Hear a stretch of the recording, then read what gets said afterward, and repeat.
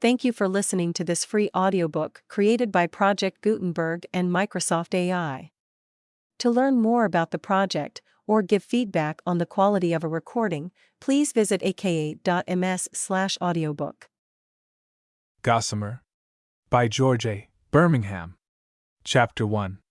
For that mercy, said Gorman, you may thank with brief thanksgiving whatever gods there be. We were discussing, for perhaps the 20th time, the case of poor Asher. Gorman had reminded me, as he often does, that I am incapable of understanding Asher or entering into his feelings, because I am a man of no country and therefore know nothing of the emotion of patriotism. This seems a curious thing to say to a man who has just had his leg mangled in a battle, but I think Gorman is quite right about his fact. I went out to the fight, when the fight came on, but only because I could not avoid going. I never supposed that I was fighting for my country. But Gorman is wrong in his inference. I have no country, but I believe I can understand Asher quite as well as Gorman does. Nor am I sure that I ought to be thankful for my immunity from the fever of patriotism. Asher suffered severely because at a critical moment in his life a feeling of loyalty to his native land gripped him hard. I have also suffered, a rending of the body at least comparable to Asher's rending of the soul. But I have not the consolation of feeling that I am a hero. I have often told Gorman that if he were as thoroughgoing as he pretends to be, he would call himself O'Gorab Hain, or at the very least, O'Gorman. He is an Irishman by birth, sympathy, and conviction. He is a member of Parliament, pledged to support the cause of Ireland, and this in spite of the fact that he has brains. He might have been a brilliant, perhaps even a successful and popular novelist. He wrote 2 stories which critics acclaimed, which are still remembered and even occasionally read. He might have risen to affluence as a dramatist. He was the author of 1 single-act play which made the fortune of a very charming actress 10 years ago. He has made a name for himself as a journalist, and his articles are the chief glory of a leading weekly paper. But the business to which he has really devoted himself is that of an Irish patriot. He says amazingly foolish things in public and in private, is always quite ready to laugh at his own speeches. He is a genuine lover of Ireland, an inheritor of that curious tradition of Irish patriotism which has survived centuries of disappointed hopes, and a much stranger thing, has never been quite asphyxiated by its own gases. I happen to belong to that unfortunate class of Irishmen whom neither Gorman nor any one else will recognize as being Irish at all. I owned, at one time, a small estate in Company Cork. I sold it to my tenants and became a man of moderate income, encumbered with a baronetcy of respectable antiquity, and occupied chiefly in finding profitable investments for my capital. By way of recreation, I interest myself in my neighbors and acquaintances, in the actual men and women rather than in their affairs. No definition of the Irish people has yet been framed which would include me, though I am indubitably a person. I take person to be the singular of people which is a noun of multitude, and come of a family which held on to an Irish property for 300 years. My religion consists chiefly of a dislike of the Roman Catholic Church and an instinctive distrust of the priests of all churches. My father was an active Unionist, and I have no political opinions of any sort. I am therefore cut off, both by religion and politics, from any chance of taking part in Irish affairs. On the other hand, I cannot manage to feel myself an Englishman. Even now, though I have fought in their army without incurring the reproach of cowardice, I cannot get out of the habit of looking at Englishmen from a distance. This convinces me that I am not one of them. I am thus, Gorman is quite right about this, a man of no country. But I understand Asher as well as Gorman does, though I take a different view of Asher's ultimate decision. I met Gorman first on board a Cunard steamer in the autumn of 1913. I was on my way to Canada. My excuse, the reason I gave to myself for the journey, was the necessity of looking into the affairs of certain Canadian companies in which I had invested money. There were rumors current in England at that time which led me to suspect that the boom in Canadian securities had reached its height and was about to subside. I did not really believe that I was likely to find out anything of value by stopping in an hotel at Montreal or traveling in a train to Vancouver. But I was tired of London and thought the trip might be pleasant. I went to Canada by way of New York, partly because the big Cunarders are comfortable steamers, partly because I find New York an agreeable city. I have several friends there and I like the life of the place, for a fortnight at a time. I do not know whether I should like it for a longer time because I have never had money enough to live in New York for more than a fortnight. As a regular place of residence, it might be too stimulating for me, but I shall probably never know how I should feel about it at the end of 6 weeks. It was Gorman who took the initiative on board the steamer. I do not think that I should ever have made his acquaintance if he had not forced himself on me. He accosted me, introduced himself, carried the acquaintance through to an intimacy by sheer force of personality, and ended by inducing me to like him. He began his attack on me during that very uncomfortable time just before the ship actually starts. It is never possible to settle down to the ordinary routine of life at sea until the screw begins to revolve. There is an hour or two, after the passengers have embarked, which is disquieting and fussy. Mail bags, so I understand, are being put on board. Stewards, carrying cabin trunks, swarm in the corridors. Passengers wander restlessly about or hurry, with futile energy, from place to place. Pushing men hustle each other at the windows of the purser's office, under pretense of expecting letters or dispatching telegrams. Women passengers eye other women passengers with suspicion and distrust. It is very interesting to notice how people who scowl at each other on the first day of a voyage exchange cards and promise to pay each other visits after 6 days as fellow travelers. At the end of another 6 days, such is the usual unfortunate experience, the cards are lost and the promises forgotten. A poet, and following him, a novelist have compared human intercourse to this, speaking of ships that pass in the night. They would have found a more forcible, though perhaps less poetic, illustration of their idea in the friendships formed by passengers in the same steamer. They are intimate, but they are as a rule utterly transitory. However, I have no right to complain. The friendship which Gorman forced on me has lasted 18 months and shows no sign yet of wearing thin. He caught me in the smoking room. I had settled down quietly in a comfortable chair, and was wondering, as I always do in that smoking room, at the grain of the wood in the panel above the fireplace. There was no one else in the room except a steward who hovered near the door which leads to the bar. Experience has taught me that the smoking room, the most populous part of the ship during the voyage, is generally empty during the 2 hours before the start.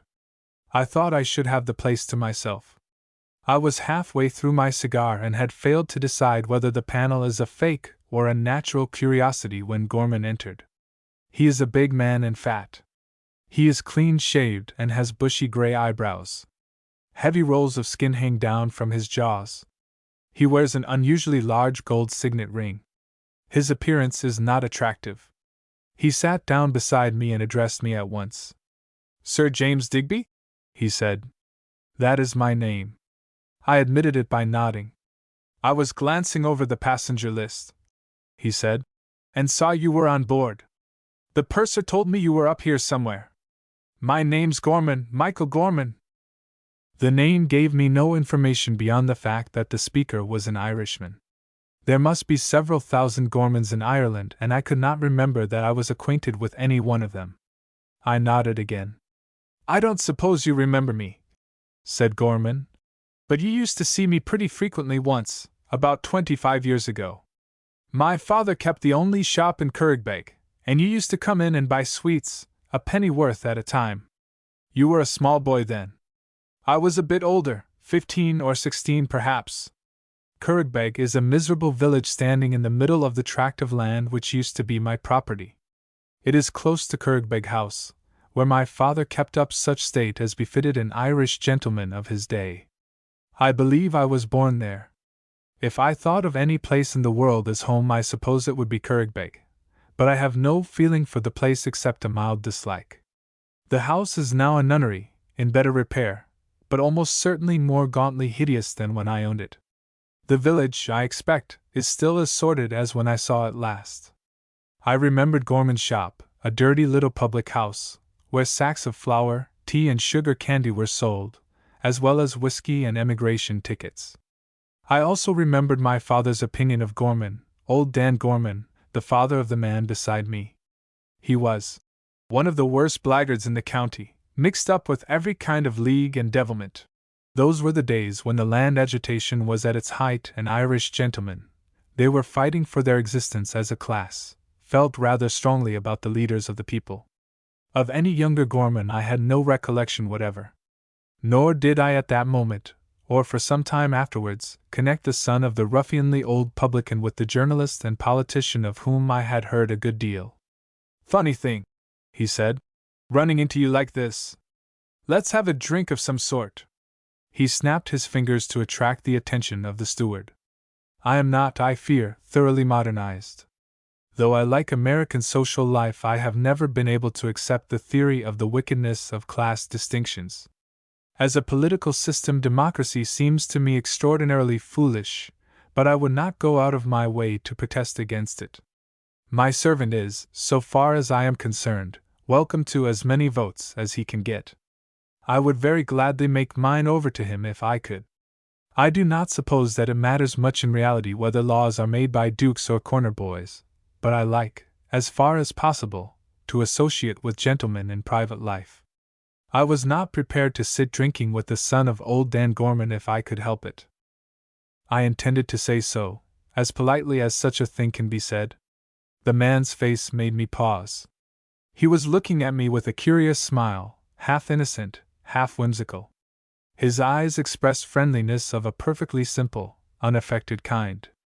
I realized that he was not a snob, that he was not trying to push himself on me for the sake of my position and title, the position of a disinherited Irish landlord, and a title which, for all anyone could tell by hearing it, might be the reward of a successful provincial doctor. I realized also, with an uncomfortable shiver, that he understood my feeling and was slightly amused at it. It struck me suddenly that I, and not Gorman, was the snob. The steward stood at his elbow. "Whiskey and soda?" said Gorman. "We are still in English waters. Or shall I say cocktails, as we're on our way to America? I am a temperate man and have made it a rule not to drink before luncheon. But I was so much ashamed of my first feeling about Gorman that I thought it well to break my rule. I should, under the circumstances, have considered myself justified in breaking a temperance pledge, on the principle, once explained to me by an archdeacon, that charity is above rubrics. I gave my vote for whiskey and soda as the more thoroughgoing drink of the two. A cocktail is seldom more than a mouthful. Gorman gave the order. "Don't you think," he said, "that it would be rather a good plan for us to sit together at meals? I'll make arrangements with the steward and have a table reserved for us in the upper saloon. I can manage it all right. I often cross on this boat and everybody knows me." Again he looked at me and again smiled in his fascinating childlike way.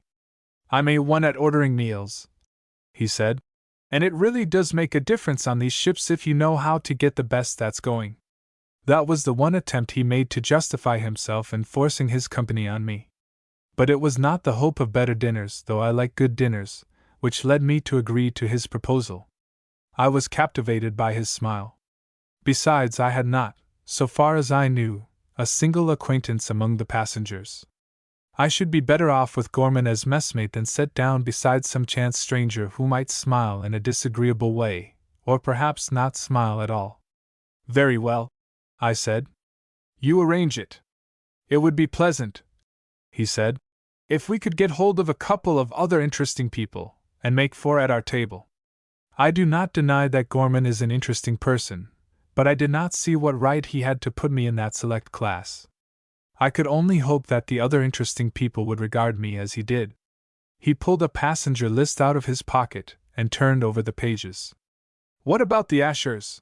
he said. He handed the list to me. There was a pencil mark opposite the name of Mr. Carl Asher. Immediately below it was, "Mrs. Asher and maid." "I don't know him," I said. "Who is he? Has he done anything particular?" "Heavens above!" said Gorman. "Who is Asher?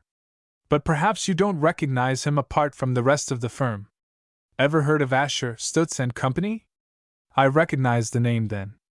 Asher is a banker, one of those international financiers who manage, chiefly from London offices, a complicated kind of business which no ordinary man understands anything about, a kind of foreign business which for some reason very few Englishmen undertake.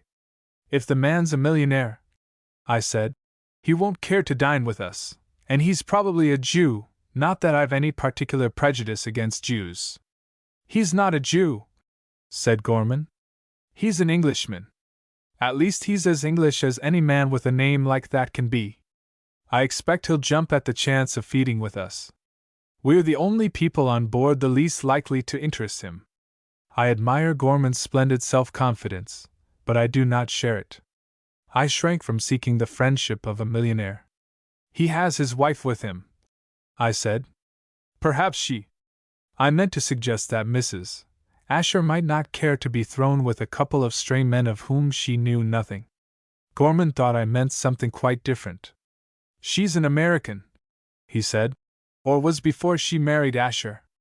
I hear she goes in for music and pictures and literature and all that sort of thing, which may be boring. But I dare say we shan't see very much of her. She'll probably be seasick the whole time. I have often wondered where Gorman gets all his astonishingly accurate information about people whom he does not know. He was very nearly right about Mrs. Asher. She was seasick for 4 out of the 6 days of our voyage. Anyhow, he went on, we must put up with her if we want to get hold of the husband. And I should like to do that. I've never had a chance before of being intimate with one of the big bugs of finance. I want to know what it is that those fellows really do. When Gorman put it to me that way, I withdrew all my objections to his plan. I very much want to know what those fellows really do. I am filled with curiosity, and I want to know what every kind of fellow really does. I want to have a long talk with a Parisian dressmaker, one of the men who settles what shape women are to be for the next 6 months. I want to get at the mind of a railway manager. I want to know how a detective goes about the job of catching criminals. Of course, I want to understand international banking. Besides, said Gorman, a millionaire is a very useful kind of man to know. Millionaires are useful acquaintances because there is always a chance of getting money from them. Don't count on me as a bridge player, I said. I'm no good at the game and never play for high points. You wouldn't win anything worthwhile with me as one of the party. I wasn't thinking of bridge, said Gorman. He was not. He was thinking, I fancy, of his brother. But we did not get to Gorman's brother for more than a week. Having got my consent, Gorman went off to set Asher. I use the word set deliberately, for Gorman, when bent on getting anything done, reminds me of a well-trained sporting dog. He ranges, quarters the ground in front of him, and finally, well, he set me as if I had been a grouse. He set Asher, I have no doubt, in the same way. I did not think it likely that he would secure the Ashers. Millionaires are usually shy birds, well accustomed to being pursued by all sorts of ordinary men. They develop, I suppose, a special cunning in avoiding capture, a cunning which the rest of us never achieve. However, Asher's cunning was no use to him in this case. Gorman is an exceedingly clever dog. The trumpet, bugle, cornet, or whatever the instrument is which announces meals at sea, was blaring out its luncheon tune when Gorman returned to me. He was in high triumph. He had captured the Ashers, reserved the nicest table in the upper saloon, and secured the exclusive service of the best table steward in the ship. I think he had interviewed the head cook. I began to appreciate Gorman's qualities as a traveling companion. His handling of the servants of the Cunard Company during the voyage was masterly. I never was so well looked after before, though I always make it a practice to tip generously. Gorman proposed that we should have another whiskey and soda before going down to luncheon. He is a genial soul. No churl would want to drink 2 glasses of whiskey in the early part of one day. When I refused, he looked disappointed. On the way down to luncheon, he asked the lift boy how his mother had got over her operation. It would never have occurred to me that the lift boy had a mother. If I had thought the matter out carefully, I might have reached the conclusion that there must be, or at one time have been, a mother for every lift boy in the world. But Gorman did not reason. He simply knew, and knew too, that this particular lift boy's mother had been in a Liverpool hospital, a fact which no method of reasoning known to me would have enabled him to arrive. The lift boy loved Gorman. His grins of delight showed that. Our table steward, a very competent young man, adored him. The head cook, I judged by the meals we had sent up to us, had a very strong personal affection for Gorman. I do not wonder. I am myself fond of Gorman now. So is Asher. Mrs. Asher goes further still. She respects and admires Gorman. But Mrs. Asher is a peculiar woman.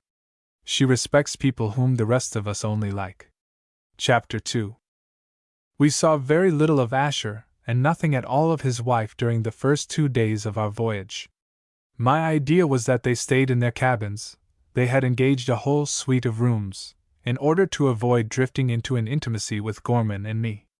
A millionaire would naturally, so I supposed, be suspicious of the advance of any one who was not a fellow millionaire. I was mistaken. Asher was simply seasick. When he recovered, 2 days before Mrs. Asher raised her head from the pillow, he showed every sign of wanting to know Gorman and had no objection to dining with me. In the meanwhile, I found out a great deal about Gorman. He was delightfully unreserved, not only about his own past, but about his opinions of people and institutions. Old Dan Gorman had, it appeared, married a new wife when he was about 60. This lady turned Michael, then a young man, out of the house. He bore her no ill will whatever, though she deprived him in the end of his inheritance as well as his home. For several years he messed about, the phrase is his, with journalism, acting as reporter and leader writer for several Irish provincial papers, a kind of work which requires no education or literary talent. Then he, so to speak, emerged, becoming somehow novelist, playwright, politician. I have never made out how he achieved his success. I do not think he himself knows that. According to his own account, and I never could get him to go into details. Things just happened to come along. He was entirely frank about his opinions. He regarded landlords as the curse of Ireland and said so to me. He did not seem satisfied that they are innocuous, even when, being deprived of their estates, they are no longer landlords. I do not like being called a curse, hardly anyone does. But I found myself listening to the things which Gorman said about the class to which I belong without any strong resentment. His treatment of us reminded me of Robbie Burns' address to the devil. The poet recognized that the devil was a bad character, and that the world would be in every way a brighter and happier place if there were no such person. But his condemnation was of a kindly sort, not wholly without sympathy. He held out a hope that old Nicky Bent might still hay some stake in the country, I suppose, if he would take thought and mend.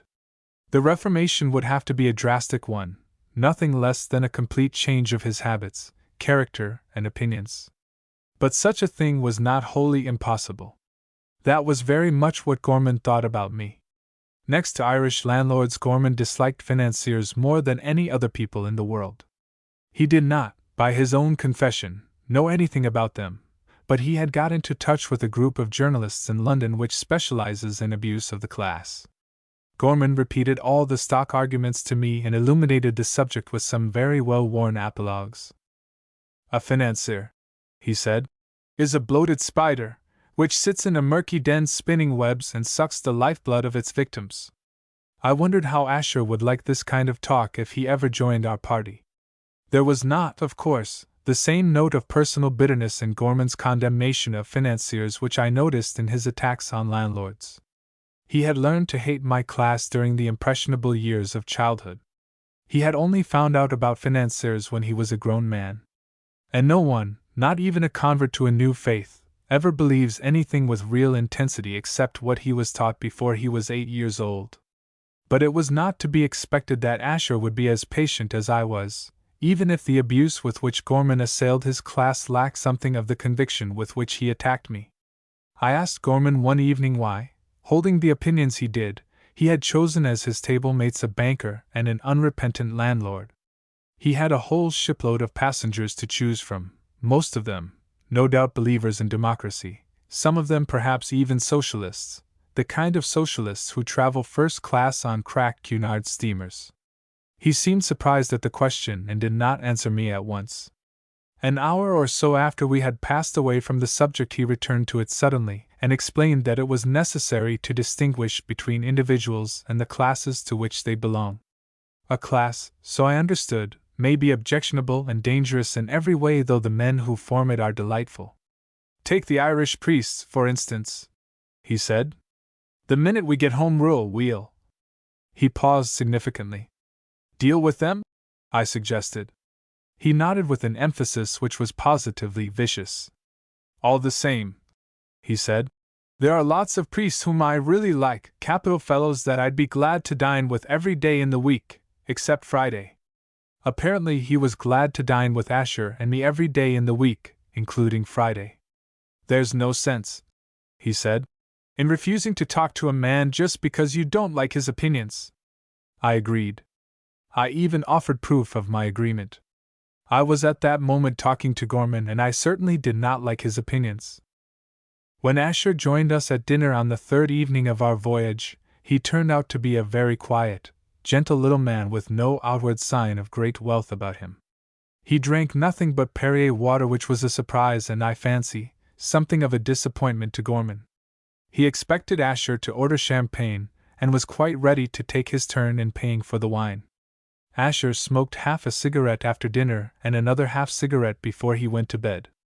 Gorman confided to me that millionaires and half-crown cigars had always been associated in his mind before he met Asher. To me, the most surprising thing about the man was the low opinion he had of himself and his own abilities. He was deferential to Gorman, and even seemed to think what I said worth listening to. He knew all about Gorman's 2 novels and his play. He had read many of Gorman's newspaper articles. He used to try and make Gorman talk about literature and art. Gorman, being a man of great intelligence, hates talking about literature, and suspects that anyone who accuses him of art is poking fun at him. Asher took both literature and art quite seriously. He evidently thought that men who write books belong to a superior class. As a matter of fact, Asher has far more brains than any author I have ever met, but he does not know this. Asher lay down without protest under all the outrageous things which Gorman said about financiers. His extreme meekness seemed to stimulate Gorman. No qualities, said Gorman, are required for success as a financier except a low kind of cunning and a totally unscrupulous selfishness. Asher seemed to agree with him. I wanted to point out that, considering the very large number of men who are cunning and the general prevalence of selfishness, the number of successful financiers is surprisingly small. But Gorman did not give me a chance of speaking. Political life in every modern state, said Gorman, is poisoned at its source by the influence of the great financial houses. Democracy is in shackles. Its leaders are gagged. Progress is stopped. Politics are barren. He delivered this oration at dinner one night, and when he came to the barrenness of politics he knocked over Asher's bottle of Perrier water with a sweep of his hand. And it is the subtle influence of the financiers, the money kings, what the Americans used to call the gold bugs, which is responsible for the mischief. Asher assented with a sort of wavering smile. The proof of what I say, said Gorman, is to be found in the well-known fact. I interrupted him at this point. He had cited his well-known fact to me several times. The son of a Liberal cabinet minister married the daughter of a well-known conservative who had been a cabinet minister. It may be my stupidity, but I cannot see how that union proves that financiers control politics. I am not, and never shall be, either a money king or a gold bug, but in mere dread of hearing Gorman produce his well-known fact again, I took up the task of defending the class to which Asher belongs. After all, Gorman, I said, you ought to be a little grateful. You know perfectly well that there wouldn't be any politics if financiers and other capitalists did not pay for them. That's just what I say, said Gorman. No, I said. That's not what you say. You say that financiers poison politics. But there's the greatest difference between paying for a performance and poisoning the performers. Take a theater, for instance. Talking of theaters, said Gorman, there's a rattling good circus going on in New York at present. I'll take you 2 men to see it some night. But I was not going to let Gorman ride away in this manner from an argument in which he was being worsted. Do let me finish what I am saying, I said. All your parliaments and legislative assemblies are simply national theaters kept up for the amusement of the people. Somebody has to put up the money to keep them going. The ordinary man won't do it. You can't even get him to vote without hypnotizing him first by means of a lot of speeches and newspaper articles and placards which stare at him from hoardings. Even after you've hypnotized him, you have to drag him to your polling booth in motor cars. He wouldn't go if you didn't. As for paying for your show, you know perfectly well that there'd be no money for the running of it if it weren't for a few financiers and rich men. One of Gorman's most delightful characteristics is that he bears no malice when an argument goes against him. "Begad, you're right," he said. "Right all the way along. At the present moment I'm on my way to America to get money for the party. There's a man I have my eye on out in Detroit, a fellow with millions and an Irishman. I mean to get a good subscription out of him. That's why I'm on this ship." "Curious," I said. "I'm after money too. I have some investments in Canadian Railway shares, nothing much, just a few thousands, but a good deal to me. I'm a little uneasy." I looked at Asher. A man in his position, the head of one of the great financial houses, ought to be able to give very good advice about my shares. A word from him about the prospects of Canada generally and the companies in which I am interested in particular would be very valuable to me. Gorman was also looking inquiringly at Asher. I dare say a tip on the state of the stock market would be interesting to him. I do not know whether party funds are invested or kept on deposit receipt on a bank, but Gorman is likely to have a few pounds of his own. Asher misinterpreted our glances. He thought we wanted to know why he was going to America. "The condition of Mexico at present," he said, "is causing us all some anxiety. My partner in New York wants to have a consultation with me. That's what's bringing me over." "Ah," said Gorman. "I rather respect those Mexicans. It's pleasant to hear of wealthy men like you being hit sometimes." "It's not exactly that," said Asher. "As a firm, we don't lose directly whatever happens in Mexico. What we have to consider is the interest of our customers, the people, some of them quite small people, who went into Mexican railways on our advice. Banking houses don't put their money into investments. That's not our business. But banking is a very dull subject. Let's talk of something else." He turned to me as he spoke. "You were speaking just now," he said, "about the necessity of putting up money for the support of theaters. If we are to have any real dramatic art in England—" Banking is a fascinatingly interesting subject compared to art, but Asher does not think so, and Asher had taken hold of the conversation. He appealed to Gorman as a man whose services to literature and drama had never been properly recognized. He appealed to me as a member of a cultured class. Neither of us was sympathetic or responsive. Gorman knows that he has never rendered any service to literature at all, that he wrote novels because he wanted money in the days before a grateful country paid him £400 a year for walking round the lobbies of the House of Commons, that he tumbled into his play by accident, and made money out of it because a very charming lady was more charming than usual in the part he wrote for her. Gorman, this is one of the advantages of being an Irishman, has no illusions about himself. I have none about my class. It is not cultured and does not want to be. When Asher had smoked his half-cigarette, we left the dining saloon and went to our special corner in the lounge. Asher talked until nearly 10 o'clock about art and drama and music as if they were the only things of any interest or importance in the world. Then he went to bed. Gorman and I agreed that art, drama, and music are of very little importance and less interesting than anything else. Gorman's weekly articles, quite the best things of their kind then being published, are all about art, so he has a perfect right to express his opinion. What we wanted to hear Asher talk about was money. "I've always wanted to know what high finance really is," I said. "It seems a pity not to be able to find out now we've got a man who understands it." "I'll take him in hand tomorrow," said Gorman. "There's no use our having him to dine with us and looking after him all the way across if we don't get anything out of him." Gorman's words were cryptic.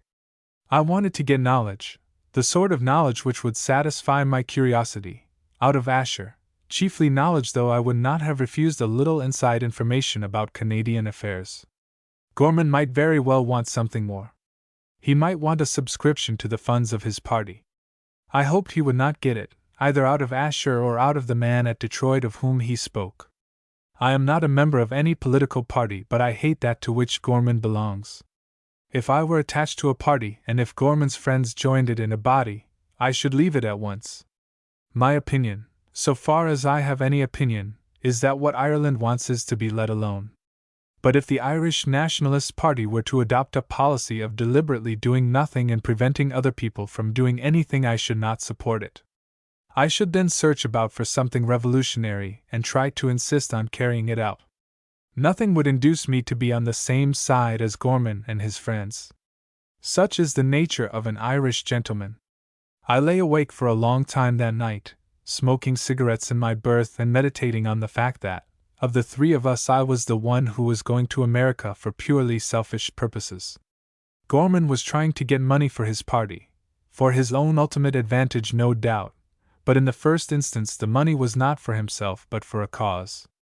And Gorman is a politician, a member of a notoriously corrupt and unscrupulous professional class. Asher was taking a long journey in order to devise some means of rescuing his client's property from the clutches of a people which had carried the principles of democracy rather further than is usual. And Asher is a financier. No one expects anything but enlightened greed from financiers. I belong by birth and education to an aristocracy, a class which is supposed to justify its existence by its altruism. There was no doubt a valuable lesson to be learned from these considerations. I fell asleep before I found out exactly what it was. Gorman did as he promised. He took Asher in hand next day. He made the poor man walk up and down the deck with him. There is nothing on shipboard more detestable than that tramp along the deck. Only the strongest-minded man can avoid counting his steps, making an estimate of yards, and falling into the bondage of trying to walk a fixed number of miles. Conversation and even coherent thought become impossible when the mind is set on the effort to keep count of the turns made at the end of the deck. I am sure that Asher did not enjoy himself, but Gorman kept him at it for more than an hour. I watched them from the deck chair in which I sat, rolled up very comfortably in my rug. At 1 o'clock, when we ought to have gone down to lunch, Gorman stopped opposite my chair. He proclaimed his success jubilantly. "We've been talking about finance," he said. "High finance. Pity you wouldn't join us." Asher bowed towards me. Gorman described Asher's manners as foreign. I dare say they are. There is a certain flavor of formal courtesy about them which Englishmen rarely practice, of which Irishmen of my generation, partly anglicized by their education, have lost the trick. "Sir James would only have been bored," said Asher. "Not he," said Gorman. "He's just as keen as I am to know what bankers do with money." "It's a dull trade," said Asher. "Very dull. Some day I shall give it up and devote the rest of my time to—" "Don't say art," said Gorman. Asher opened his eyes and looked at Gorman with a mild kind of wonder. "Of course," he said, "I can never be an artist. I haven't got the temperament, the soul, the capacity for abandon. But I might find enjoyment, the highest pleasure, in understanding, in appreciating, perhaps even in encouraging." "Sort of Maecenas," said Gorman. "I wonder if Maecenas was a banker. He seems to have been a rich man." "He was a descendant of kings," I said. "But that's no reason why he shouldn't have made money." "Anyhow," said Gorman, "you'd find art just as dull as banking if you went in for it systematically." "But artists," said Asher. "Genuine artists. Men with inspiration." "Selfish, conceited swine," said Gorman. "Well," I said, "you ought to know. You're an artist yourself. Asher told me so yesterday." "I remember your 2 novels," said Asher, "and I recognized in them the touch, the unmistakable touch." "Let's go down to lunch," said Gorman. He left the deck as he spoke. Even Gorman does not like to stand self-convicted of being a selfish, conceited swine. Asher laid his hand on my arm as we went down to the saloon. "What a brilliant fellow he is," he whispered. "I never realized before how magnificently paradoxical your Irish minds are. That pose of abject self-depreciation which is in reality not wholly a pose but a vehement protest against the shallow judgment of a conventionalized culture. Asher's language was a little confusing to me, but I could guess at what he meant.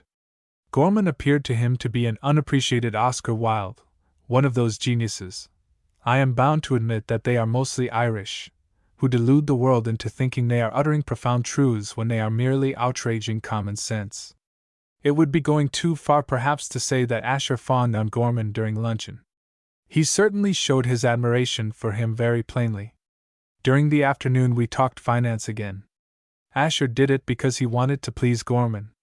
I listened and learned several things which interested me very much. I got to understand, for instance, why a sovereign is sometimes worth more, sometimes less, when you try to exchange it for dollars or francs, a thing which had always puzzled me before. I learned why gold has to be shipped in large quantities from one country to another by bankers, whereas I, a private individual, need only send a check to pay my modest debts. I learned what is meant by a bill drawn on London. It took me nearly half an hour to grasp that. Gorman pretended to see it sooner than I did, but when he tried to supplement Asher's explanation with one of his own he floundered hopelessly. It was while we were at tea that afternoon that Mrs. Asher put in an appearance for the first time. She was a tall, lean woman, with dark red hair, Gorman called it bronze, and narrow eyes which never seemed quite open. Her face was nearly colorless. I was inclined to attribute this to her long suffering from seasickness, but when I got to know her better I found out that she is never anything but pallid, even when she has lived for months on land and has been able to eat all she wants. The first thing she did after we were introduced to her was to put her hands up to her ears and give a low moan, expressive of great anguish. Asher explained to us that she was very musical and suffered acutely from the ship's band. I made up my mind definitely that she was not the sort of woman I like. Gorman, on the other hand, took to her at once. He could not stop the band, but he led the lady away to a distant corner of the writing room. For the rest of the voyage Gorman devoted himself to her. I do not mean to suggest that he flirted with her either frivolously, or with yearning artistic seriousness. Gorman enjoys the society of women and is never long happy without it, but I do not think he cares for love-making in any form. Besides, he spent most of his time in her company watching her playing Patience. Owen Meredith wrote a poem in which he glorified the game of chess as an aid to quiet conjugal love-making. But so far as I know, no one has suggested that Kenfield, it was Mrs.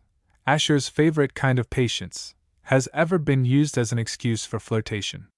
No woman, not even if she has eyes of Japanese shape, can look tenderly at a man when she has just buried a valuable two under a pile of kings and queens in her rubbish heap. The result of Gorman's devotion to the lady was that I was left to improve my acquaintance with her husband. The more I talked to Asher, the better I liked him.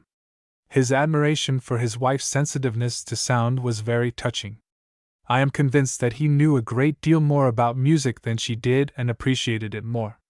But her sudden outbursts of petulance when the band played seemed to Asher a plain proof that she had the spirit of an artist. He confided in me that it gave him real pleasure to see her and Gorman together because, as artists, they must have much in common. Asher has a very simple and beautiful nature. No one with any other kind of nature could put up with Mrs. Asher as a wife. Mere simplicity of soul and beauty of character would not, I am afraid, have kept me at Asher's side for the rest of the voyage. Virtue, like the innocence of the young, is admirable but apt to be tiresome. What attracted me most to Asher was his ability, the last thing he recognized in himself. When he found out that I was interested in his business, he talked to me quite freely about it, though always with a certain suggestion of apology. There was no need for anything of the sort. He revealed to me a whole world of fascinating romance of which I had never before suspected the existence. Some day, perhaps, a poet, he will have to be a great poet, will discover that the system of credit by means of which our civilization works deserves an epic. Neither the wanderings of Ulysses nor the discoveries of a traveler through paradise and purgatory make so splendid an appeal to the imagination as this vastly complex machine which Asher and men like him guide. The oceans of the world are covered thick with ships. Long freight trains wind like serpents across continents. Kings build navies. Ploughmen turn up the clay. The wheels of factories go round. The minds of men bend nature to their purposes by fresh inventions. Science creeps forward inch by inch. Human beings everywhere eat, drink, and reproduce themselves. The myriad activities of the whole wide world go profitably on. They can go on only because the Ashers, sitting at their office desks in London or New York, direct the purchase or sale of what are but scratches with a pen on bits of paper. There is, no doubt, another way of looking at the system. The ships, the kings, the mighty minds, the common men, are all of them in bondage to Asher and his kind. He and his brother financiers are the unseen rulers, the mysteriously shrouded tyrants of the world. This system of credit, which need not be at all or might be quite other than it is, has given them supreme, untempered power, which they use to the injury of men. This is Gorman's view. But is it any less romantic than the other? An epic can be written round a devil as greatly as round a hero. Milton showed us that. What is wanted in a poet's theme is grandeur, either fine or terrible. Asher's grip upon the world has surely that. Chapter 3. We landed in New York, and to my satisfaction I secured the rooms I usually occupy. They are in a small hotel off Fifth Avenue, halfway between the streets which boast of numbers higher than 50, and those others which follow the effete European customs of having names. It is one of the paradoxes of New York that the parts of the city where fashionable people live and spend their money are severely businesslike in the treatment of streets, laying them out so as to form correct parallelograms and distinguishing them by numbers instead of names, as if terrified of letting imagination loose for a moment. Downtown, where the money is made and the offices of the money makers are piled one on top of another, the streets are as irregular as those of London or Paris, and have all sorts of fascinatingly suggestive names. My hotel stands in the debatable land between the two districts. Fashionable life is ebbing away from its neighborhood. Business is, as yet, a little shy of invading it. The situation makes an appeal to me. I may be, as Gorman says, a man of no country, but I am a man of two worlds. I cling to the skirts of society, something of an outsider, yet one who has the right of entry, if I choose to take the trouble, the large amount of trouble necessary to exercise the right. I am one who is trying to make money, scarcely more than an amateur among business men, but deeply interested in their pursuits. This particular hotel seems to me therefore a convenient, that is to say a suitable place of residence for me. It is not luxurious, nor is it cheap, but it is comfortable, which is perhaps the real reason why I go to it. I gave Gorman my address before I left the ship, but I did not expect him to make any use of it. I thought that I had seen the last of him when I crossed the gangway and got caught in the whirlpool of fuss which eddied round the custom-house shed. I was very much surprised when he walked in on me at breakfast time on the second morning after our arrival. I was eating an omelette at the time. I offered him a share of it and a cup of coffee. Gorman refused both, but he helped himself to a glass of iced water. This shows how adaptable Gorman is. Hardly any European can drink iced water at or immediately after breakfast during the first week he spends in America. I do not take to the stuff till I have been there about a fortnight. But Gorman, in spite of his patriotism, has a good deal of the cosmopolitan about him. Strange foods and drinks upset him very little. "Doing anything this evening?" he asked. "If not, will you spend it with me? Asher has promised to come. We're going to a circus and on for supper afterwards. You remember the circus I mentioned to you on the steamer?" I hesitated before I answered. I suppose I looked a little astonished. That Gorman should propose an evening out was natural enough. I should not call him a dissipated man, but he has a great deal of vitality, and he likes what he calls a racket, occasionally. What surprised me was that a circus should be his idea of dissipation. A circus is the sort of entertainment to which I send my nephew, a boy of 11, when he spends the night with me in London on his way to school. My servant, a thoroughly trustworthy man, takes him there. I pay for the tickets. Gorman, Asher, and I were 3 grown men, and we could not boast of a child among us to serve as an excuse for going to a circus. "It's quite a good show," said Gorman. I tried to think of Asher at a circus. I failed to picture him, a man educated up to the highest forms of art, gazing in delight, while a lady in short petticoats jumps through a hoop from the back of a galloping horse. I had not been at a circus for about 30 years, since my 10th birthday indeed, but I do not believe that the form of entertainment has changed much since then. The clown's jokes, I judge from my nephew's reports, are certainly the same as they were in my time. But even very great improvements would not make circuses tolerable to really artistic people like Asher. "I've got free passes for the best seats," said Gorman. He had mistaken the cause of my hesitation. I was not thinking of the cost of our evening's amusement. "You journalists," I said, "are wonderful. You get into the front row every time without paying, whether it's a coronation or a funeral. How did you manage it this time? My brother Tim is connected with the show. I dare say you don't remember him at Currigbeg. He was 15 years younger than me. My father married a second time, you know. Tim is my half-brother." I did not remember Gorman himself in Currigbeg. I could not be expected to remember Tim, who must have been still unborn when I left home to join the army. "Tim has the brains of our family," said Gorman. "His mother was a very clever woman." I never heard Gorman say anything worse than that about his stepmother, and yet she certainly treated him very badly. "You're all clever," I said. "Your father drove mine out of the country and deprived him of his property. It took ability to do that. You are a member of Parliament and a brilliant journalist. Timothy, I hardly like to speak of him as Tim, owns a splendid circus." "He doesn't own it," said Gorman. "Well, runs it," I said. "I expect it takes more brains to run a circus than to own one." "He doesn't exactly run it," said Gorman. "In fact, he only takes the money at the door. But he has brains. That's why I want Asher to meet him. I didn't ask Mrs. Asher," he added thoughtfully, "though she hinted for an invitation, rather made a set at me, in fact." "Give her my ticket," I said. "I don't mind a bit. I'll buy another for myself in a cheap part of the house, and join you at supper afterwards. You ought not to disappoint Mrs. Asher." "I don't want Mrs. Asher this time. She'd be in the way. She's a charming woman, of course, though she does bore me a bit about music and talks of her soul." "Good heavens!" I said. "You haven't been discussing religion with her, surely?" "I didn't think you'd do a thing like that, Gorman. You oughtn't to. Never mentioned religion to her in my life. Nothing would induce me to. For one thing, I don't believe she has any. You're a Roman Catholic yourself, aren't you?" "Well," said Gorman, "I don't know that I can say that I am exactly, but I'm not a Protestant or a Jew.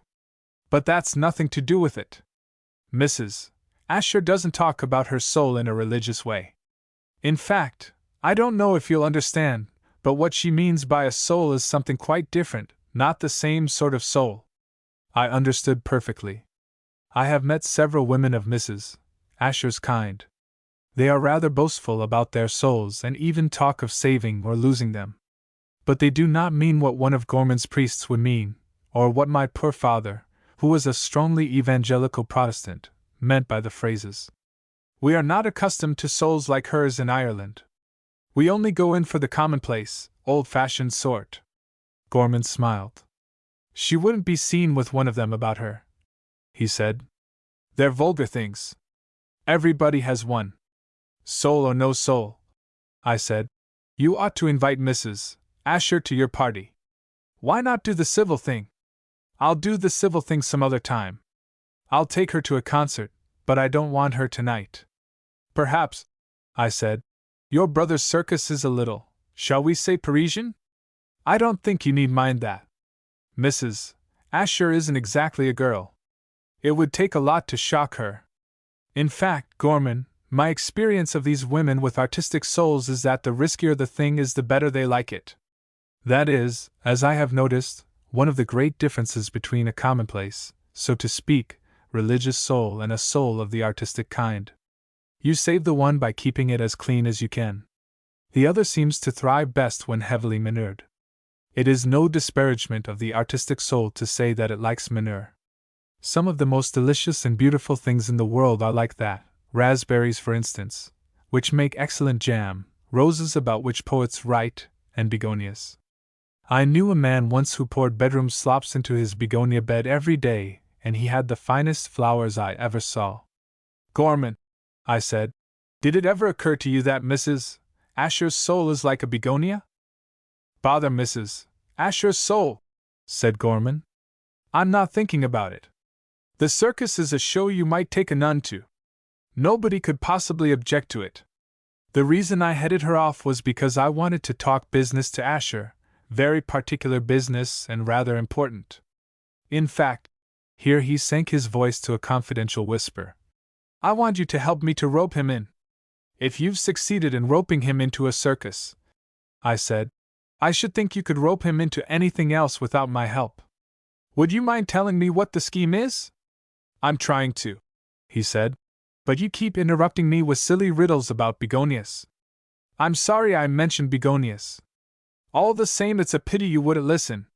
You'd have liked the part about manure. But never mind. Go on about Asher.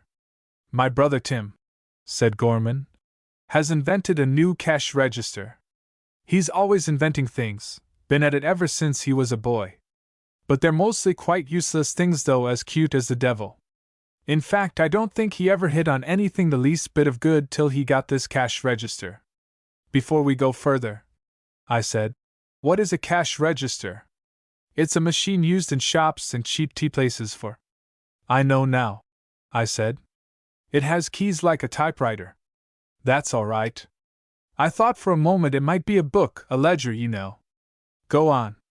Well, Tim's machine is out and away the best thing of its kind ever seen.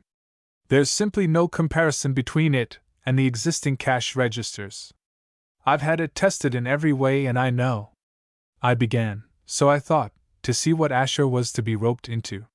You want money to patent it, I suppose, I said. But that was not it. Gorman had scraped together whatever money was necessary to make his brother's inventions secure in Europe and America.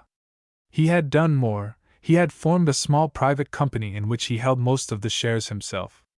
He had manufactured 100 of the new machines and was prepared to put them on the market. Ah, I said. Now I see what you're at. You want more capital. You want to work the thing on a big scale. I might take a share or two myself, just for the sake of having a flutter. We don't want you, said Gorman. The fewer there are in it, the better. I don't want to have to divide the profits with a whole townful of people. But we might let you in if you'd get Asher for us. You have a lot of influence with Asher. I had, of course, no influence whatever with Asher. But Gorman, though he is certainly a clever man, has the defects of his class and his race. He was an Irish peasant to start with, and there never was an Irish peasant yet who did not believe in a mysterious power which he calls influence. It is curious faith, though it justifies itself pretty well in Ireland. In that country you can get nearly anything done, either good or bad, if you persuade a sufficiently influential person to recommend it. Gorman's mistake, as it seemed to me, lay in supposing that influence is equally potent outside Ireland. I am convinced that it is no use at all in dealing with a man like Asher. If a big financial magnate will not supply money for an enterprise on the merits of the thing, he is not likely to do so because a friend asks him. Besides, I cannot, or could not at that time, boast of being Asher's intimate friend. However, Gorman's mistake was no affair of mine. If Asher goes in at all, I said, he'll do it on a pretty big scale. He'll simply absorb the rest of you. The fact is, said Gorman, I don't want Asher to join. I don't want him to put down a penny of money. All I want him to do is to back us. Of course he'll get his whack of whatever we make, and if he likes to be the nominal owner of some bonus shares in our company, he can. That would regularize his position. The way the thing stands is this. I had finished my breakfast and lit a cigar. Gorman pulled out his pipe and sat down opposite to me. I am not, I regret to say, a businessman, but I succeeded in understanding fairly well what he told me. His brother's cash register, if properly advertised and put on the market, would drive out every other cash register in the world. In the long run, nothing could stand against it. Of that Gorman was perfectly convinced. but the proprietors of the existing cash registers would not submit without a struggle. Gorman nodded gravely when he told me this. Evidently their struggles were the very essence of the situation. What can they do? I said. If your machine is much better than theirs, surely. They'll do what people always do on these occasions. They'll infringe our patents. But the law. Yes, said Gorman. The law. It's just winning lawsuits that would ruin us. Every time we got a judgment in our favor, the case would be appealed to a higher court. That would happen here and in England and in France and in every country in the world civilized enough to use cash registers. Sooner or later, pretty soon too, we should have no money left to fight with. Bankrupt, I said, as a consequence of your own success. What an odd situation! No, said Gorman. You see where Asher comes in. I do. But I don't expect he'll spend his firm's money fighting speculative lawsuits all over the world just to please you. You don't see the position in the least. There'll be no lawsuits and he won't spend a penny. Once it's known that his firm is behind us, no one will attempt to touch our patent. People aren't such fools as to start playing beggar my neighbor with Asher, Stutz and Company. The whole world knows that their firm has money enough to go on paying lawyers right on until the day of judgment. I hope to goodness, I said, that we shan't need lawyers then. Gorman smiled. Up to that point it had been impossible to move him from his desperate earnestness, but a joke at the expense of lawyers is sure of a smile under any circumstances. With the possible exception of the mother-in-law joke, the lawyer joke is the oldest in the world, and like all well-tested jokes it may be relied on.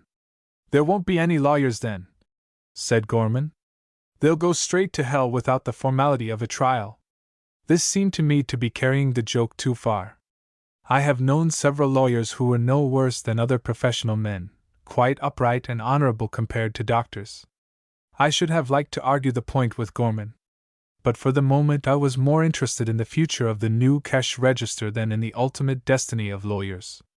If you get Asher to back you, I said, and your patents are safe, you'll want to begin making machines on a big scale. Where will you get the money for that? You haven't quite caught on yet, said Gorman. I don't want to make the things at all. Why should I? There would have to be a large company. I have neither time nor inclination to manage it. Tim hasn't that kind of brains. Besides, it would be risky. Somebody might come along any day with a better machine and knock ours out. People are always inventing things, you know. What I want is a nice large sum of hard cash without any bother or risk. Don't you see that the other people, the owners of the present cash registers, will have to buy us out? If our machine is the best, and they daren't go to law with us, they must buy us out. There's no other course open to them. What's more, they'll have to pay pretty nearly what we ask. In fact, if we put up a good bluff, there's hardly any end to the extent to which we can bleed them. See? I saw something which looked to me like a modernized form of highway robbery. Is that sort of thing common? I said. Done every day, said Gorman. It's business. Well, I said, there's one justification for your proceedings. If half what you say about your brother's invention is true, the world will get the benefit of a greatly improved cash register. I suppose that's the way civilization advances. The world be damned, said Gorman. It'll get nothing. You don't suppose the people who buy us out are going to start making Tim's machine? They can if they like, of course, once they've paid us. But it will cost them hundreds of thousands if they do. They'd have to scrap all their existing plant and turn their factories inside out, and in the end they wouldn't make any more profit than they're making now. No, they'll simply suppress Tim's invention, and the silly old world will go on with the machines it has at present. Gorman, I said, you gave me to understand a minute or so ago that you went in for the old-fashioned kind of soul, the kind we were both brought up to. I'm not at all sure that I wouldn't rather have Mrs. Asher's new kind, even if it— Don't start talking about begonias again, said Gorman. I wasn't going to. I was only going to say that even plays in which nothing happens and grimy women say indecent things, that's art, you know, seem to me better than the sort of things your soul fattens on. I don't see any good talking about souls, said Gorman. This is a matter of business. The other people will crush us if they can. If they can't, and they won't be able to if Asher backs us, they'll have to pay us. There's nothing wrong about that, is there? Look at it this way. We've got something to sell. Cash registers, I said. But you don't propose to sell them. Not cash registers, but the right to make a certain kind of cash registers. That's what we're going to sell. We could sell it to the public, form a company to use the rights. It suits us better for various reasons to sell it to these people. It suits them to buy. They needn't unless they like. But they will like. Now if we want to sell and they want to buy and we agree on the price, where does anybody's soul come in? There is evidently, I said, a third kind of soul. The original, religious kind, the artistic kind, and what we may call the business soul. You have a mixture of all three in you, Gorman. I wish you'd stop worrying about my soul and tell me this. Are you going to help to rope in Asher or not? He'll come if you use your influence with him. My dear fellow, I said. Of course I'm going to help. Haven't you offered me a share of the loot? I thought you would, said Gorman triumphantly. But what about your own soul? I haven't got one, I said. I used to have a sort of instinct called honor which served men of my class instead of a soul. But Gorman and Gorman's father before him and their political associates have succeeded in abolishing gentlemen in Ireland. There is no longer the class of gentry in that country, and the few surviving individuals have learned that honor is a silly superstition. I am now a disinterested spectator of a game which my ancestors played and lost. The virtue desirable in a spectator is not honor but curiosity. I wanted very much to see how Asher would take Gorman's proposal and how the whole thing would work out. I promised to sit through the circus, to attend the supper party afterwards, and to do the best I could to persuade Asher to join our robber band. Chapter 4. Mrs. Asher is not the woman to miss an entertainment she desires merely because she lacks an invitation. She arrived at the door of the circus in a taxicab with Asher. Gorman and I were there, and when he first saw Mrs. Asher he swore. However, he was forced to give her some sort of welcome, and he did it pretty well, though I fear Asher might have noticed a note of insincerity in his voice. But that was only at first. Gorman's temper changed when we reached our seats and Mrs. Asher threw off her cloak. She was wearing an evening gown of the most startling design and color. I should have said beforehand that a woman with a skin as pallid as that of a corpse, and so little flesh that her bones stick up jaggedly, would be wise to avoid very low dresses. Mrs. Asher displayed, when she took off her cloak, as much skin and bone as she could without risking arrest at the hands of the police. Her gown, what there was of it, was of a vivid orange color, and she wore emeralds round her neck.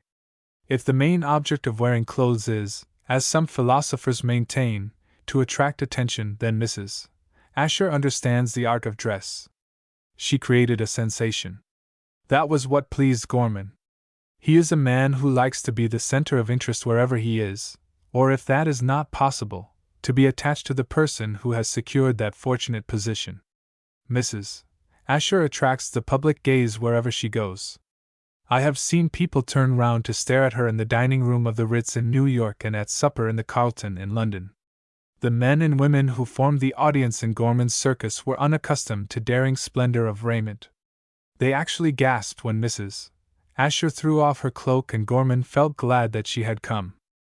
She said a few words to me about the delight which an artist's soul feels in coming into direct contact with the seething life of the people, and she mentioned with appreciation a French picture, one of Degas I think, which represents ballet dancers practicing their art.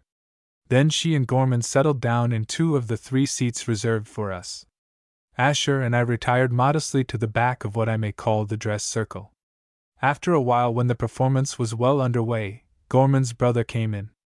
I suppose the greater part of his evening's work was done, and he was able to leave the task of dealing with late comers to some subordinate clerk.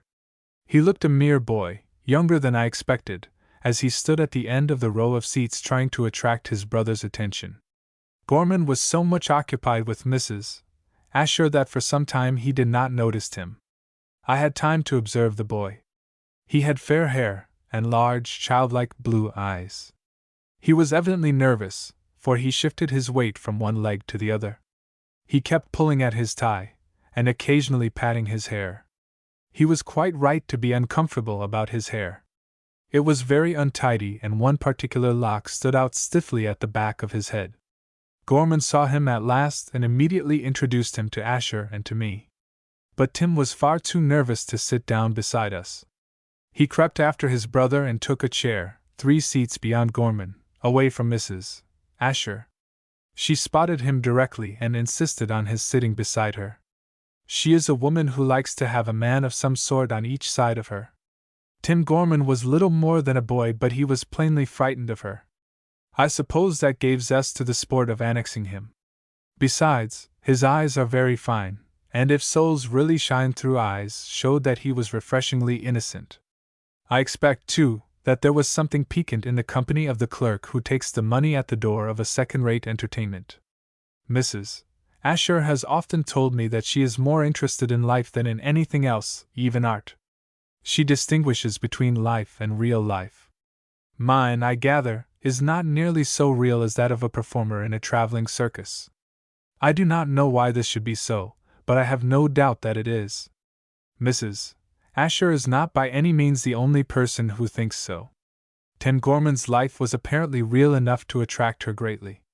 She paid him the compliment of talking a good deal to the boy, though she was far too clever a woman to let the elder brother feel himself neglected. A learned horse had just begun its performance when Tim Gorman entered. It went on for some time, picking out large letters from a pile in front of it and arranging them so as to spell out yes or no in answer to questions asked by a man with a long whip in his hand. The animal used one of its front hoofs in arranging the letters, and looked singularly undignified. Asher sat quite still with an air of grave politeness. I tried to get him to tell me what he thought of the learned horse, but could get nothing out of him. Long silences make me uncomfortable. I felt at last that it was better to talk nonsense than not to talk at all. I suppose, I said, that learned men look almost as grotesque to the angels as learned horses do to us. I can fancy Raphael watching a German professor writing a book on the origin of religion. He would feel all the while that the creature's front paw was meant by nature for nobler uses. Yes, said Asher. Yes. Quite so. He spoke vaguely. I think he did not hear what I said. Or perhaps the learned horse struck him differently. Or his mind may have been entirely occupied with the problem of Mexican railways so that he could pay no attention either to the learned horse or to me. If so, he was wakened from his reverie by the next performance. A company of acrobats in spangled tights, 3 men and 1 young woman, took possession of the arena. At first they tumbled, turned somersaults, climbed on each other's shoulders and assumed attitudes which I should have said beforehand were impossible for any creature with bones. Then a large net was stretched some 6 feet from the ground, and several trapezes which had been tied to the roof were allowed to hang down. The acrobats climbed up by a ladder and swung from one trapeze to another. The business was commonplace enough, but I became aware that Asher was very much interested in it. He became actually excited when we reached the final act, the climax of the performance. The program, at which I glanced, spoke of the flying lady. The woman, her spangles aglitter in a blaze of limelight, did indubitably fly, if rushing unsupported through the air at some height from solid ground is the essence of flying. 2 of the men hung on their trapezes, one by his hands and the other by his legs. They swung backwards and forwards. The length of the ropes was so great that they passed through large arcs, approaching each other, and then swinging back until there was a long space between them. The young woman, standing on a 3rd trapeze, swung too. Suddenly, at the upward end of a swing, just as her trapeze hung motionless for an instant, she launched herself into the air.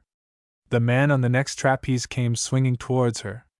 She caught him by the feet at the very moment when he was nearest to her. He swung back and she dangled below him. When he reached the highest point of the half-circle through which he passed, she was stretched out, making with him a horizontal line. At that moment she let go and shot, feet foremost, through the air. The man who hung head downwards from the next trapeze came swiftly towards her and caught her by the ankles. The 2 swung back together, and at the end of his course he let her go. The impulse of his swing sent her, turning swiftly as she flew towards a ladder at the end of the row. She alighted on her feet on a little platform, high up near the roof of the building.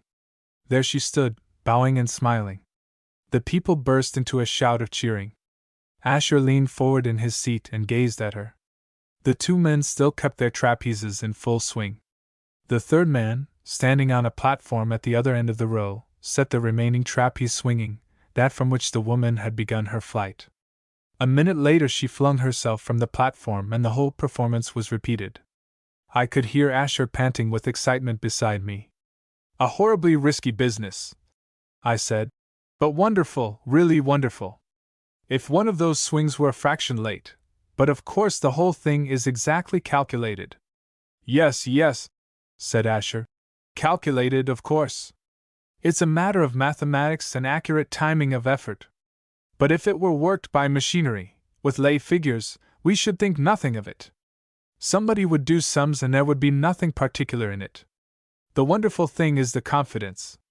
The timing of the swings might be all right, but if the woman hesitated for an instant, or if one of the men felt the slightest doubt about the things coming off, if they didn't all feel absolutely sure that the hands would be there to grasp her at just the proper moment, it's the perfect trust which the people have, of each other, of the calculations, don't you see?"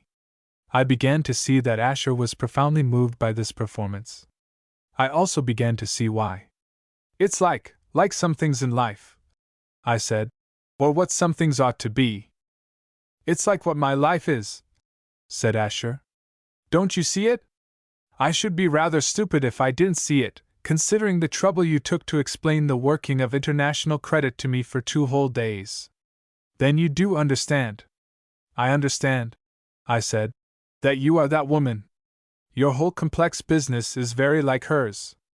It's the meeting of obligations exactly at the end of their swing, the fact that at the appointed moment there will be something there for you to grasp."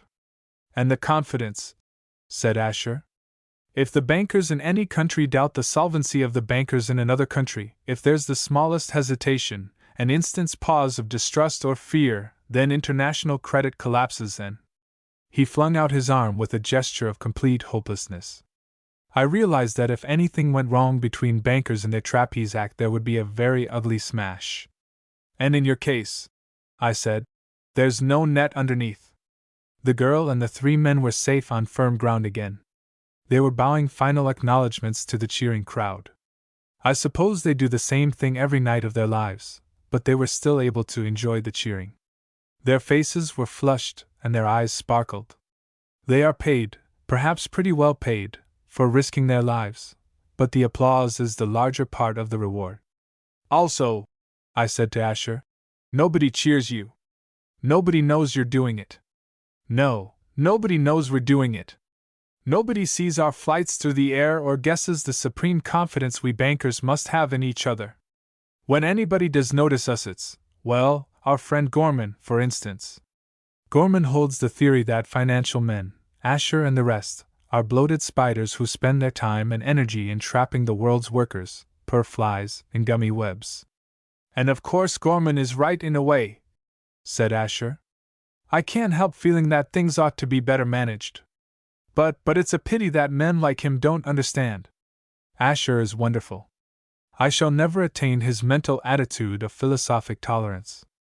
I do not feel that Gorman is in any way right about the Irish landlords.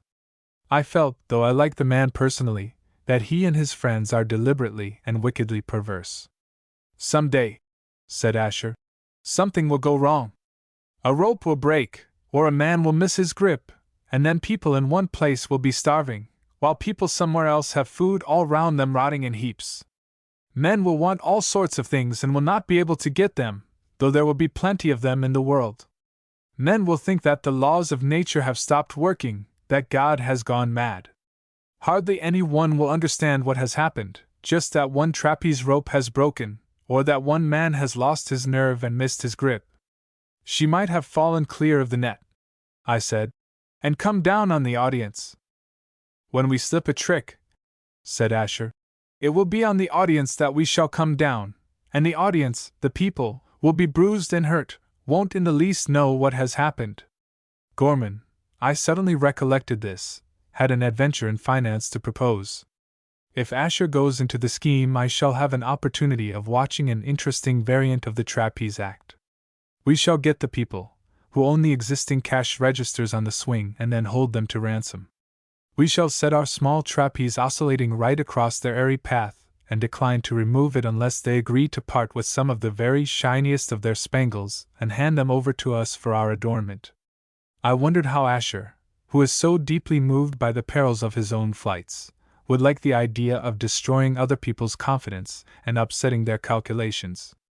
I looked down and saw that Gorman had left his seat. Mrs. Asher had been making good progress with Tim. The boy was leaning towards her and talking eagerly. She lay back in her seat and smiled at him. If she were not interested in what he was saying, she succeeded very well in pretending that she was. All really charming women practice this form of deception, and all men are taken in by it if it is well done. Mrs. Asher does it very well. When the net was cleared away and the trapezes slung up again in the roof, we had a musical ride, performed by 6 men and 6 women mounted on very shiny horses. Mrs. Asher, of course, objected strongly to the music. I could see her squirming in her seat. Asher did not find the thing interesting and began to fidget. It was, indeed, much less suggestive than either the learned horse or the acrobats. You cannot discover in a musical ride any parable with a meaning applicable to life. Nothing in the world goes so smoothly and pleasantly. There are always risks even when there are no catastrophes, and catastrophes are far too common. Asher probably felt that we were out of touch with humanity. He kept looking round, as if seeking some way of escape. Fortunately, Gorman turned up again very soon. "I hope you won't mind," he said, "but I have changed the arrangement for supper. Mrs. Asher," he nodded towards the seat in which she was writhing, "wants to meet the Gagliotti family. They're not a family, you know, and of course they're not called Gagliotti. The woman is a Mrs. Briggs, and the tallest of the men is her husband. The other 2 are no relation. I don't know their names, but Tim will introduce us." I looked at my program again. It was under the name of the Gagliotti family that the acrobats performed. "That will be most interesting," I said. "I'm afraid it won't," said Gorman. "People like that are usually quite stupid. However, Mrs. Asher wanted it, so of course I made arrangements." Mrs. Asher evidently wanted to see life, the most real kind of life, thoroughly. Not contented with having the doorkeeper of a cheap circus sitting, so to speak, in her lap all evening, she was now bent on sharing a meal with a troupe of acrobats. "It's rather unlucky," Gorman went on, "but Mrs. Briggs simply refuses to go to the plaza. I had a table engaged there." "How regal of you, Gorman," I said. "You'd have thought she'd have liked it," he said. "But she made a fuss about clothes. It's extraordinary how women will." "You can hardly blame her," I said. "I expect the head waiter would turn her out if she appeared in that get-up of hers. Very absurd of him, of course, but—" I was not conscious that my eyes had wandered to Mrs. Asher's dress until Gorman winked at me. Fortunately, Asher noticed neither my glance nor Gorman's wink. I had not thought of suggesting that Mrs. Briggs' stage costume was no more daring than what Mrs. Asher wore. "Of course," said Asher, "she wouldn't come to supper in tights. It's her other clothes she's thinking of. I dare say they are shabby." I could understand what Mrs. Briggs felt. Gorman could not. I do not think that any feeling about the shabbiness of his coat would make him hesitate about dining with an emperor. "I hope you won't mind," he said to Asher, "but we're going to rather a third-rate little place." Gorman had evidently meant to do us well in the way of supper, champagne probably.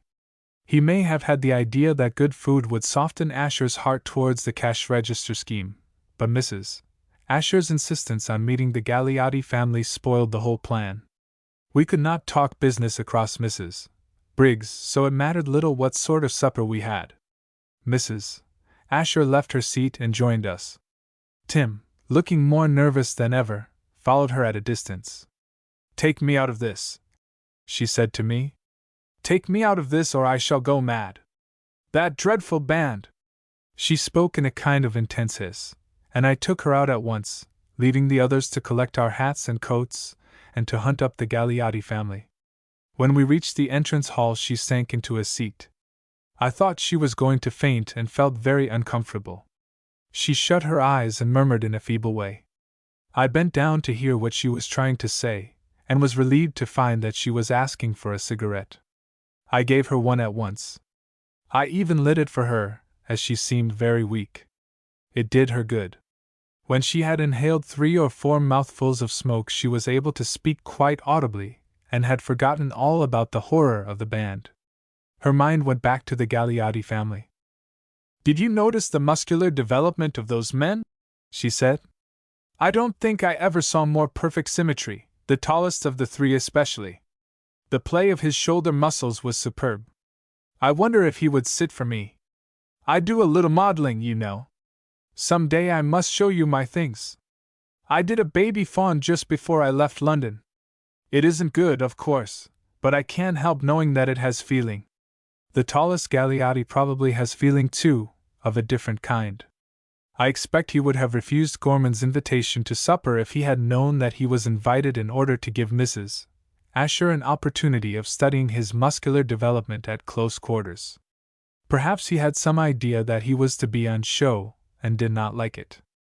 Instead of wearing his spangled tights, he came to supper in a very ill-fitting tweed suit, which completely concealed his symmetry. The other 2 men were equally inconsiderate. Mrs. Briggs wore a rusty black skirt and a somewhat soiled blouse. Mrs. Asher was disappointed. She showed her annoyance by ignoring the Gagliotti family. This was rather hard on Gorman, who had invited the family solely to please her, and then found that she would not speak to them. She took a chair in a corner next the wall, and beckoned to Tim Gorman to sit beside her. Tim was miserably frightened and dodged about behind the tallest of the Gagliottis to avoid her eye. I expect her manner when the band was playing had terrified him. I felt certain that I should be snubbed, but, to avoid general awkwardness, I took the chair beside Mrs. Asher. I tried to cheer her up a little. "Just think," I whispered, "if Mr. Briggs looks so commonplace in everyday clothes, other men, even I perhaps, might be as splendid as he was if we put on spangled tights." I had to whisper because Mr. Briggs was near me, and I did not want to hurt his feelings. Mrs. Asher may not have heard me. She certainly did not answer. I went on. "Thus there may be far more beauty in the world than we suspect. We may be meeting men every day who have the figures of Greek gods underneath their absurd coats. It's a most consoling thought." It did not console Mrs. Asher in the least, but I thought a little more of it might be good for her. "In the same way," I said, "heroic hearts may be beating under the trappings of conventionality, and great souls may—" I meant to work the idea out, but Mrs. Asher cut me short by saying that she had a headache. There was every excuse for her. She wanted to see the muscles of Mr. Briggs' shoulders, and she wanted Tim Gorman to sit beside her. Double disappointments of this kind often bring on the most violent headaches. The supper party was a failure. The Gagliotti men would talk freely only to Tim Gorman and relapsed into gaping silence when Asher spoke to them. Mrs. Briggs would not speak at all until Gorman, who has the finest social talent of any man I ever met, talked to her about her baby. On that subject she actually chattered to the disgust of Mrs. Asher, who has no children herself and regards women who have as her personal enemies. We had sausages and mashed potatoes to eat. We drank beer. Even Asher drank a little beer, though I know he hated it. Not a word was said about Tim's cash register until the Gagliotti family went away and the party broke up. Then Gorman suddenly sprang the subject on Asher. Mrs. Asher, having snubbed me with her headache story, at last captured Tim Gorman. She spoke quite kindly to him and tried to teach him to help her on with her cloak, a garment which Tim was at first afraid to touch. I heard her, when Tim was at last holding the cloak, asking him to sit for her in her studio. Tim has no very noticeable physical development, but he has very beautiful eyes. Mrs. Asher may have wanted him as a model for a figure of Sir Galahad. Her interest in the boy gave us a chance of talking business. It was not a chance that I should have used if I had been Gorman. It seemed to me foolish to lay a complicated scheme before a man who has just been severely tried in temper by unaccustomed kinds of food and drink. However, Gorman set out the case of the cash register in a few words. He did not go into details, and I do not know whether Asher understood what was expected of him. He invited Gorman to bring Tim and the machine to the bank next day and promised to look into the matter. Gorman, still under the delusion that influence matters, insisted on my being one of the party. He described me as a shareholder in the company. Asher said he would be glad to see me, too, next day. My impression is that he would have agreed to receive the whole circus company rather than stand any longer in that grimy restaurant talking to Gorman. Chapter 5. Gorman called for me at my hotel next morning at 9 o'clock. "Time to start," he said, "if we're to keep our appointment with Asher." I was still at breakfast and did not want to start till I had finished. "Do you think," I said, "that it's wise to tackle him quite so early? Most men's tempers improve as the day goes on, up to a certain point, not right into the evening. Now I should say that noon would be the very best hour for business of our kind. But Gorman is very severe when he is doing business." He took no notice whatever of my suggestion. He pulled a long envelope out of his pocket and presented it to me. It contained a nicely printed certificate, which assured me that I was the owner of 1,000 ordinary shares in the new Excelsior Cash Register Company. Limited, the face value of the shares was $5 each. "I did not mean to take quite so many shares," I said. "However, I don't mind. If you will work out the rate of exchange while I finish my coffee, I'll give you an English check for the amount." Gorman laughed at the proposal. "You needn't pay anything," he said. "All we want from you is your name on our list of directors and your influence with Asher. Those shares will be worth a couple of $100 each at least when we begin our squeeze, and you don't run the slightest risk of losing anything. The owning of shares of this kind seems to me the easiest way there is of making money." I thanked Gorman effusively and pocketed the certificate. We went downtown by the elevated railway and got out at Rector Street. Tim Gorman met us at the bottom of the steps which lead to the station. He was carrying his cash register in his arms. We hurried across Broadway and passed through the doors of a huge skyscraper building. I thought we were entering Asher's office. We were not. We were taking a short cut through a kind of arcade like one of the covered shopping ways which one sees in some English towns, especially in Birmingham.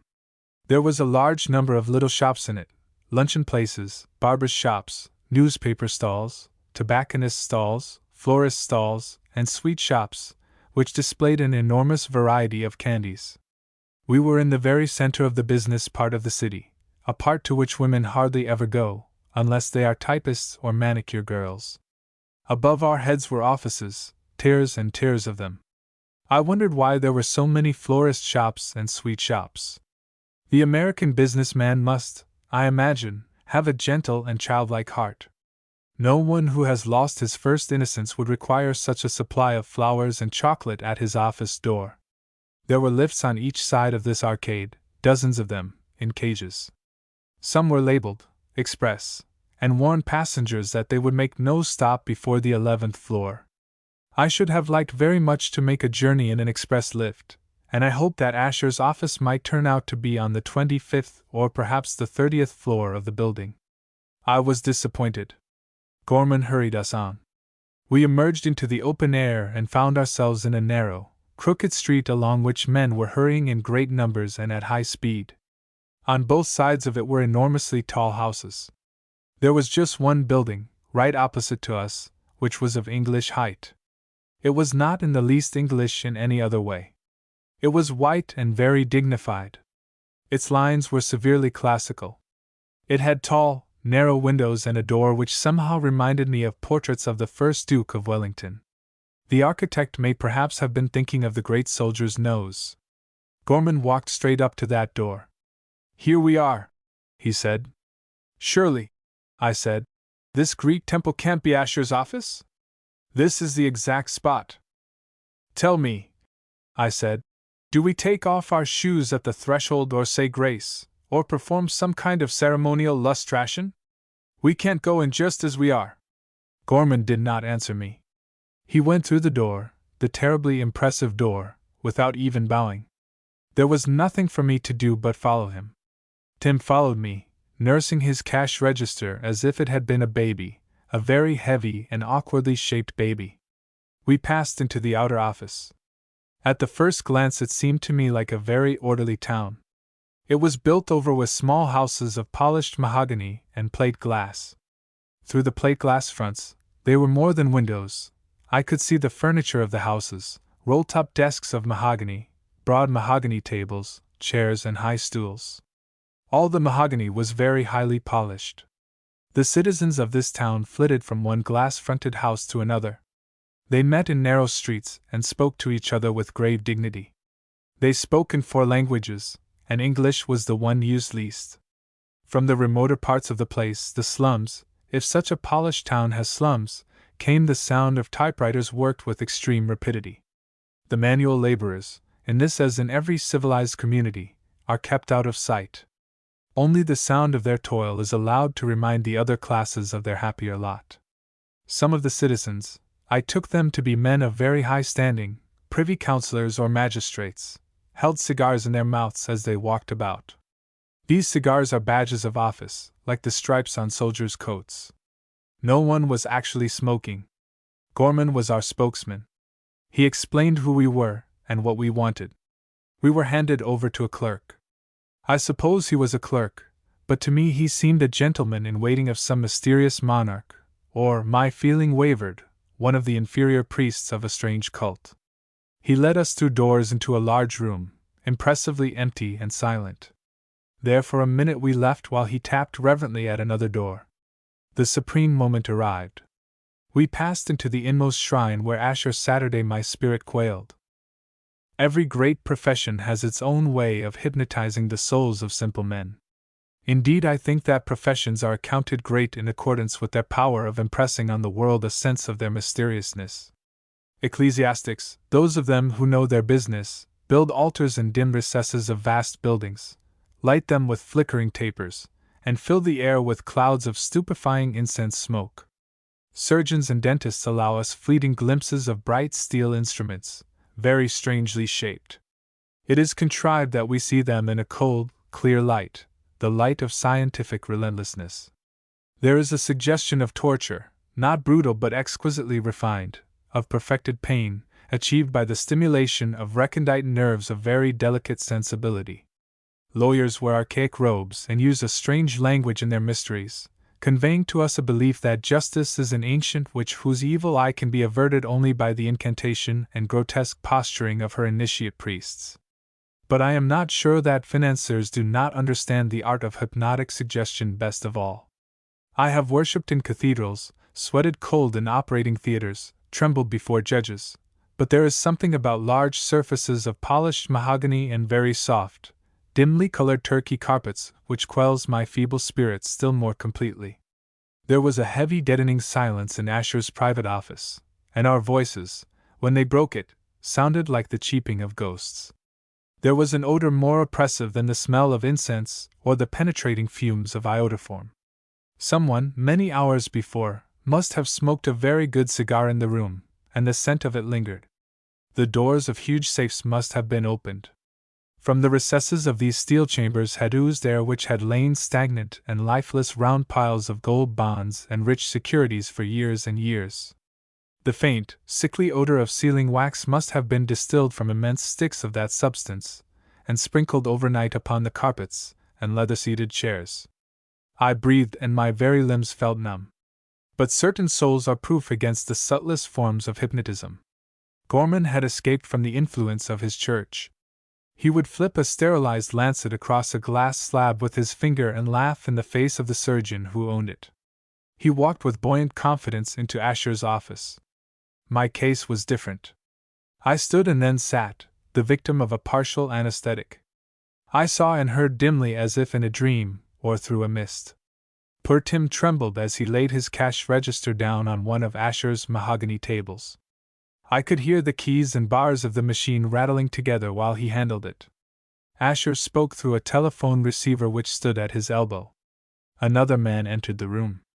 We all shook hands with him. He was Stutz, the New York partner of the firm. Then Asher spoke through the receiver again, and another man came in. With him we did not shake hands, but he bowed to us and we to him. He was Mr. Mildmay.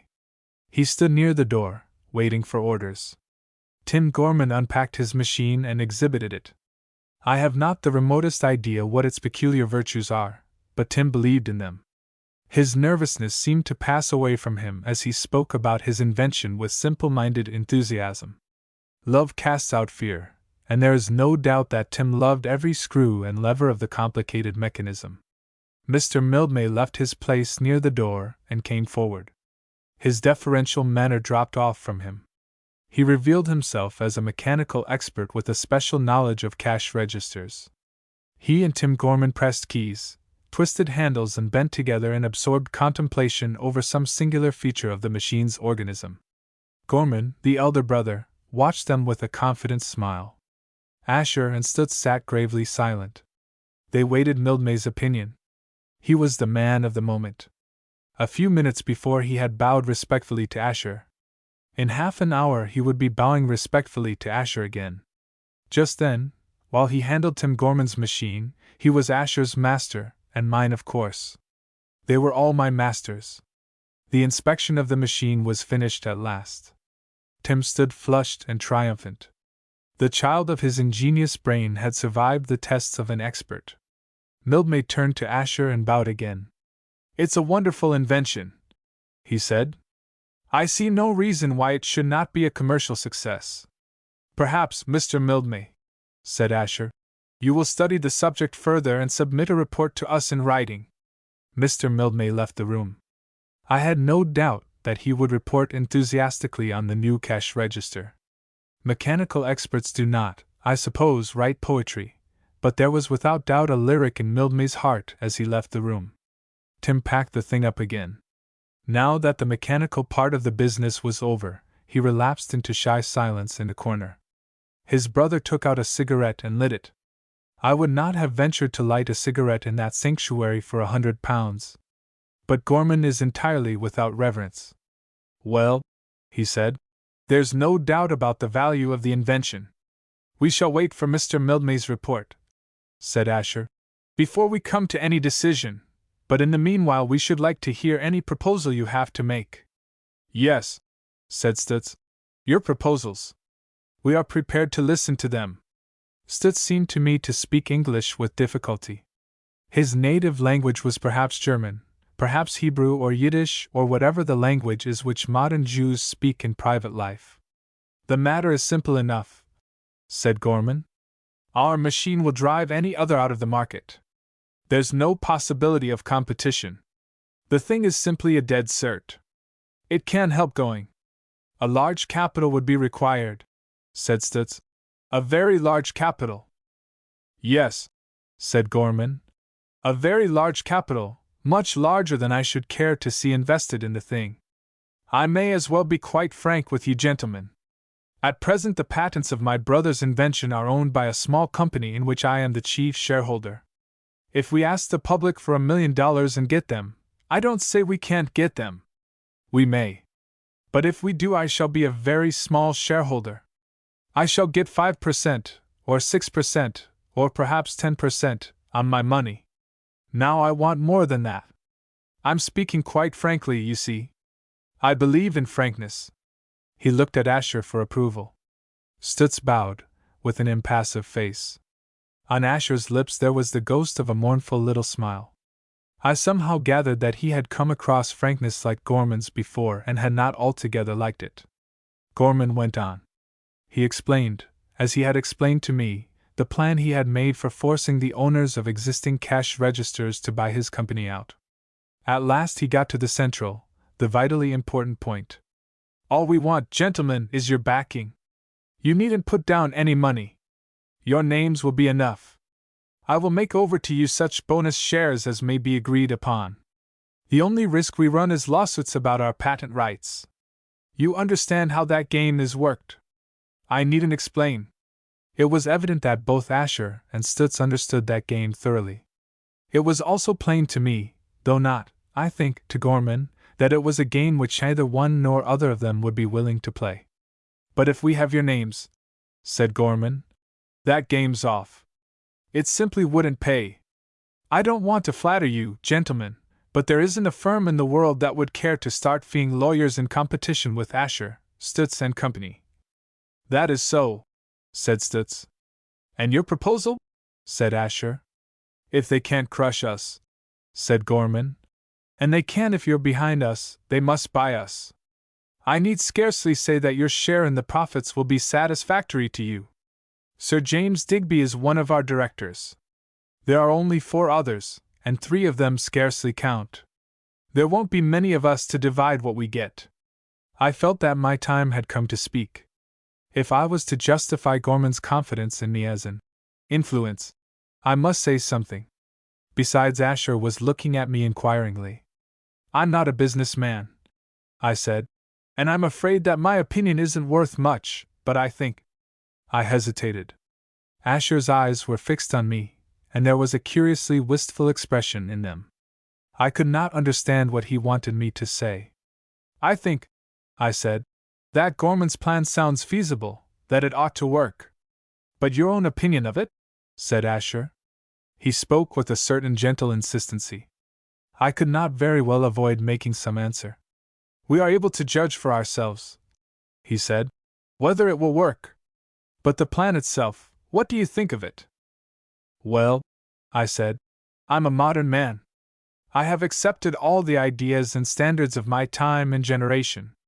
I can hardly give you an opinion that I could call my own, but if my father's opinion would be of any use to you, he was an old-fashioned gentleman, with all the rather obsolete ideas about honor which those people had."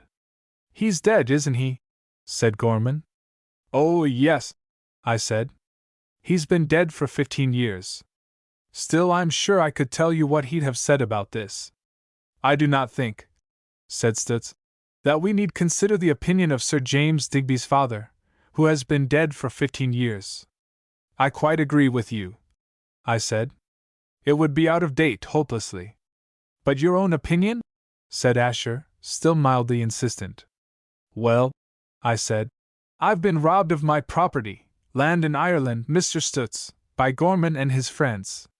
Everybody says that they were quite right and that I ought not to have objected, so I suppose robbery must be a proper thing according to our contemporary ethics." "And that is your opinion of the scheme?" said Asher. "Yes," I said. "I hope I've made myself clear. I think we are justified in pillaging when we can." "You Irish," said Asher, "with your intellects of steel, your delight in paradox, and your reckless logic." Stutz was not interested in the peculiarities of the Irish mind. He went back to the main point with a directness which I admired. "This is not," he said, "the kind of business we care to do. Mr. Gorman," said Asher, "we shall wait for Mr. Mildmay's report on your brother's invention. If it turns out to be favorable, as I confidently expect, we may have a proposal to lay before you. Our firm cannot, you will understand, take shares in your company. That is not a bank's business. But I myself, in my private capacity, will consider the matter. So will Mr. Stutz. It may be possible to arrange that your brother's machine shall be put on the market." "But your proposal," said Stutz obstinately. "It is not the kind of business we undertake." The interview was plainly at an end. We rose and left the room. Tim Gorman did not understand, perhaps did not hear, a word of what was said. He followed us out of the office nursing his machine, and plainly in high delight. Curiously enough, the elder Gorman seemed equally pleased. "We've got them," he said when we reached the street. "We've got Asher, Stutz and Co. quite safe. I don't see what's to stop us now." My own impression was that both Asher and Stutz had definitely refused to entertain our proposal, or fall in with our plans. I said so to Gorman. "Not at all," he said. "You don't understand business or business men. Asher and Stutz are very big bugs, very big indeed, and they have to keep up appearances. It wouldn't do for them to admit to you and me, or even to each other, that they were out for what they could get from the old company. They have to keep up the pretense that they mean legitimate business. That's the way these things are always worked. But you'll find that they won't object to pocketing their checks when the time comes for smashing up Tim's machine and suppressing his patents. I turned, when I reached the far side of the street, to take another look at Asher's office. I was struck again by the purity of line and the severe simplicity of the building. 2,000 years ago men would have had a statue of Pallas Athene in it. Chapter 6. I spent a very pleasant fortnight in New York among people entirely unconnected with the Ashers or Gorman. I was kept busy dining, lunching, going to the theater, driving here and there in motor cars, and enjoying the society of some of the least conventional and most brilliant women in the world. I only found time to call on the Ashers once, and then did not see either of them. They were stopping in the Ritz-Carlton Hotel, and the young man in the office told me that Mrs. Asher spent the whole of every day in her studio. Her devotion to art was evidently very great. She could not manage to spend a holiday in New York without hiring a studio. I inquired whether any members of the Gagliotti family were sitting for her, but the hotel clerk did not know that. He told me, however, that Mr. Asher was in Washington. Gorman always says that the strings of government in modern states are pulled by financiers. Asher was probably chucking at those which are fastened to the arms and legs of the President of the United States, with a view to making that potentate dance threateningly in the direction of Mexico. I am sure that Asher does this sort of thing very nicely and kindly if indeed he does it at all. He would not willingly destroy the self-respect even of a marionette. Of Gorman I saw nothing more before I left New York. I think he went off to Detroit almost immediately after our interview with Asher and Stutz. Gorman is not exactly the man to put his public duties before his private interests, but I am sure the public duties always come in a close second.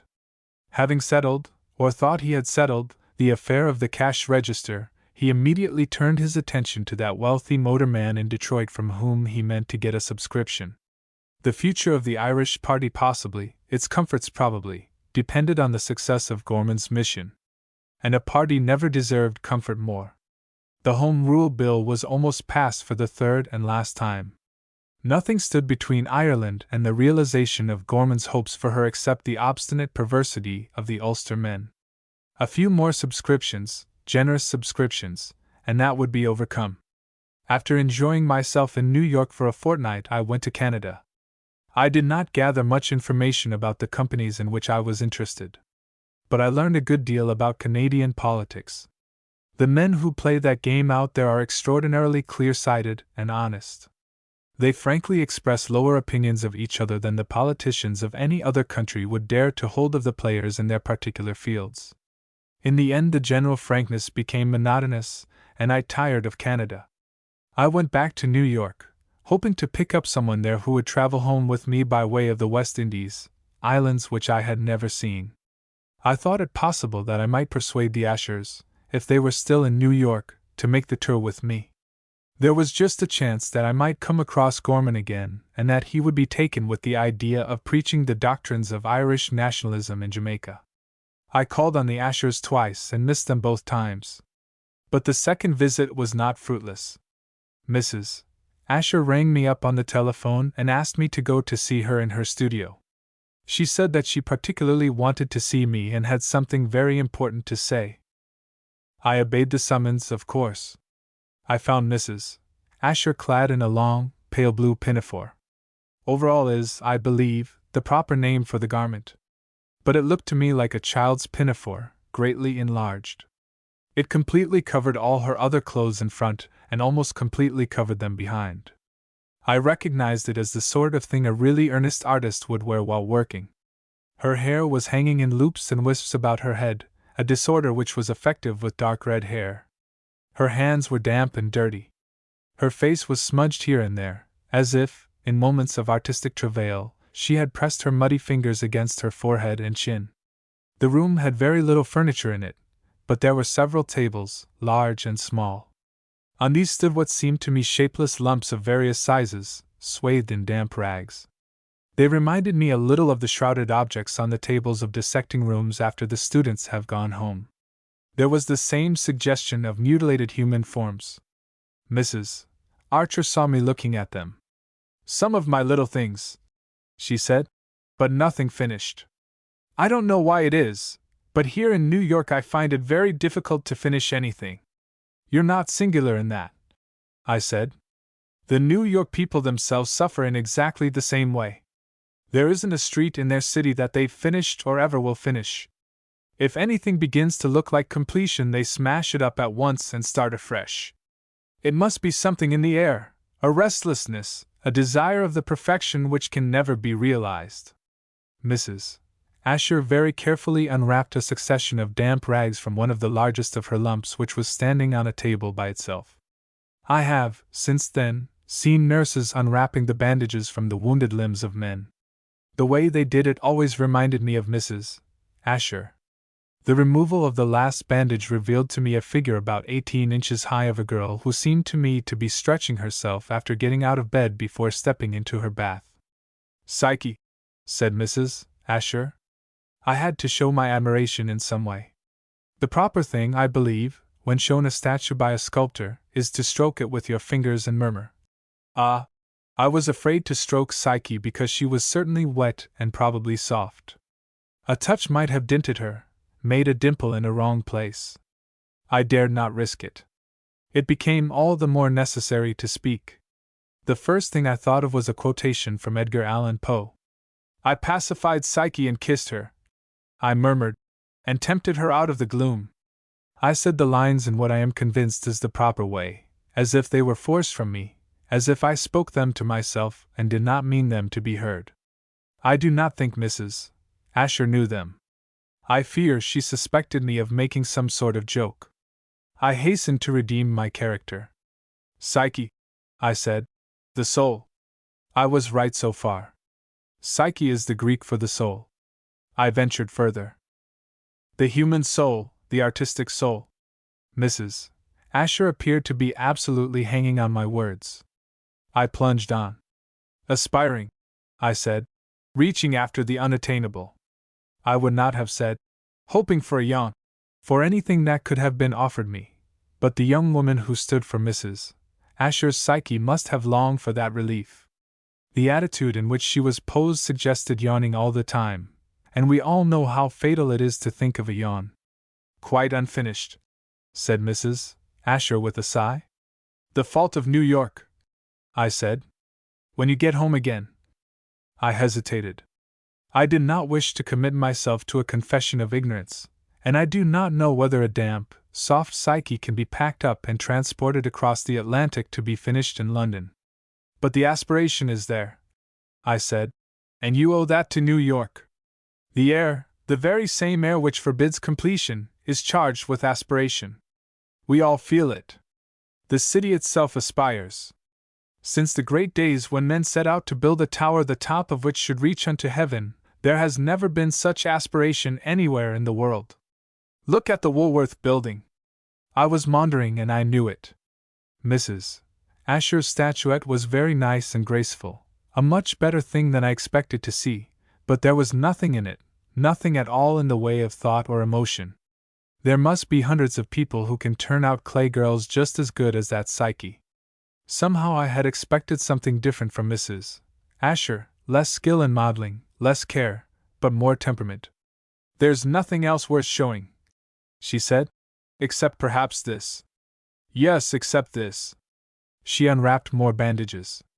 A damp, pale gray head appeared. It was standing in a large saucer or soup plate. At first I thought she had been at John the Baptist, and had chosen the moment when his head lay in the charger ready for the dancing girl to take to her mother. Fortunately I looked at it carefully before speaking. I saw that it was Tim Gorman's head. "He sat to me," said Mrs. Asher, "and by degrees I came to know him very well. One cannot help it, talking to a person every day and watching, always watching. Do you think? I think it's wonderful," I said. This time I spoke with real and entire conviction. I am no expert judge of anything in the world except perhaps a horse or a bottle of claret, but I was impressed by this piece of Mrs.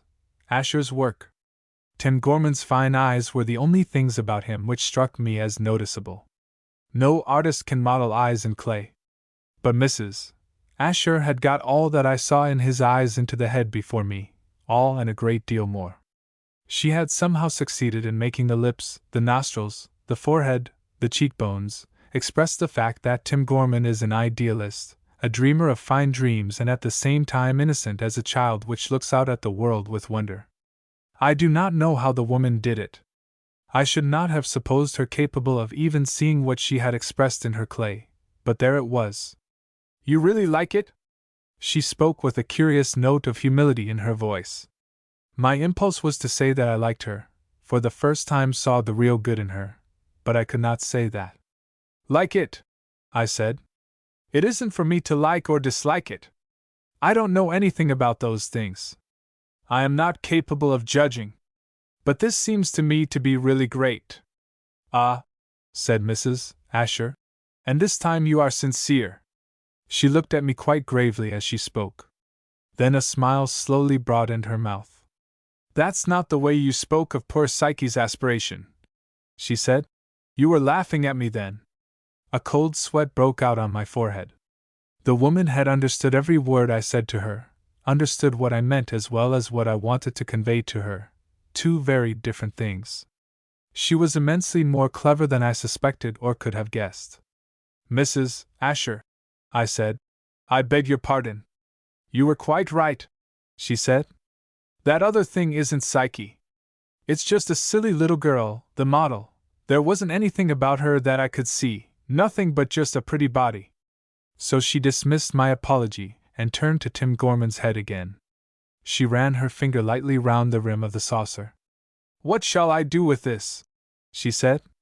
What is his head to stand on, to rise from? I was thinking of water lily leaves as if the head were emerging. I felt that I owed Mrs. Asher some frankness in return for my first insult to her intelligence. Besides, I was moved. I was, as I had not been for years, emotional. Tim Gorman's head gripped me in a curious way. Good God, woman, I said. Anything in the world but that. Wrap up that chorus girl of a Psyche in leaves if you like. Sprinkle rose petals over her or any other damned sentimentalism. But this man is a mechanic. He has invented a cash register. What in the name of all that's holy has he got to do with water lily leaves? Put hammers round his head, and pincers, and long nails. I stopped. I realized suddenly that I was making an unutterable fool of myself. I was talking as I never talked in my life before, saying out loud the sort of things I have carefully schooled myself neither to feel nor to think. After all, said Mrs. Asher, you have an artist's soul. I shuddered. Mrs. Asher looked at me and smiled again, a half-pitiful smile. I suppose I must have, I said. But I won't let it break loose in that way again. I'll suppress it. This is rather an insulting thing to say to you, but it's a humiliating discovery to make that I have. Mrs. Asher nodded. My husband always says that you Irish. He's quite wrong, I said. Quite wrong about me at all events. I hate paradoxes. I'm a plain man. The only thing I really admire is common sense. I understand, she said. I understand exactly what you feel. She is a witch and very likely did understand. I did not. No, she said. Now I can talk to you. Sit down, please. She pulled over a low stool, the only seat in the room. I sat on it. Mrs. Asher stood, or rather drooped in front of me, leaning on one hand, which rested, palm down, on the table where Tim Gorman's image stood. I doubt whether Mrs. Asher ever stands straight or is capable of any kind of stiffness. But even drooping, she had a distinct advantage over me. My stool was very low and my legs are long. If I ventured to lean forwards, my knees would have touched my chin, a position in which it is impossible for a man to assert himself. I am so very glad, she said, that you like the little head. I was not going to be caught again. One lapse into artistic fervor was enough for me. Even at the risk of offending Mrs. Asher beyond forgiveness, I was determined to preserve my self-respect. I wish you wouldn't take my word for its being good, I said. Ask somebody who knows. The fact that I like it is a proof that it's bad art, if it's a proof of anything. I never really admire anything good, can't bear, simply can't bear old masters, or I dimly recollected some witty essays by my brilliant fellow countryman Mr. George Moore. I detest Corot. My favorite artist is Leader. Mrs. Asher smiled all the time I was speaking. I know quite well, she said, that my work isn't good. But you saw what I meant by it. You can't deny it now, and you know that the boy is like that. I don't know anything of the sort. I don't know anything at all about him.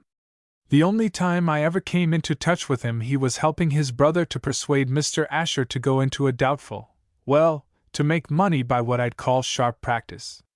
I don't think he was, said Mrs. Asher. The elder brother may have been doing what you say, but Tim wasn't. He was in the game, I said. I spoke all the more obstinately because I knew that Tim was not in the game. I was determined not to be hysterical again. I've had that poor boy here day after day, said Mrs. Asher, and I really know him. He has the soul of an artist. He is a creator. He is one of humanity's mother natures. You know how it is with us. Something quickens in us. We travail and bring to the birth. Mrs. Asher evidently included herself among the mother natures. It seemed a pity that she had not gone about the business in the ordinary way. I think she would have been happier if she had. However, the head of Tim Gorman was something. She had produced it. That is art, she said dreamily. Conception, gestation, travail, birth. It does not matter whether the thing born is a poem, a picture, a statue, a sonata, a temple, or a cash register, I said. The thing born might apparently be anything except an ordinary baby. The true artist does not think much of babies. They are bourgeois things. Or a cash register, she said. It makes no difference. The man who creates, who brings into being, has only one desire, that his child, whatever it may be, shall live. If it is stifled, killed, a sword goes through his heart. It seemed to me even then, with Mrs. Asher's eyes on me, that it was rather absurd to talk about a cash register living. I do not think that men have ever personified this machine. We talk of ships and engines by the names we give them and use personal pronouns, generally feminine, when we speak of them. But did anyone ever call a cash register Minnie, or talk of it familiarly as she? He thinks, said Mrs. Asher. Indeed he is sure, he says his brother told him. I know, I said. The machine isn't going to be put on the market at all. It is to be used simply as a threat to make other people pay what I should call blackmail. That must not be, said Mrs. Asher. Her voice was pitched a couple of tones higher than usual. I might almost say she shrieked. It must not be, she repeated.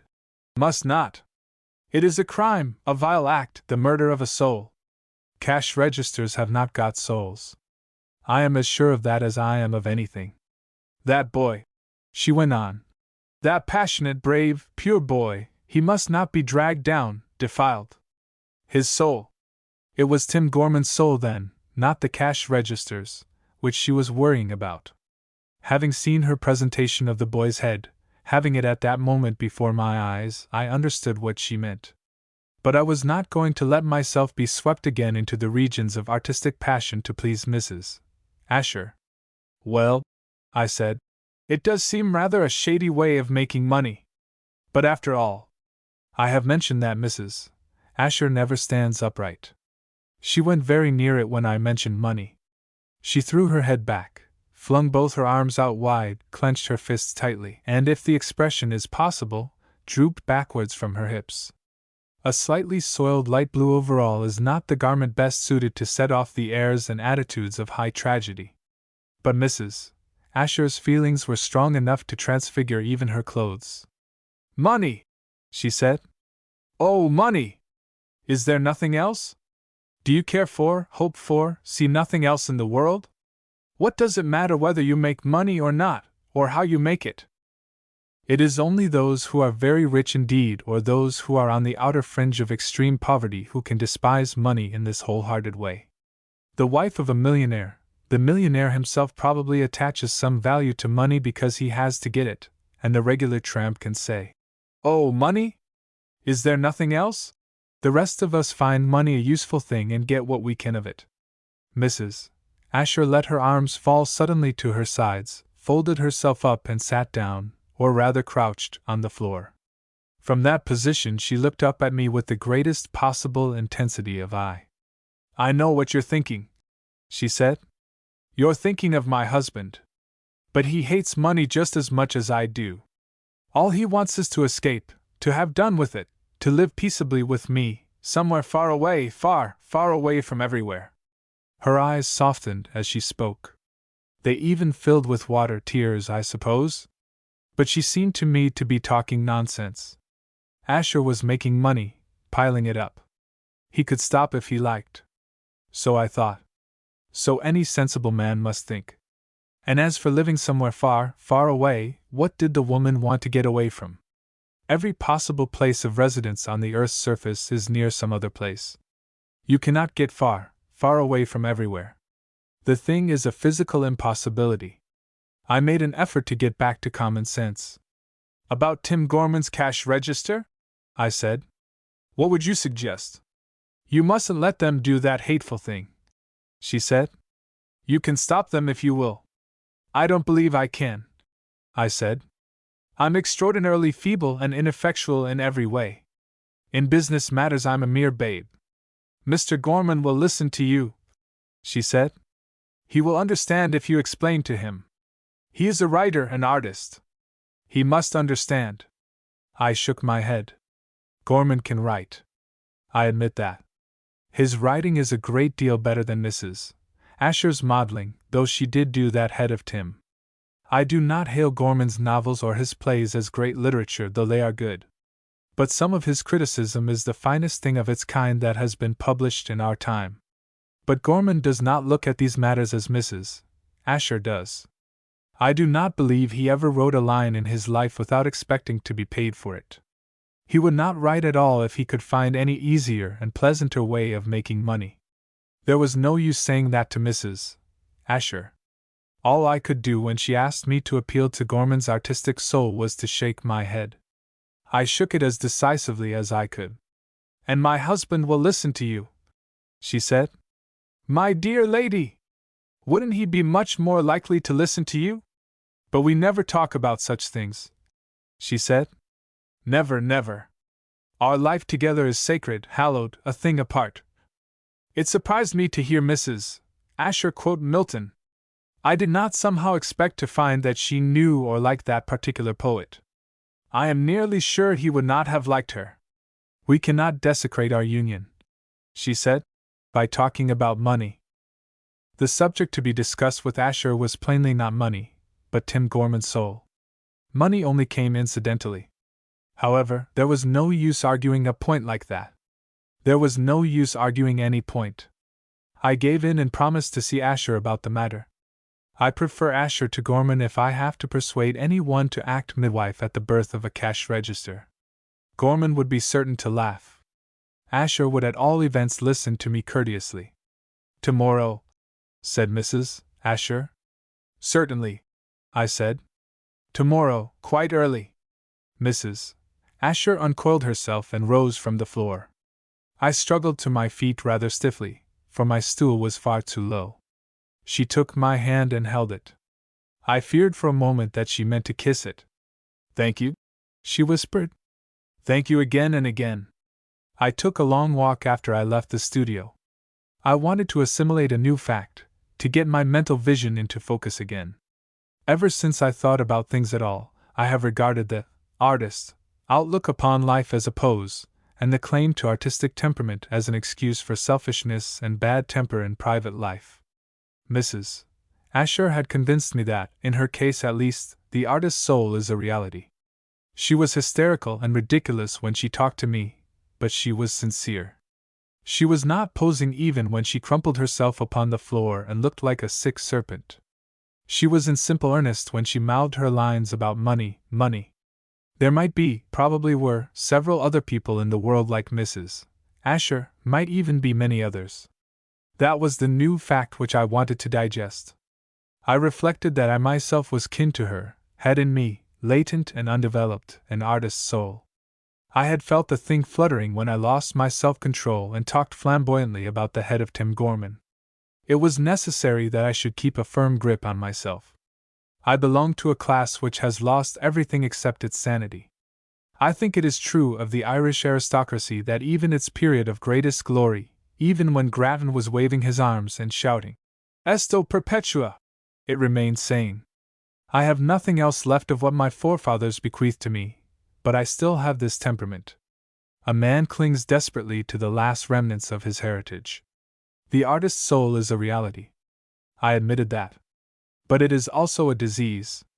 I had learned to believe in it as a man learns to believe in influenza when his temperature runs up to 104 degrees and his bones ache furiously. But there is a difference between admitting the existence of a disease and deliberately cultivating the germs of it. I crossed Fifth Avenue at 32nd Street in great peril of my life, for the traffic at that point is as wild as the emotions of the artistic soul. It came into my mind that quite possibly the thrills and throbs which Mrs. Asher enjoys, of which I myself had a brief and mild experience, are not only real, but worthwhile. There may after all be something greater in the world than common sense. I fell to dreaming of what life might be like to the man who refused to take it as it is, who insisted on seeing above him, not silly little twinkling stars, but great worlds coursing through the infinite spaces of eternity. I ran into a boy carrying books, while I was thinking about eternity. His books were scattered over the pavement, and I hurt my knee. I decided that my faint longing for what Mrs. Asher would call higher possibilities is a temptation, something to be conquered. I finished my meditation with a retro satanas, and returned to my hotel for luncheon, confident that I should come out victor in my struggle. Asher has certainly far more determination and force of character than I have, but he does not seem able to break himself of the habit of making money. His wife says that he hates doing it and wants to stop. But he goes on doing it. He has formed a habit of making money, and habit is almost unconquerable. It was plainly the path of wisdom for me to check my tendency towards art at the very beginning, not to allow the habit of feeling artistically, indeed of feeling at all, to form itself. Chapter 7. I had no idea of breaking the promise I made Mrs. Asher, but I felt a certain hesitation about entering again the holiest of holies in the office of Asher, Stutz and Company. I was a little afraid of Stutz, who seemed to me a severe man, very little tolerant of human folly. Still, I would have faced Stutz without shrinking, especially in a good cause. What I really disliked was the idea of suggesting a business policy to Asher. The man was immeasurably my superior in natural ability and in experience. I felt that I should be guilty of insolence if I offered him any advice, and of something worse than insolence if I insisted on my advice being taken. Yet it was just this which Mrs. Asher expected of me, and I did not want to disappoint her. It is true that I was a shareholder in the new Excelsior Cash Register Company. I may have been a director. Gorman said something about my being a director. I had accepted the office, pledged beforehand to the approval of Gorman's policy, and therefore had no right to intervene.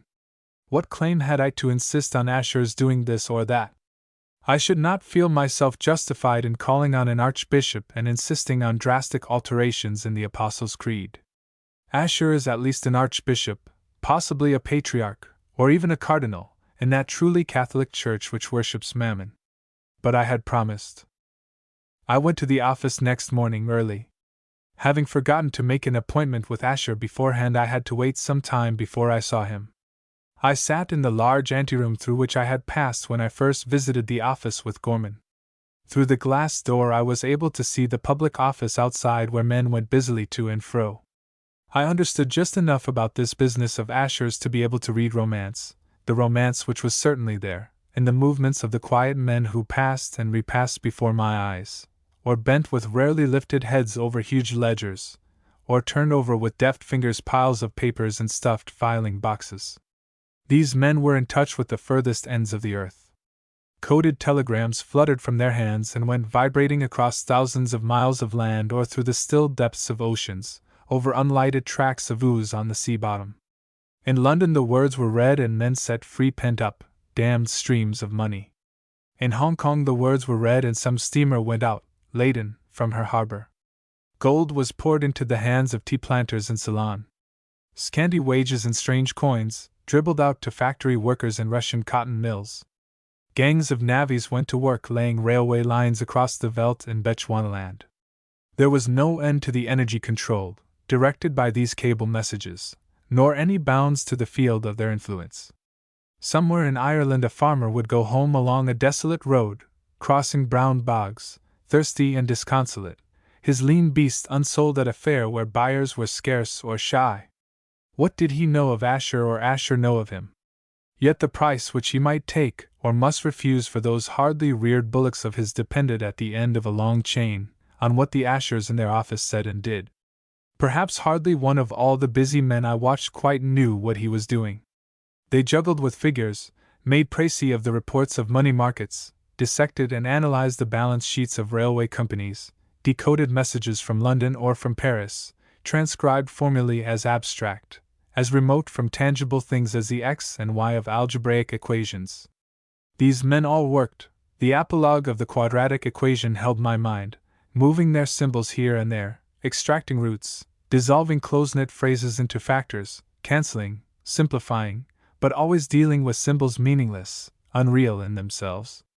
Behind them was Asher and I suppose Stutz, who expressed realities in formulae, and when the sums were done, extracted realities from the formulae again, achieving through the seemingly sterile processes new facts, fresh grasp of the things which are, greater power to deal with them.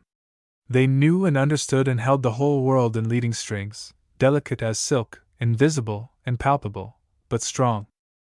The door of Asher's private office opened and a man passed out. I glanced at him.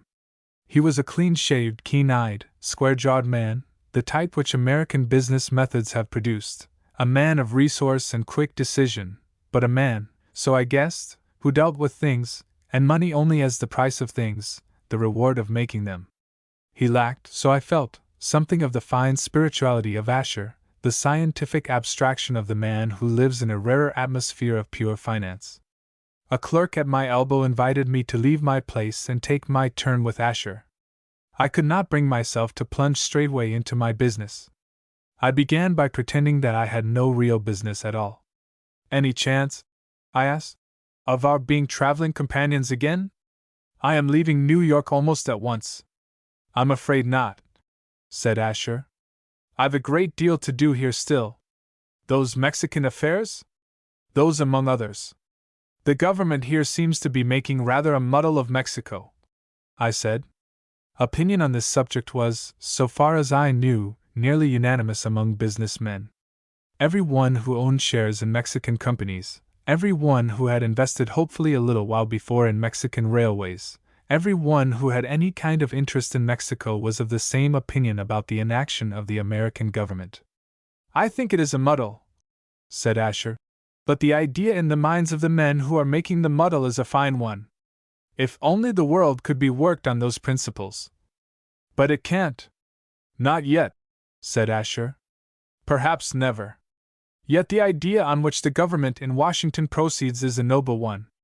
Respect for constitutional orders should be a greater thing as a principle of statesmanship than obvious expediency. The man's unnatural detachment of view worried me. It was the same when Gorman blared out his stereotyped abuse of financiers, his well-worn clichés about money kings and poison spiders. Asher agreed with him. Asher, apparently, had some approval for the doctrinaire constitutionalism of university professors turned diplomats. I could not follow him to those heights of his. I was thinking, I said, of going home by way of the West Indies. Yes? You will find it very agreeable. I was there in 1903 and remember enjoying myself greatly. I wish you and Mrs. Asher would come too. It would be much pleasanter for me if I had you with me. It's very kind of you to say so, but, besides, I said, I should see so much more. If I go by myself, I shall step from a steamer into an hotel and from an hotel into a steamer. I shall be forced to buy a Baedeker, if there is a Baedeker for those regions. I shall be a tourist of the ordinary kind. But if I traveled with you, I should really see things. Asher took up the telephone receiver. If you like, he said, I can give you letters of introduction to our correspondents wherever you go. They are bankers, of course, but you will find them intelligent men. He summoned a clerk. If you give me an idea of your route, he said. At present, I said, my plans are very vague. I haven't settled anything. Perhaps you will give me your advice. He drew a sheet of paper towards him and began to write. You ought to see the work at Panama, he said. It is very interesting and of course of immense importance. Certainly you must see that. Afterwards, he scribbled on his sheet of paper, making lists of place names and adding notes about ways of traveling. If you go further south still, he said, I don't recommend the Amazon, a huge river of course, but unless you are interested in rubber or entomology. The insect life, I believe. I'm interested in everything, I said, even insects which bite. Well, perhaps then south again. The South American ports are worth seeing. A clerk entered while he was speaking. Asher handed him the list he had written. Look out the names of our agents in these places, he said, and have letters of introduction made out to them for Sir James Digby. The clerk left the room and I thanked Asher warmly. It seemed to me that he was taking a great deal of trouble for which he could expect no kind of reward. He waved my gratitude aside. I think, he said, that our agents will be able to make your trip interesting for you. They can tell you what you want to know about the trade and the natural wealth of the places you visit. They will put you in the way of finding out the trend of political feeling. It is their business to know these things, and in visiting new countries, new in the sense that they have only lately felt the influences of our civilization, it is just these things that you will want to know. If you were going to Italy or Egypt or Greece. Asher sighed. I felt that he would have preferred Italy to Brazil if he had been traveling for pleasure. Ah, there, I said, an artist or a scholar would be a better friend to have than a banker. Even there, said Asher, the present and the future matter more than the past, perhaps. But are you tied at all by time? The tour which I have indicated will take some months. I am an idle man, I said. I shall go on as long as your introductions last, gathering knowledge which will not be the slightest use to me or any one else. I had better provide you with a circular letter of credit, said Asher. It is never wise to carry considerable sums about in your pocket. We had got to money, to business in the strictest sense of the word. My opportunity had plainly come for attacking the subject of the cash register. Yet I hesitated. A banker ought to be the easiest man in the world to talk business to. There is no awkwardness about the subject of toothache in a dentist's parlor. He expects to be talked to about teeth. It ought to have been an equally simple thing to speak to Asher about the future of a company in which we were both interested. Yet I hesitated. There was something in his manner, a grave formality, which kept me miles away from him. I thanked him for the promise of the letter of credit, and then sat silent for a minute. By the way, said Asher, I have just had a visit from a man on business in which you are interested. Was that the man who passed me in the anteroom before I was shown in here? Yes. He came to talk to me about Gorman's new cash register. He was not an accredited agent, you will understand. He did not profess to represent anybody. He was not empowered to treat with us in any way, but… Asher smiled faintly. I understand, I said. A sort of informal ambassador who could easily be disowned if anything he said turned out to be inconvenient. In politics, men of that sort are very useful, but I somehow had the idea that business methods are more straightforward. All negotiations, said Asher, whether in politics or business, are carried on in much the same way. But before I go into his suggestions, I had better tell you how the matter stands. Mildmay sent us his report, and it was entirely favorable to the new machine. I think the invention is likely to turn out a valuable property. We have made inquiries and find out that the patent rights are duly protected here and in all the chief European countries. In fact, it was really that and not my travels which I came to talk to you about today. I may take it that we have got a good thing. We think so, said Asher, and our opinion is confirmed by the fact that we are not the only people who think so. If I am right about the man who visited me this morning, we have very good evidence that our opinion is sound. The men who are in the best position to know about cash registers, who are most interested in their future. The makers of the existing machines? Exactly. That is to say, if I am right about my visitor. But how could anyone know about Tim Gorman's invention? Asher shrugged his shoulders. Surely, I said, Gorman can't have been such a fool as to talk to newspaper reporters. We need not suppose so, said Asher. My experience is that anything worth knowing always is known. The world of business is a vast whispering gallery. There is no such thing as secrecy. Well, I said, the main point is that this man did know. What did he want? He wanted us to sell the patent rights, said Asher. What he said was that he had a client. He posed as some kind of commission agent, who would pay a substantial sum for them. That is just what Gorman said would happen once it was understood that your firm is behind the new company. Gorman is, well, astute. But you understand, I am sure, that we cannot do that kind of business. I always had a suspicion, I said, that Gorman's scheme was fishy. I do not say fishy, said Asher. Gorman's plan is legitimate business, but business of an unenlightened kind. What is wrong with Gorman is that he does not see far enough, does not grasp the root principle of all business. We have a valuable invention. I do not mean merely an invention which will put money into the pocket of the inventor and into our pockets. If it were valuable only in that way, Gorman would be quite right, and our wisest course would be to take what we could get with the least amount of risk and trouble. In other words, to accept the best price which we could induce the buyers to give us. But this invention is valuable in quite another way. The new machine, if we are right about it, is going to facilitate the business of retail sellers all over the world. It will save time, increase accuracy, and being cheaper, make its way into places where the old machines never went. Ah, I said. Curiously enough, I looked at the matter in that way when Gorman first mentioned it to me. I said that the world ought to get the benefit of this invention. Asher nodded. I see that, I went on. I understand that way of looking at it. But surely that's altruism, not business.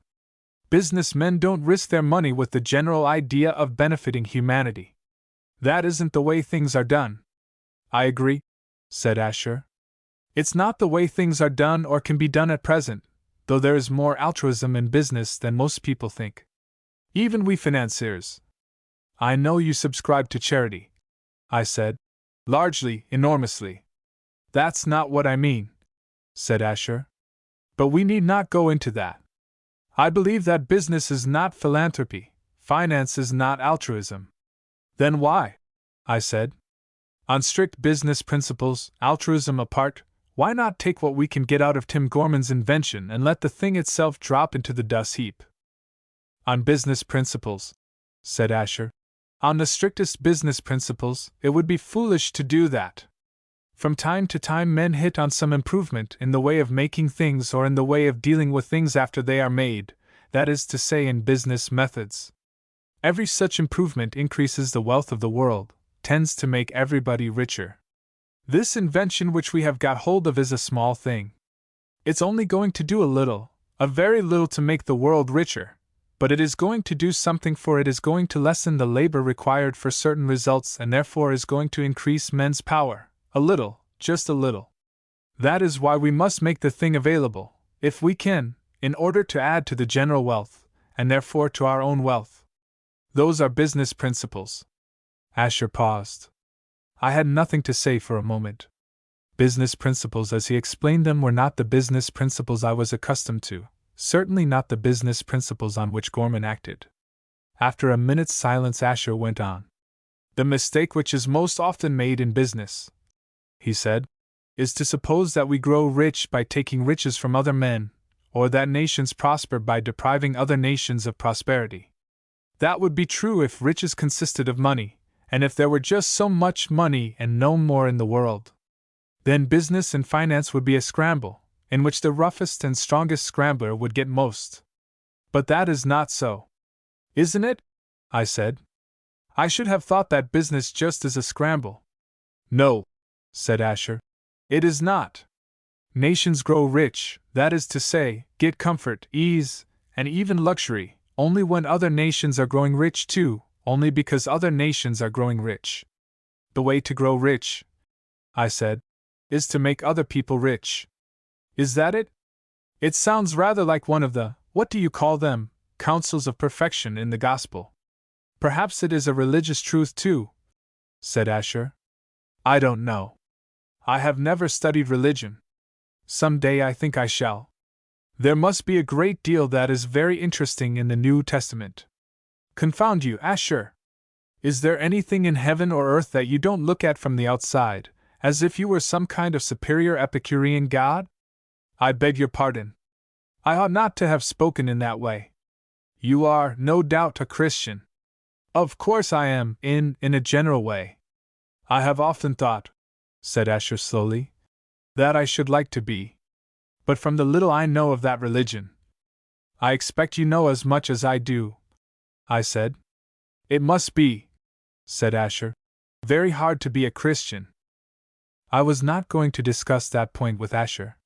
It was bad enough to have an artistic soul awakened in me by Mrs. Asher. I could not possibly allow her husband to lead me to the discovery that I had the other kind of soul. Nor was it any business of mine to work out harmonies between Christian ethics and the principles of modern banking. I detest puzzles of all kinds. It is far better, at all events far more comfortable, to take life as one finds it, a straightforward, commonplace affair. I have the greatest respect for Christianity of a moderate, sensible kind, and I subscribe to the funds of the Church of Ireland.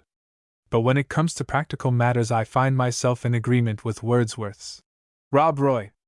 So long, of course, as one does not do anything shady. I do not like lying or theft. Asher sat looking at me as if he expected me to tell him exactly how hard it is to be a Christian. I made a determined effort to get back again to cash registers. Tim Gorman's invention will get its chance then? Yes. If we can manage it, the thing will get its chance. It will be made, and I think people will use it. Mrs. Asher will be very pleased to hear that. Ah, said Asher. Is she interested? But I remember now. Young Gorman has been sitting to her. She would naturally be interested in him. Her idea, I said, is that Tim Gorman is producing a baby, with all the usual accompaniments of that difficult business, labor, you know, and pain. She regards you as the doctor in attendance, and she thinks it would be exceedingly wrong of you to choke the little thing. Asher looked at me quite gravely. For a moment I was afraid that he was going to say something about the paradoxical brilliance of the Irish mind. I made haste to stop him. That's Mrs. Asher's metaphor, I said, not mine. I should never have thought of it. I don't know enough about the artistic soul to appreciate the feelings of people who give birth to cash registers. But the idea is plain enough. Tim Gorman will be bitterly disappointed if he does not see girls in cheap restaurants putting actual shillings into those machines of his. From my wife's point of view, said Asher, and from mine too, that ought to be an important consideration. It's the artist's feeling, but business and art, unfortunately business and art. I don't see why they shouldn't kiss and be friends, I said. They're not nearly such irreconcilable enemies as business and religion. Now that those two have lain down together like a lion and a lamb, I don't quite see how they do it, but in that new philosophy of yours it seemed quite a simple matter. There's no real reason why art shouldn't come in too. But Asher shook his head. He did not seem hopeful of a marriage between art and business. He knows a good deal about both of them, far more, by his own confession, than he knows about religion. Chapter 8.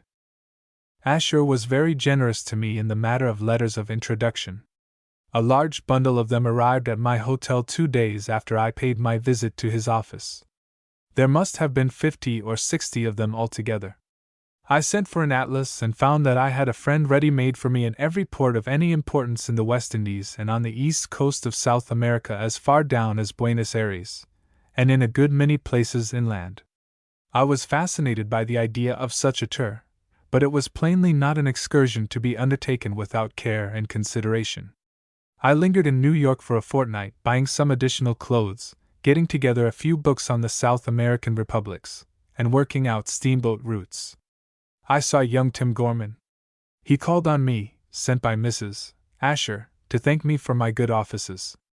I deserved no thanks, but on the general principle of taking what I could get, I allowed the boy to pour gratitude all over me. I think, I said, you ought to do fairly well out of the thing, financially, I mean. I don't care about that, said Tim. At least not exactly. He hesitated for a moment and then blurted out. I don't particularly want to be rich.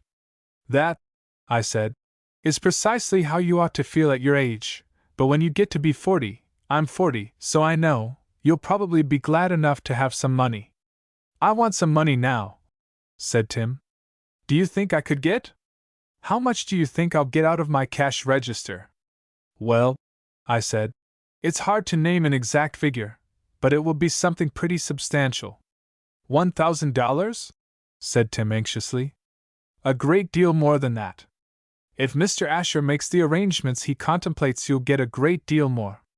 I had only the vaguest idea what Asher meant to do, and could make no kind of guess at how much Tim would ultimately get, but I felt pretty safe in promising £200. Do you think I could get it at once? Said Tim. Or even $500? I think I could manage with $500. The fact is, you want to get out of that circus, I said. I don't wonder. It must be a very tiresome job. Oh, no, I don't mind the circus. It's rather a nuisance, of course, moving about, and we always are moving. But I have plenty of time to myself. It isn't to get away from the circus that I want the money. The fact is that I'm making some experiments. Another invention? I said. What a prolific creature you are. No sooner have you perfected a cash register than you start. Oh, I've been at this for some time, for years. I believe I've hit on a dodge. I say, do you know anything about movies? The word, though common on our side of the Atlantic now, was at that time peculiar to the American language. Cinematographs? I said. I've seen them, of course. You have them in your circus, haven't you, as part of the show? Yes. That's what set me thinking about them. I've always felt that the next step in perfecting the cinematograph would be doing away with the screen, putting the figures on the stage, that is to say, reflections of them, so that they would actually move about backwards and forwards instead of on a flat surface. You understand? When I was a boy, there was a popular entertainment known as Pepper's Ghost. What appeared to be a real figure moved about before the eyes of the audience, was pierced by swords and otherwise ill-treated without suffering any inconvenience. The thing was worked by some arrangement of mirrors. Tim evidently had a plan for combining this illusion with the cinematograph. Don't you think, he said, that it would be a great thing? It would be a perfectly beastly thing, I said. The cinematograph is bad enough already. If you add a grosser realism to it. Tim looked at me. I am nearly sure that there were tears in his eyes. That's just what Mrs. Asher thinks, he said. I dare say she does. She probably regards the cinematograph as a sin against art. What you propose would be an actual blasphemy. Oh, said Tim, that's exactly what she said. Blasphemy. Do you really think so too? I wouldn't go on with my experiments if I thought that. But I don't believe you can be right. I went round to see Father Burke. That was after Mrs. Asher said it was blasphemy, and I really wanted to know. Father Burke is one of the priests at St. Gabriel's. I consulted him. Well, I said, what did he tell you? He said it was all right and that I needn't bother about what Protestants said was blasphemy. They don't know. At least Father Burke seemed to think they couldn't know. You go by what Father Burke says and you'll be safe. I should particularly like to hear Father Burke and Mrs. Asher arguing out the subject of blasphemy together. They might go on for years and years before either of them began to understand what the other meant by the word. But it would be little less than a crime to involve the simple soul of Tim Gorman in the maze of two separate kinds of casuistry. In any case, I said, I don't take Mrs. Asher's view of the matter. I don't agree with her. I don't see, said Tim, how cinematographs can be blasphemy so long as there aren't any pictures of religious things. I'm sure it must be all right and I can go on with what I want to do. If I can succeed in making the figures stand out from one another, as if they were really there. You'll add a new terror to life, I said. But that needn't stop you doing it if you can. I think I can, he said eagerly. You see, it's the next thing to be done. The cinematograph is perfect up to that point. It must make a new start if it's to go any further. I should like to be the man who makes the next step possible. What's wanted now is the illusion of distance. That's it. That's what I mean. It's a matter of optics. Just making a few adjustments, and I think I see the way to manage it. If you do, I said, you'll make an immense fortune. The world will pay anything, absolutely anything, to the man who provides it with a new torture. It's an odd twist in human nature, though I don't know why I should say that. Oddness is really the normal thing in human nature. But I want $1,000, said Tim, or $500 at the very least. I must try experiments. If you ask your brother, I said. Michael isn't nice to me about it, said Tim. He isn't nice at all. When I asked him for $1,000, he said he'd get it for me on condition that I allowed him to manage my cash register in his own way. But I won't do that. I know what he wants to do. His idea, he said, is to let your invention lapse. I know. The machine will never be made. But I want it to be made. I want to see it working everywhere all over the world. You see, I'm always traveling about with the circus, sometimes in America, sometimes in England. We go to a lot of different towns. We go to all the big towns there are. I want to be able to go into shops everywhere, in every town in the world, and see my machine there. Don't you understand? Perfectly, I said. Mrs. Asher explained the whole position to me thoroughly. It's the artist's soul in you. A look of puzzled annoyance came over the boy's face. His forehead wrinkled and his fine eyes took an expression of painful doubt as they met mine. Mrs. Asher says things like that, he said, and I don't know what she means. I am not an artist. I never learned to draw even, at least not pictures. I can do geometrical drawing, of course, and make plans of machines, but that's not being an artist. I can't paint. Why does she say I am an artist? That, I said, is one of her little mannerisms. You will have to put up with it.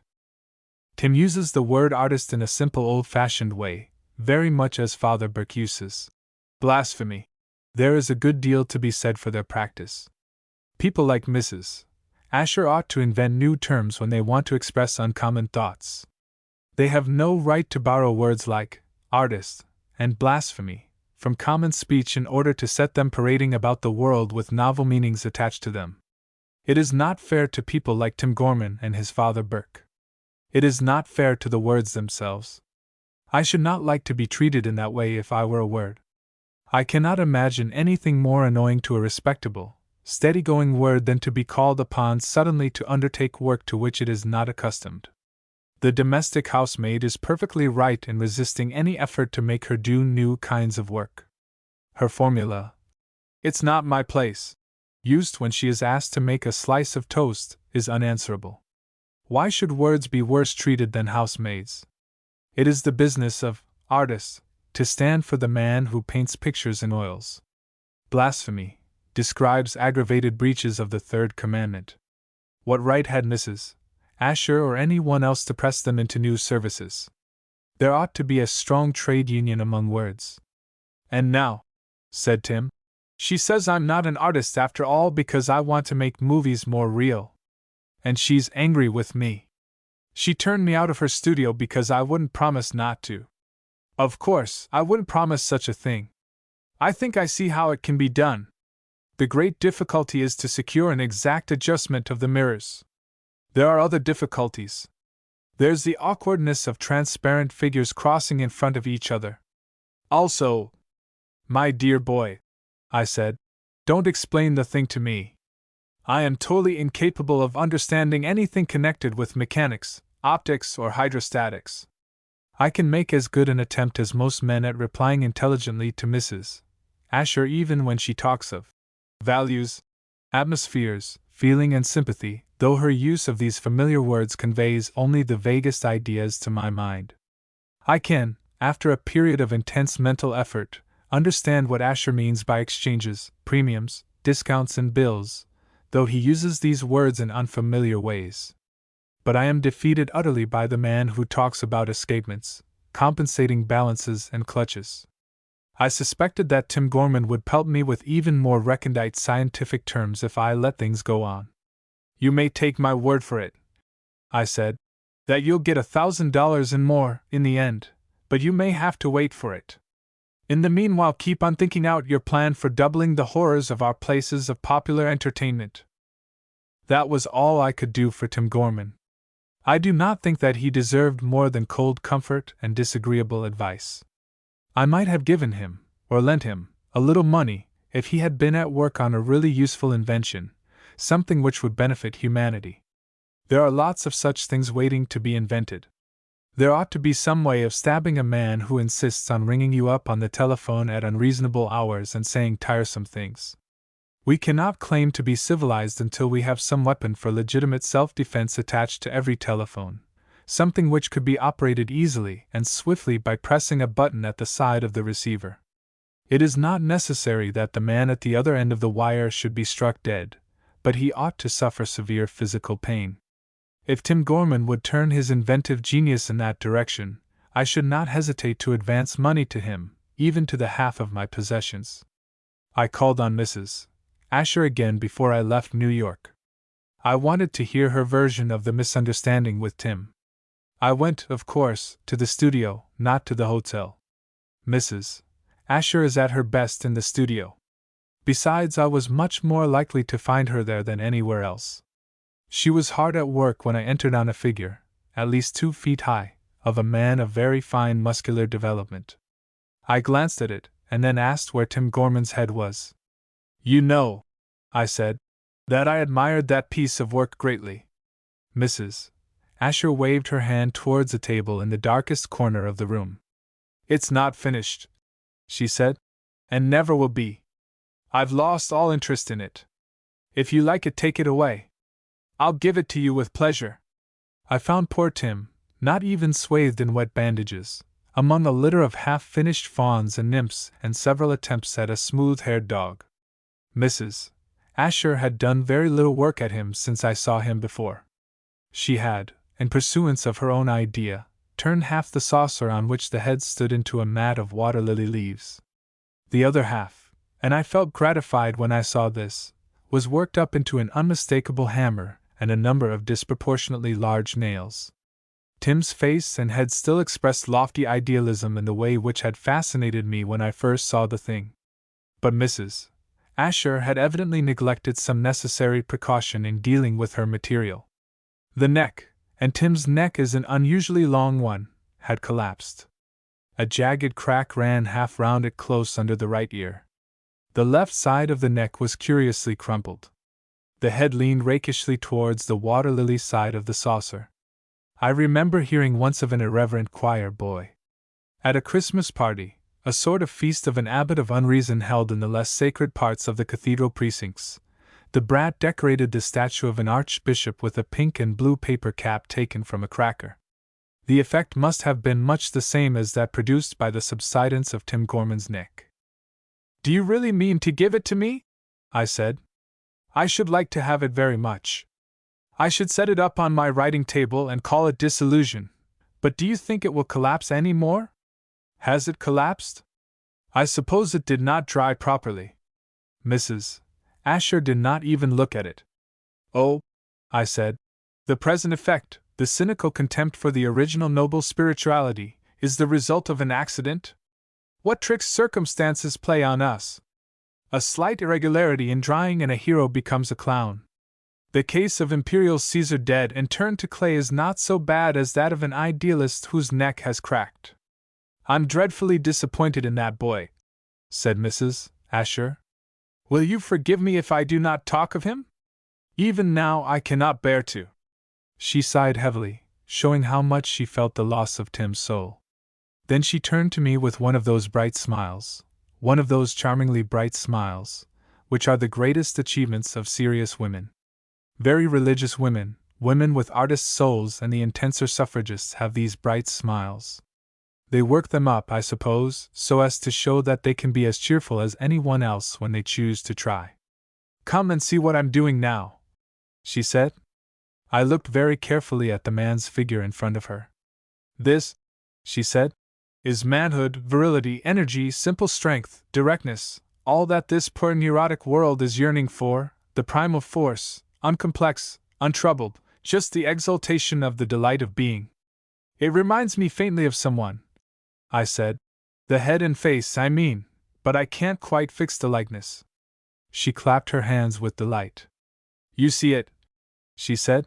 I am so glad. It's not meant to be a mere likeness. I need not tell you that. Still, I'm glad you see that it resembles him. I am working to express his soul. The mere features, the limbs, are nothing. The being which burns within, that is what I am trying to express, but the fact that you see the external likeness makes me feel more sure that my interpretation of the physical features is the right one. Surely, I said, it's not Gorman, the other Gorman, the elder Gorman, Michael. Yes, she said. Has he been sitting for you? I asked. I stopped myself just in time. I was very nearly saying, sitting to you like that? The figure on which she was at work was entirely undraped. I do not suppose that Mrs. Asher would have been the least embarrassed even if I had said, like that. The artist's soul scorns conventions. But I should have felt awkward if she had answered, yes. Not exactly sitting to me, she said. He just comes here and talks. While he talks, I catch glimpses of his great, buoyant, joyous soul and fashion the poor clay to express it. I did not know he was back in New York, I said. Oh, yes, he has been here a week, perhaps more. To me it seems as if he had been here forever. I could not even guess at what she meant by that, so I did not try to answer her. I wonder he didn't look me up, I said. Ah, said Mrs. Asher, he has had no time. That abundant, restless energy of his is forever pressing out into fresh activities.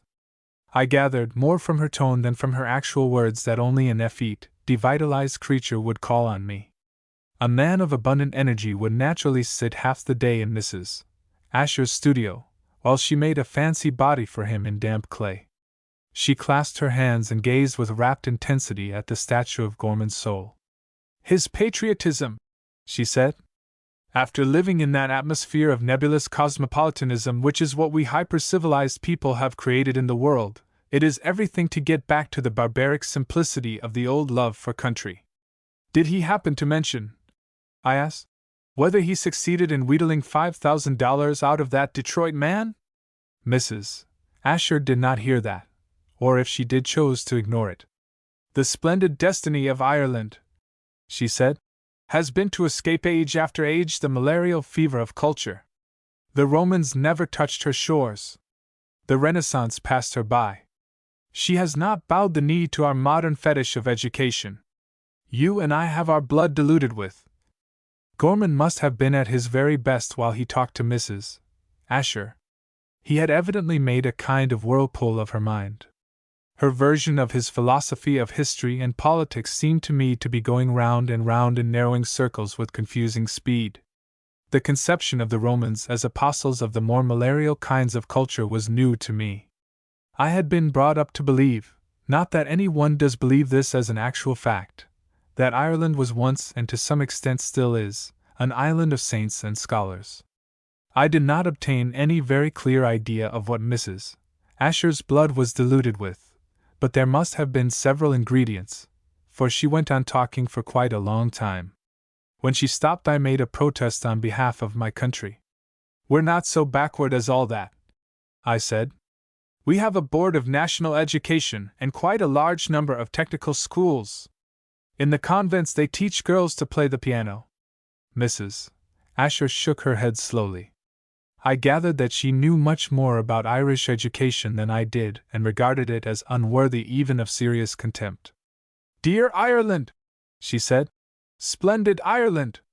I suppose Gorman must have been talking to her about fairies, the dignified, Celtic kind, and the dear dark head of Kathleen and I. Houlihan. Gorman is capable of anything. However, as my country was being admired, I thought I might as well get a little of the credit for myself. "I am an Irishman," I said. Mrs. Asher looked at me with withering scorn. "You," she said.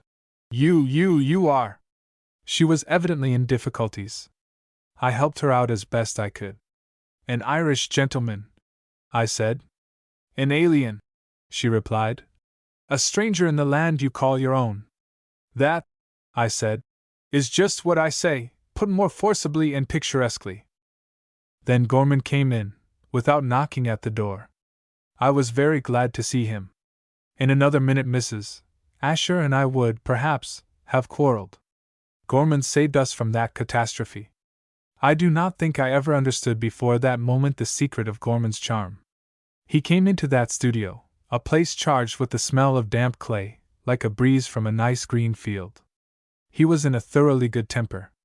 I suspect that he hurt Mrs. Asher's hand when he shook it. "I've just been looking at Mrs. Asher's statue of your soul," I said. "Splendid muscles in the calves of its legs. You must be enormously proud of them." Gorman, under pretense of seeking a place in which to put his hat, turned his back on Mrs. Asher for a minute. As he did so, he deliberately winked at me. Some day I mean to get Gorman in a private place. Away from everywhere, as Mrs. Asher would say. When I get him there, I shall ask him 2 questions and insist on having an answer. First, I shall ask him why he devotes himself to Mrs. Asher. He is not in love with her. We Irish have not many virtues, but we can boast that we seldom make love to other men's wives. Besides, Mrs. Asher is not the kind of woman who allows strange men to make love to her. She is, in essentials, far less emancipated than she thinks. It is just possible that he finds her responsive to his fondness for the more flamboyant kinds of rhetoric. Gorman really likes talking about Ireland as an oppressed and desolated land. It is easy enough to move large audiences to enthusiasm by that kind of oratory. It is not so easy, I imagine, to get single, sympathetic listeners in private life. Mrs. Asher apparently laps up patriotic sentiment with loud purrs. That may be why Gorman likes her. The next thing I mean to ask him is what he means by patriotism. I can understand quite easily what Irish patriotism meant 10 years ago. Gorman's friends wanted my land, a definite, tangible thing. I wanted it myself. But now they have got the land, and yet Gorman goes on talking patriotism. It is not as if he had no sense of humor. Gorman sees the absurdity of the things he says just as plainly as I do. The ridiculous side of his own enthusiasm is never long absent from his consciousness, yet he goes on just the same. I wish I understood how he manages it. Chapter 9. Now that my leg has been smashed up hopelessly, by that wretched German shell, I shall never ride or shoot again. I have to content myself with writing books to occupy my time, a very poor form of amusement compared to tramping the fields after partridge. I suppose it is inevitable that a man in my position should indulge in regretful memories. My mind goes back now and then to certain days in my boyhood, and I find myself picturing scenes through which I shall not move again. There are fields stretching back from the domain which used to be mine. In the autumn many of them were stubble fields, and among them were gorse-covered hills. I used to go through them with my gun and dogs in early October mornings. There were, no doubt there still are, though I shall not see them, very fine threads of gossamer stretching across astonishingly wide spaces. The dew hung on them in tiny drops and glittered when the sun rose clear of the light mist and shone on them. Sometimes the threads floated free in the air, attached to some object at one end, the rest borne about by faint breaths of wind, waved to and fro, seeking other attachment elsewhere. Some threads reached from tufts of grass to little hummocks, or to the twigs which formed the boles of elm trees. Others still, with less ambitious span, went only from one blade of grass to another or united the thorns of wind bushes. The lower air, near the earth, was full of these threads. They formed an indescribably delicate net cast right over the fields and hills. I used to see them glistening, rainbow-colored when the sun rays struck them. Oftener I was aware of their presence only when my hands had touched and broken them, or when they clung to my clothes, dragged from their fastenings by my passing through them. I have no idea what place these gossamer threads occupy in the economy of nature. I find it difficult to believe that the life of the fields and grassy hills and young plantations would be either better or worse if there were no such thing as gossamer. But I am no longer contented with my ignorance. I mean to find out all that is known about gossamer, and satisfy myself of the truth of the tradition that the threads are spun by tiny spiders, though surely with very little hope of snaring flies. I spent 6 months making the tour which Asher planned for me. I returned to London in the spring of 1914, full of interest in what I had seen and learned. I intend some day to write a book of travels, to give an account of my experiences. I shall describe the long strip of the world over which I wandered as a landscape on a quiet autumn morning, netted over with gossamer. That is the way it strikes me now, looking back on it all. Asher and men like him have spun fine threads, covering every civilized land with a web of credit, infinitely complex, so delicate that a child's hand could tear it. A storm, even a strong breeze comes, and the threads are dragged from their holdings and waved in wild confusion through the air. A man, brutal as war, goes striding through the land, and without knowing what he does, bursts the filaments and destroys the shimmering beauty which was before he came. That, I suppose, is what happens. But the passing of a man, however violent he is the passing of a man and no more. Even if a troop of men marches across the land, their marching is over and done with soon. They have their day, but afterwards there are other days. Nature is infinitely persistent, and gossamer is spun again. I remember meeting, quite by chance, on a coasting steamer on which I traveled, a bishop. He was not, judged by strict ecclesiastical standards, quite entitled to that rank. He belonged to some American religious organization of which I had no knowledge, but he called himself, on the passenger list, Bishop Zachary Brown. He was apostolic in his devotion to the gospel as he understood it. His particular field of work lay in the northern part of South America. He ranged, so I understood, through Ecuador, Colombia, and Venezuela. He was full of hope for the future of these lands, their spiritual future. I had long talks with him and discovered that he regarded education, the American form of it, and commerce, the fruit of American enterprise, as the enemies of superstition and consequently the handmaids of the gospel. He wanted to see schools and colleges scattered over the republic in which he was interested. He wanted to see these lands heavily fertilized with capital. "If you have any spare money," he said, "put it into," I think he said, fruit farming in Colombia. Whatever the business was, I forgot at the time to make a note of the particulars. He promised that it would develop enormously when the Panama Canal was opened. The advice may have been perfectly sound, but I do not think it was disinterested. Bishop Zachary Brown was not anxious about my future or my fortune. He did not care, cannot have cared, whether the Panama Canal made me rich or not. Nor did it seem to him an important thing that the fruit trade of South America should develop. What he cared for was his conception of religion. He saw in the inflow of capital the way of triumph for his gospel, the means of breaking up old careless, lazy creeds, the infusion of energy and love of freedom. Asher, so I conceived the situation, was to stretch his threads from Calvary to the grapefruit trees of Cartagena. At Bahia I was introduced to a Brazilian statesman. I met him first at the house of one of Asher's banker friends. We talked to each other in French, and, as we both spoke the language badly, understood each other without much difficulty. It is one of the peculiarities of the French language that the worse it is spoken the easier it is to understand. A real Parisian baffles me completely. My Brazilian statesman was almost always intelligible. He was interested in international politics, the international politics of the Western Hemisphere. I found that he was distrustful of the growing power of the United States. He suspected a policy of empire, a far-reaching scheme of influence, if not actual dominion, centered in Washington. He regarded the Monroe Doctrine as the root from which such an extension of power might grow. It was no business of mine to argue with him, though I am convinced that the citizens of the United States are of all peoples the least obsessed by the imperial idea. I tried, by looking sympathetic, to induce him to develop his theory. In the end, I gathered that he hoped for security from the imperial peril through the increase of wealth, and therefore power in the South American republics. Our natural resources, he said, are enormous but undeveloped. We cannot become strong in a military sense. We cannot possess fleets with which to negotiate. I should have said threaten, instead of negotiate, for that was plainly what he meant. But statesmen have to be careful in their use of words. Unless we can obtain capital with which to develop our wealth, the great money-lending countries, England and France, ought in their own interests to pour capital into our republics. The return, in the end, would be enormous. But more important still, they would establish a balance of power in the Western world. Why do not your financiers understand? Again Asher. Battleships are to be towed across the ocean, from the shipyards of the Clyde to these far-off seas, at the ends of the gossamer threads which Asher spins. The gospel and international politics are caught in the same web.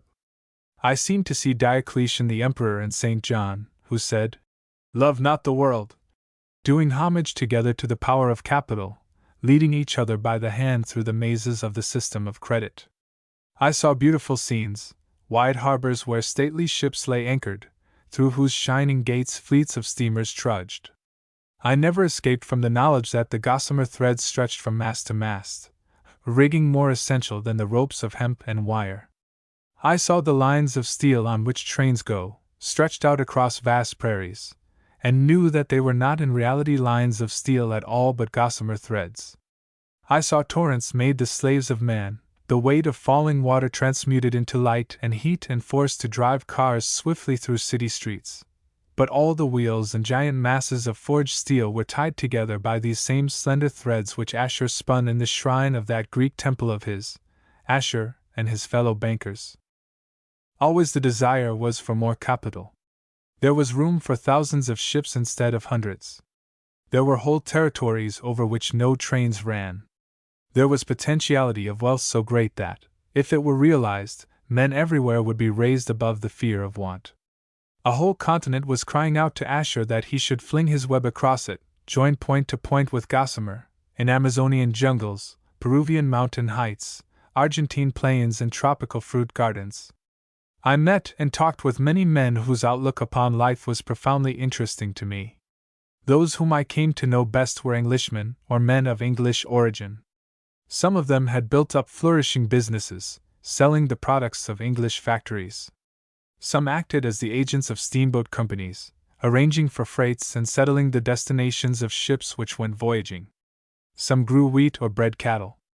Like all Englishmen whose lot is cast in far countries, they retained their feeling for England as a home and became conscious, as Englishmen in England seldom are, of love for their own land.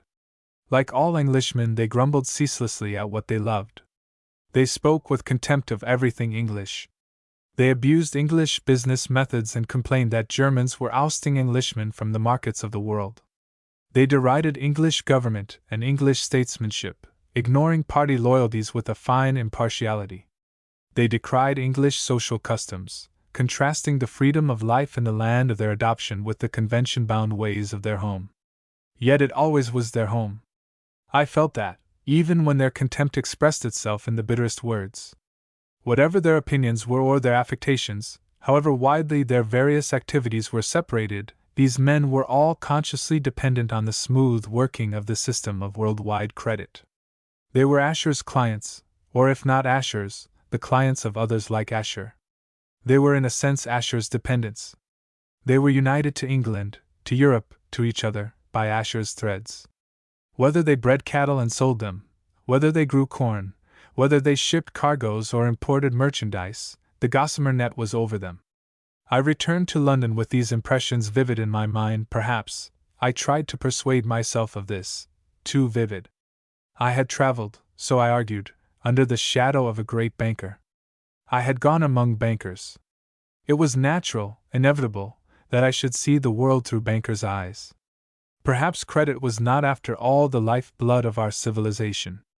I failed to convince myself. The very fact that I could go so far under the shadow of a bank proves how large a shadow a bank throws. The fact that Asher's correspondence brought me into touch with every kind of man goes to show that banking has permeated, leavened life, that human society is saturated with finance. In a very few months, before the end of the summer which followed my homecoming, I was to see the whole machine stop working suddenly.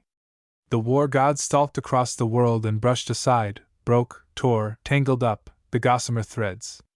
Then, long before his march was done, while awestruck men and weeping women still listened to the strident clamor of his arms, the spinners of the webs were at work again, patiently joining broken threads, flinging fresh filaments across unbridged gulfs, refastening to their points of attachment the gossamer which seemed so frail, which yet the storm of violence failed to destroy utterly.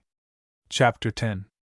I reached home early in May and underwent an experience common, I suppose, to all travelers. The city clerk, returning after a glorious week in Paris, finds that his family is still interested in the peculiarities of the housemaid, the Maud, or Ethel of the hour. To him, with his heart enlarged by nightly visits to the Folies Bergères, it seems at first almost impossible that any one can care to talk for hours about the misdeeds of Maud. He knows that he himself was once excited over these domestic problems, but it seems impossible that he ever can be again. Yet he is. A week passes, a week of the old familiar life. The voluptuous joys of Parisian music halls fade into dim memories. The realities of life, the things on which his mind works, are the new lace curtains for the drawing-room window, the ridiculous swank of young Jones in the office, and the question of the dismissal of Maud the housemaid. I found London humming with excitement over Irish affairs, and for a while I wondered how any one could think that Irish affairs mattered in the least. Fresh from my wanderings over a huge continent, Ireland seemed to me a small place. It took me a week to get my mind into focus again. Then I began once more to see the Home Rule question as it should be seen. South America and Asher's web of international credit sank into their proper insignificance. I met Malcolmson in my club a week after my return. He very nearly pulled the buttons off my waistcoat in his eagerness to explain the situation to me. Malcolmson has a vile habit of grabbing the clothes of any one he particularly wants to speak to. If the subject is only moderately interesting, he pulls a sleeve or a lappet of a coat. When he has something very important to say, he inserts 2 fingers between the buttons of your waistcoat and pulls. I knew I was in for something thrilling when he towed me into a quiet corner of the smoking room by my 2 top buttons. I have known Malcolmson for nearly 20 years. He was adjutant of my old regiment when I joined. He was senior major when I resigned my commission. He became colonel a few years later and then retired to his place near Belfast, where he has practiced political Protestantism ever since. I have never met any one more sincere than Malcolmson. He believes in civil and religious liberty. He is prepared at any moment to do battle for his faith. I do not know that he really deserves much credit for this, because he is the sort of man who would do battle for the love of it, even if there were no faith to be fought for. Still, the fact remains that he has a faith, rather a rare possession. When he had me cornered near the window of the smoking room, he told me that the hour of battle had almost come. Ulster was drilled, more or less armed, and absolutely united. Rather than endure Home Rule, Malcolmson and I think 100,000 other men were going to lay down their lives. It took Malcolmson more than an hour to tell me that because he kept wandering from the main point in order to abuse the government and the Irish party. Of the 2, he seemed to dislike the government more. Irish politics are of all subjects the most wearisome to me, but I must admit that Malcolmson interested me before he stopped talking. I began to wish to hear what Gorman had to say about the matter. I could not imagine that he and his friends contemplated a siege of Belfast, to rank in history alongside of the famous attempt to starve Derry. There was no difficulty about getting hold of Gorman. In times of furious political excitement he is sure to be found at the post of duty, that is to say, in the smoking room of the House of Commons. I wrote to him and invited him to dine with me in my rooms. It would have been much more convenient to give him dinner at one of my clubs. But I was afraid to do that. I belong to 2 clubs in London, and unfortunately Malcolmson is a member of both of them. I do not know what would have happened if he had found himself in the same room with Gorman. The threatened civil war might have begun prematurely, and Malcolmson is such a determined warrior that a table fork might easily have become a lethal weapon in his hands. I did not want to have Gorman killed before I heard his opinion about the Ulster situation, and I disliked the thought of having to explain the circumstances of his death to the club committee afterwards. There is always an uncertainty about the view which a club committee will take of any unusual event. I might very easily have been asked to resign my membership. Gorman accepted my invitation, but said he would have to be back in the House of Commons at 9 o'clock. I fixed dinner for 7:30, which gave me nearly an hour and a half with Gorman, more time than Malcolmson had required to state his side of the case. But Gorman was very much more difficult to deal with. He was not inclined to discuss Home Rule or the Ulster situation. He wanted to talk about Tim's cash register, and later on, about the new way of putting cinematograph pictures on the stage. "I have been wandering about since I saw you last," I said, "and I've been in all sorts of strange places. I've lost touch with things at home. Hardly ever saw an English newspaper. I want you to tell me." "Interesting time you must have had," said Gorman. "Run across the trail of our friend Asher much? I expect you did." Gorman very nearly sidetracked me there. I was strongly tempted to tell him about the impression which Asher's Gossamer had made on me. "The slime of the financier," said Gorman, "lies pretty thick over the world. You've seen those large black slugs which come out in summer after rain, big juicy fellows which crawl along and leave a shiny track on the grass. They're financiers." "Yes," I said, "quite so. But tell me about Home Rule." "It's all right. Can't help becoming law. We have it in our pockets. This time next year," I said, "you'll be sitting in a parliament in Dublin." "There'll be a parliament in Dublin all right this time next year, but I'm not sure that I'll be in it. After all, you know, Dublin's rather a one-horse place. I don't see how I could very well live there. I might run over for an important debate now and then, but you see I've a lot of interests in London. I suppose you've heard about the new cash register company and what Asher's done." "Not a word. Do I still hold those shares of mine?" "Unless you've sold them you do, but they'll be very little good to you. Asher has simply thrown away a sure thing. We might have had, well, I needn't mention the sum, but it was a pretty big one. I had the whole business arranged. Those fellows would have paid up. But nothing would do Asher except to put in his spoon. I'm blessed if I see what his game is. He has one, of course, but I don't see it." "Perhaps," I said, "he wants to have your brother's invention worked for what it's worth." "Rot," said Gorman. "Why should he? I expect he has some dodge for squeezing us out and then getting a bigger price all for himself, but I'm damned if I see how he means to work it. These financial men are as cunning as Satan, and they all hang together. We outsiders don't have a chance." "What about Ulster?" I said. "I was talking to a man last week who told me." "All bluff," said Gorman. "Nothing in it. How can they do anything? What Asher says is that he wants the old company to take up Tim's invention and work it. There's to be additional capital raised and we're to come in as shareholders. Asher, Stutz and Company will underwrite the new issues and take 3.5%, that's what he says. But of course, that's not the real game.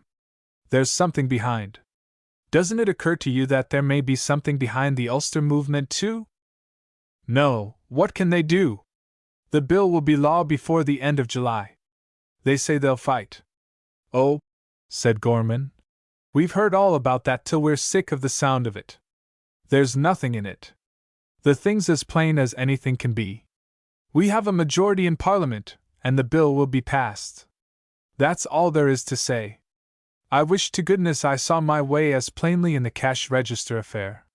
Gorman's faith in parliamentary majorities is extremely touching. I suppose that only politicians believe that the voting of men who are paid to vote really affects things. I doubt whether men of any other profession have the same wholehearted faith in the efficacy of their own craft. Doctors are often a little skeptical about the value of medicines and operations. No barrister that I ever met thinks he achieves justice by arguing points of law. But politicians, even quite intelligent politicians like Gorman, seem really to hold that human life will be altered in some way because they walk round the lobbies of a particular building in London and have their heads counted 3 or 4 times an hour. To me it seemed quite plain that Malcolmson would not bate an ounce of his devotion to civil and religious liberty even if Gorman's head were counted every 5 minutes for 10 years and Gorman were paid 1,000 a year instead of 400 a year for letting out his head for the purpose. Why should Malcolmson care how often Gorman is counted? There is in the end only the original Gorman with his single head. Anyhow, said Gorman, I'm keeping in with Mrs. Asher. He winked at me as he said this. I like Gorman's way of adding explanatory winks to his remarks. I should frequently miss the meaning, the full meaning of what he says if he did not help out his words with these expressive winks. This time he made me understand that he had no great affection for Mrs. Asher, regarded her rather as a joke which had worn thin, but hoped to pick up from her some information about her husband's subtle schemes. I knew his hopes were vain. In the first place, the Ashers do not talk business to each other, and she knows nothing of what he is doing. In the next place, Asher had no underhand plot with regard to the cash register. He was acting in a perfectly open and straightforward way. But Gorman cannot believe that anyone is straightforward. That is one of the drawbacks to the profession of politics. The practice of it destroys a man's faith in human honesty. How's Tim? I asked. Last time I saw him he was in great trouble because Mrs.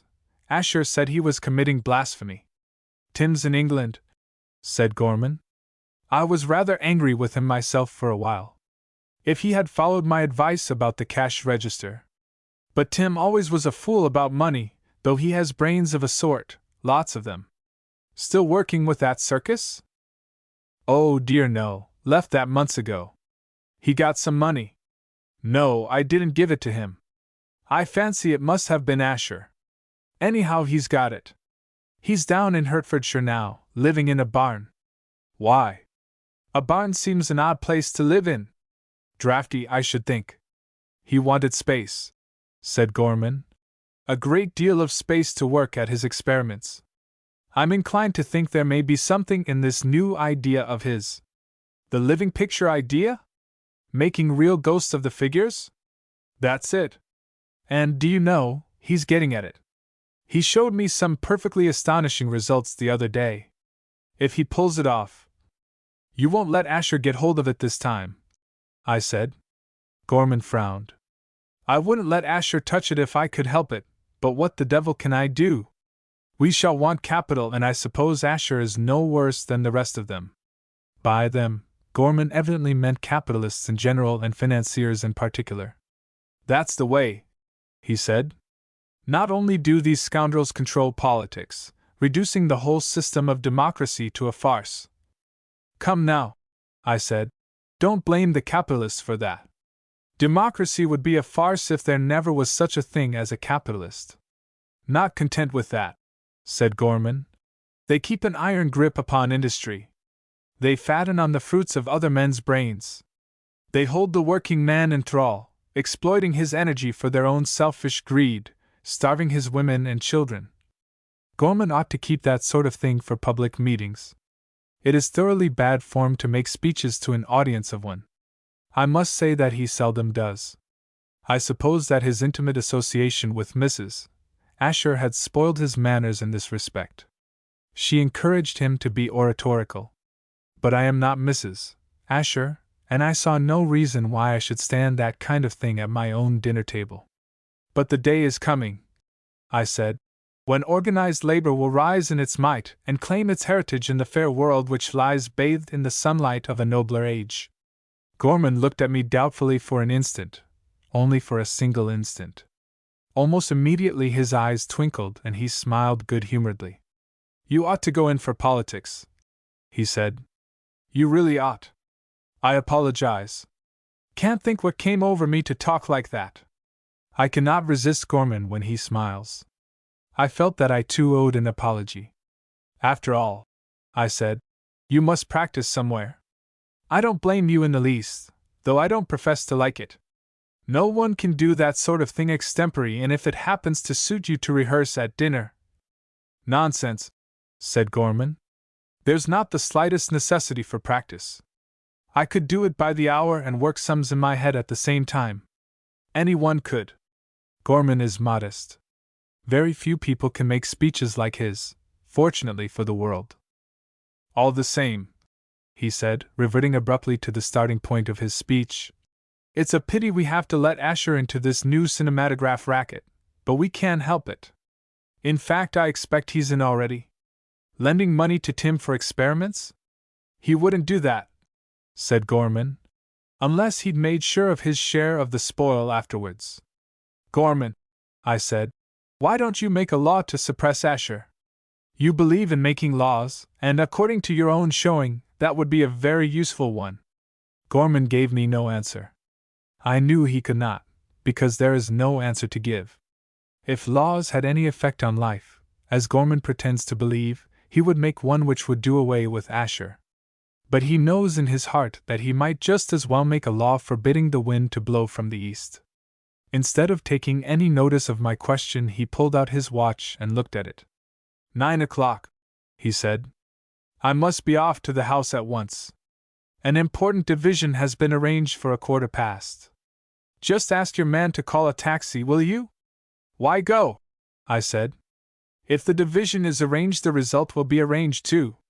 Of course it is, said Gorman. You don't suppose the whips leave that to chance? I must say you manage these things very badly. Here you are smoking comfortably after dinner, not in the least inclined to stir, and yet you say you have to go. Why don't you introduce a system of writing checks? Pay the whip of my party or bear 150 votes. Signed Michael Gorman, M.P. That's rather a good idea, said Gorman. It would save a lot of trouble. The check could be passed into some sort of clearing house where a competent clerk, after going over all the checks, would strike a balance and place it to the credit of your side or the other. That would be the government's majority, and you wouldn't have to go near the House of Commons at all except when you wanted to make a speech. I don't think you need go even then. You might make your speeches quietly in your own home to a couple of reporters. It would simplify parliamentary life enormously, said Gorman. There's no doubt of that. But I don't think it would do. I don't really. The people wouldn't stand it. If the people stand the way you go on at present, they'll stand anything. I wish, said Gorman, that you'd ring for a taxi. I rang the bell, and 5 minutes later Gorman left me. He had not told me anything about Home Rule, or how his party meant to deal with a recalcitrant Ulster. He seemed very little interested in Ulster. Yet Malcolmson was indubitably in earnest. I felt perfectly sure about that. Chapter 11. I intended to call on the Ashers as soon as I could after I returned to London. I owed Asher some thanks for his kindness in providing me with letters of introduction for my tour. However, they heard that I was home again before I managed to pay my visit. I dare say Gorman told them. He sees Mrs. Asher 2 or 3 times a week, and he must get tired talking about Ireland. A little item of gossip, like the news of my return, would come as a relief to Gorman, and perhaps even to Mrs. Asher, after a long course of poetic politics mixed with art. I had a note from Mrs. Asher, in which she invited me to dinner. Very quietly, she said, I know my husband would like to have a talk with you, so I shall not ask anyone to meet you. Please fix your own night. We have no engagements this week. I got the note on Monday and fixed Wednesday for our dinner. I could not think that Asher really wanted to talk to me. I did not see what he had to talk to me about, but I wanted to talk to him. I wanted to tell him about my tour, and to give him some idea of the effect which my glimpse at his business had produced on my mind. I also wanted to find out what he thought about Irish affairs. I had heard a good deal more talk about the Ulster situation. Malcolmson got at me nearly every day, and several other men, much more level-headed than Malcolmson, seemed to regard the situation as serious. I heard it hinted that the army would not relish the idea of shooting the Ulster men. I understood the feeling. If I were still in the army, I should not like to be told to kill Malcolmson. He was my brother officer at one time, and I found him a good comrade. The same feeling must exist among the rank and file. Northeast Ulster was, at one time, a favorite recruiting ground for the Guards. Malcolmson's volunteer army was leavened with old Guardsmen, reservists, many of them quite well known to the men still serving in the brigade. I could not, of course, expect Asher to be much interested in Irish affairs.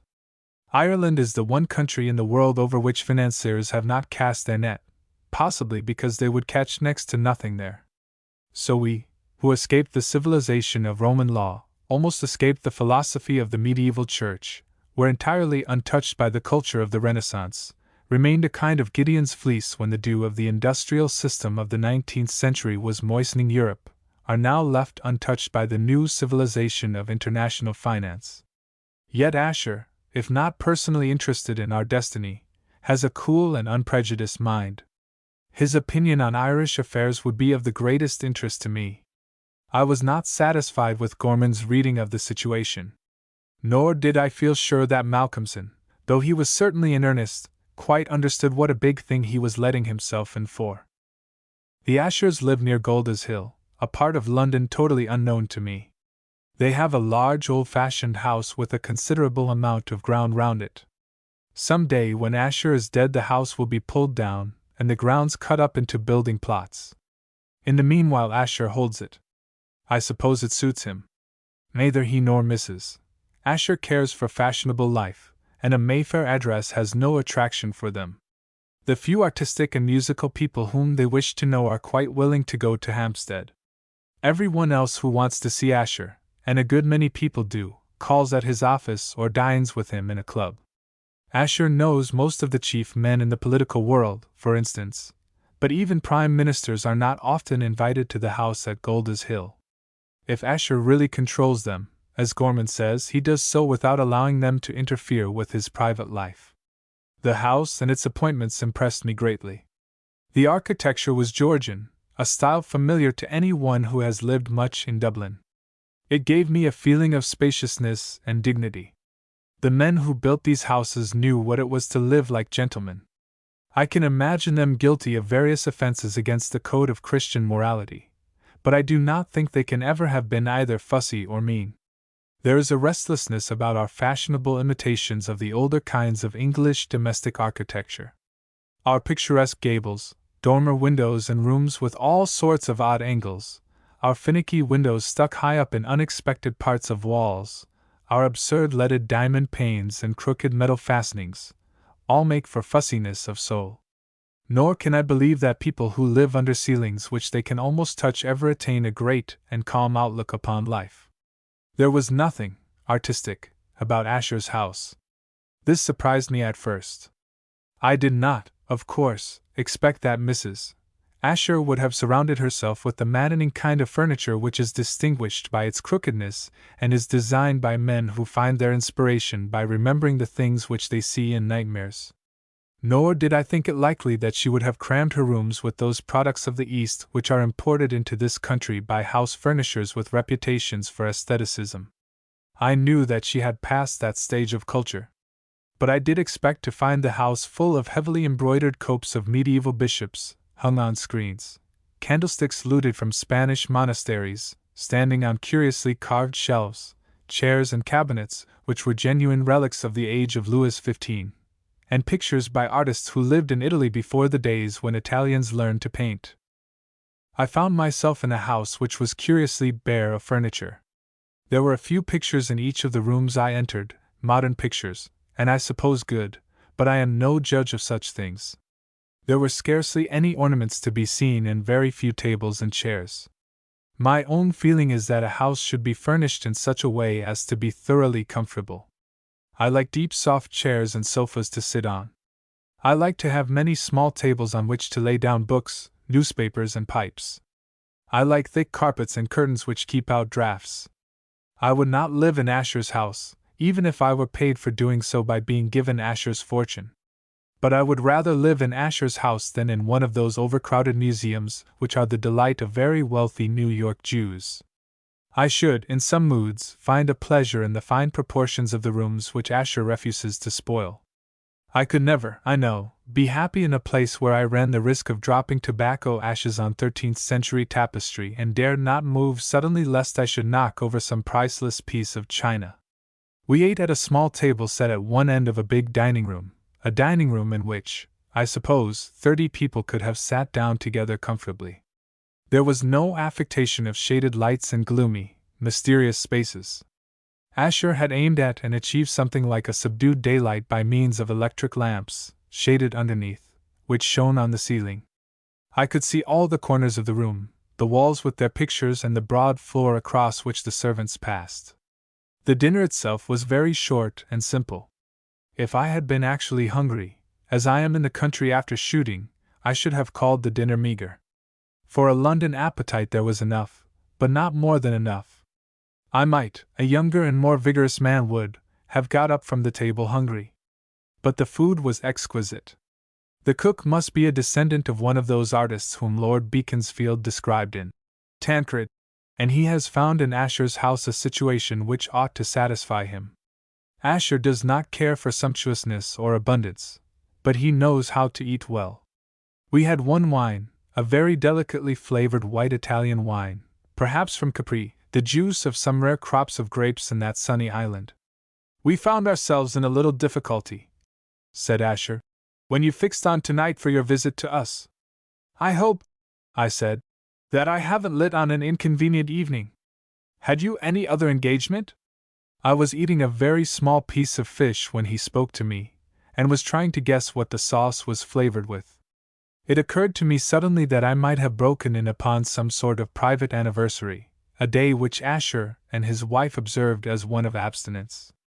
There was, I could scarcely fail to notice it, a sense of subdued melancholy about our proceedings. Oh no, said Asher, but on Wednesdays we always have some music. I was inclined to think that you might have preferred to spend the evening talking, but my wife. He looked at Mrs. Asher. I should very much have preferred talk to music. It was chiefly in order to hear Asher talk that I had accepted the invitation. I know, said Mrs. Asher, that Sir James likes music. She laid a strong emphasis on the word no, and I felt that she was paying me a nice compliment. What she said was true enough. I do like music, some kinds of music. I had heard for the first time the night before a song, then very popular, with a particularly attractive chorus. It began to run through my head the moment Asher mentioned music. I didn't want to do it. I didn't want to do it. I liked that song. I was not sure that I should like the Asher's music equally well. However, I had no intention of contradicting Mrs. Asher. I'm passionately fond of music, I said. Asher is a singularly guileless man. I cannot imagine how any one so unsuspicious as he is can ever have succeeded as a financier, unless indeed people are far honester about money than they are about anything else. I do not think Mrs. Asher believed that I am passionately fond of music. Her husband did. The little shadow of anxiety which had rested on his face cleared away. He became almost cheerful. Tonight, he said, we are going to hear some of the work of. He said a name, but I utterly failed to catch it. I had never heard it before, and it sounded foreign, very foreign indeed, possibly Kurdish. Said Asher, is one of the new Russian composers. I heard the name that time, but I can make no attempt, phonetic or other, to spell it. I suppose it can be spelled, but the letters must be given values quite new to me. The alphabet I am accustomed to is incapable of representing that man's name. I dare say you know him, said Mrs. Asher. I strongly suspected that she was trying to entrap me. I have never been quite sure of Mrs. Asher since the day she discovered that I was talking nonsense about the statuette of Psyche. Sometimes she appears to be the kind of foolish woman to whom anything may be said without fear. Sometimes she displays most unexpected intelligence. I looked at her before I answered. Her narrow, pale green eyes expressed nothing but innocent inquiry. She might conceivably think that I had already made a careful study of the music of the new Russian composer. On the other hand, she might be luring me on to say that I knew music which was to be played in her house that night for the first time. I made up my mind to be safe. No, I said, I never even heard of him. Then Asher began to talk about the man and his music. He became more animated than I had ever seen him. It was evident that Russian music interested Asher far more than finance did, that it was a subject which was capable of awakening real enthusiasm in him. I listened, eating from time to time the delicate morsels of food offered to me and sipping the delicious wine.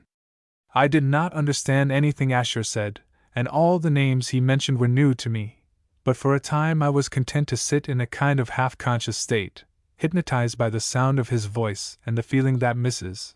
Asher's eyes were fixed on me. Not until dinner was nearly over did I make an effort to assert myself. I was talking to Gorman the other day, I said, about Irish affairs and especially about the Ulster situation. I have also been hearing Malcolmson's views. Malcolmson is a colonel and an Ulster man. You know the sort of views an Ulster colonel would have. Asher smiled faintly. He seemed no more than slightly amused at the turn Irish affairs were taking. After all, neither international finance nor Russian music was likely to be profoundly affected by the Ulster rebellion. Malcolmson will not use the word rebellion, but I must. There is no other word to describe the actions he contemplates. No wonder Asher takes small interest in the matter. On the other hand, Mrs. Asher was profoundly moved by the mention of Ulster. I could see genuine passion in her eyes. Belfast, she said, stands for all that is vilest and most hateful in the world. It is worse than Glasgow, worse than Manchester, worse than Birmingham. Belfast is, no doubt, the main difficulty. If there were no Belfast, the resistance of the rest of Ulster would be inconsiderable. I admired the political instinct which enabled Mrs. Asher to go straight to the very center of the situation. But in all probability, Gorman gave her the hint. Gorman does not seem to understand how real the Ulster opposition is, but he has intelligence enough to grasp the importance of Belfast. What puzzled me first was the extreme bitterness with which Mrs. Asher spoke. What has Belfast ever given to the world? She asked. Well, I said, ships are built there, and of course there's linen. I believe they manufacture tobacco and… That, said Asher, is not quite what my wife means. The gifts which a city or a country give to the world must be of a more permanent kind if they are to be of real value. Ships, linen, tobacco, we use them, and in using we destroy them. They have their value, but it is not a permanent value. Ultimately, a city will be judged not by its perishable products, but by art, said Mrs. Asher. I might have known it. Mrs. Asher would be sure to judge cities, as she judges men, by their achievement in that particular line. I was bound to admit that the reputation of Belfast falls some way short of that of Athens as a center of literature and art. Or thought, said Asher, or criticism. It is curious that a community which is virile and fearless, which is able to look at the world and life through its own eyes, which is indifferent to the general consensus of opinion. Belfast is all that, I said. I never knew anyone who cared less what other people said and thought than Malcolmson. Yet, said Asher, Belfast has done nothing, thought nothing, seen nothing. But perhaps that is all to come. The future may be, indeed I think must be, very different. Asher will never be a real leader of men. His habit of seeing two sides of every question is an incurable weakness in him. Mrs. Asher does not suffer in that way. She saw no good whatever in Belfast, nor any hope for its future. Never, she said, never. A people who have given themselves over to material things, who accept frankly, without even the hypocrite's tribute to virtue, the money standard of value, who ask does it pay, and ask nothing else. Have you ever been in Belfast? Yes, I said, often. The churches are ugly, decidedly ugly, though comfortable. Mrs. Asher shuddered. Comfortable, she said. Yes. Comfortable. Think of it. Churches, comfort. Irredeemable hideousness and the comfort of congregations as a set-off to it. Mrs. Asher panted. I could see the front of her dress. She wore a very floppy scarlet tea-gown, rising and falling rapidly in the intensity of her passion. I understood more or less what she felt. If God is at all what we think He is, sublime, then there is something a little grotesque about requiring a cushioned pew, a good system of heating, and a nice fat footstool as aids to communion with Him. Yet I am not convinced that man is incapable of the highest emotion when his body is at ease. Some degree of physical comfort seems to be required if the excursions of the soul are to be successful. I cannot, for instance, enjoy the finest kinds of poetry when I am very thirsty, nor have I ever met any one who found real pleasure in a statue when he had toothache. There is something to be said for the theory of the skeptical bishop in Browning's poem, that the soul is only free to muse of lofty things. The whole Irish question, said Mrs. Asher, and she spoke with the most tremendous vehemence, is a struggle not between political parties. What are political parties? Rotten things, I said. I quite agree with you there. Not between conceptions of religion. What is religion but the blind gropings of the human soul after some divine perfection vaguely guessed? That is not what religion is in Ireland. There is nothing either dim or vague about it there, and nobody gropes. Every one, from the infant school child to the greatest of our 6 archbishops, is perfectly clear and definite in his religious beliefs and suffers no doubts of any kind. That is why Ireland is recognized everywhere as an island of saints. But of course Mrs. Asher could not be expected to know that. It is a struggle, she said, getting back to the Irish question as the subject of her sentence, between a people to whom art is an ideal and a people who have accepted materialism and money for their gods, an atheist people. It has been the great misfortune of my life that I have never been able to escape from the Irish question. It was discussed round my cradle by a nurse whom my parents selected for her sound Protestant principles. The undertaker will give his views of the Irish question to his assistant, while he drives the nails into the lid of my coffin. I should not have supposed that any one could have hit on an aspect of it wholly new to me. But Mrs. Asher did. Never before had I heard the problem stated as she stated it. That, I said, is an extraordinarily interesting way of looking at it. The only difficulty I see is... It is true, said Mrs. Asher. That was precisely my difficulty. It was not true. I went back to my recollections of old Dan Gorman, a man as intensely interested in the struggle as ever any one was. I remembered his great pot-belly, his flabby skin, his whiskey-sodden face. I remembered his grasping meanness, his relentless hardness in dealing with those in his power. The most thoroughly materialized businessman in Belfast has more spirituality about him than old Dan Gorman ever had. Nor did I believe that his son, Michael Gorman, would have accepted Mrs. Asher's account of his position. He would have winked, humorously appreciative of an excellent joke, if any one had told him that he was a crusader, out to wrest the sacred sepulchre of art from the keeping of the Saracens of Ulster. I did not, of course, attempt to reason with Mrs. Asher. There is nothing in the world more foolish than trying to reason with a woman who is possessed by a cause. No good ever comes of it. But Mrs. Asher is quite clever enough to understand a man even if he does not speak. She felt that I should have been glad to argue with her if I had not been afraid. She entered on a long defense of her position. She began with the Irish players, and the moment she mentioned them I knew what she was going to say. The one instance, she said, the single example in the modern world of peasant art, from the soil, redolent, fragrant of the simple life of men and women, in direct touch with the primal forces of nature itself. There is nothing else quite like those players and their plays. They are the self-revelation of the peasant soul. From the whitewashed cabins of the countryside, from the streets of tiny, world-forgotten villages, from the islands where the great Atlantic thunders ceaselessly, these have come to call us back to the realities of life, to express again the external verities of art. That is all very well. I agreed with Mrs. Asher thoroughly about the art of Synge's plays, and Lady Gregory's and Yeats, and the art of the players. But it is merely silly to talk about the soil and whitewashed cottages, and self-revelation of peasant souls. Neither the dramatists nor the players are peasants or ever were. They are very clever, sometimes more than clever, members of the educated classes, who see the peasants from outside just as I see them, as Mrs. Asher would see them if she ever got near enough to what she calls the soil to see a peasant at all. When Mrs. Asher had finished with the Irish players, she went on, still in a white heat of excitement, to the attempt to revive the Irish language. Where else, she said, will you find such devotion to a purely spiritual ideal? Here you have a people rising enthusiastically to fight for the preservation of the national language. And its language is the soul of a nation.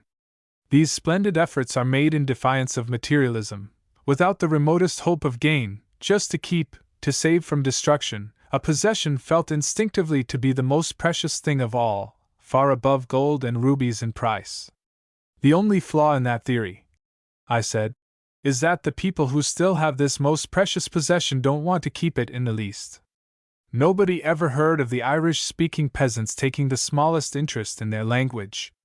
The whole revival business is the work of an English-speaking middle class, who never stop asking the government to pay them for doing it. That was the second occasion on which I came near quarreling with Mrs. Asher. Yet I am not a man who quarrels easily. Like St. Paul's friends at Corinth, I can suffer fools gladly. But Mrs. Asher is not a fool. She is a clever woman with a twist in her mind. That is why I find myself saying nasty things to her now and then. I suppose it was Gorman who taught her to be an Irish patriot. If she had been content to follow him as an obedient disciple, I should have put up with all she said politely.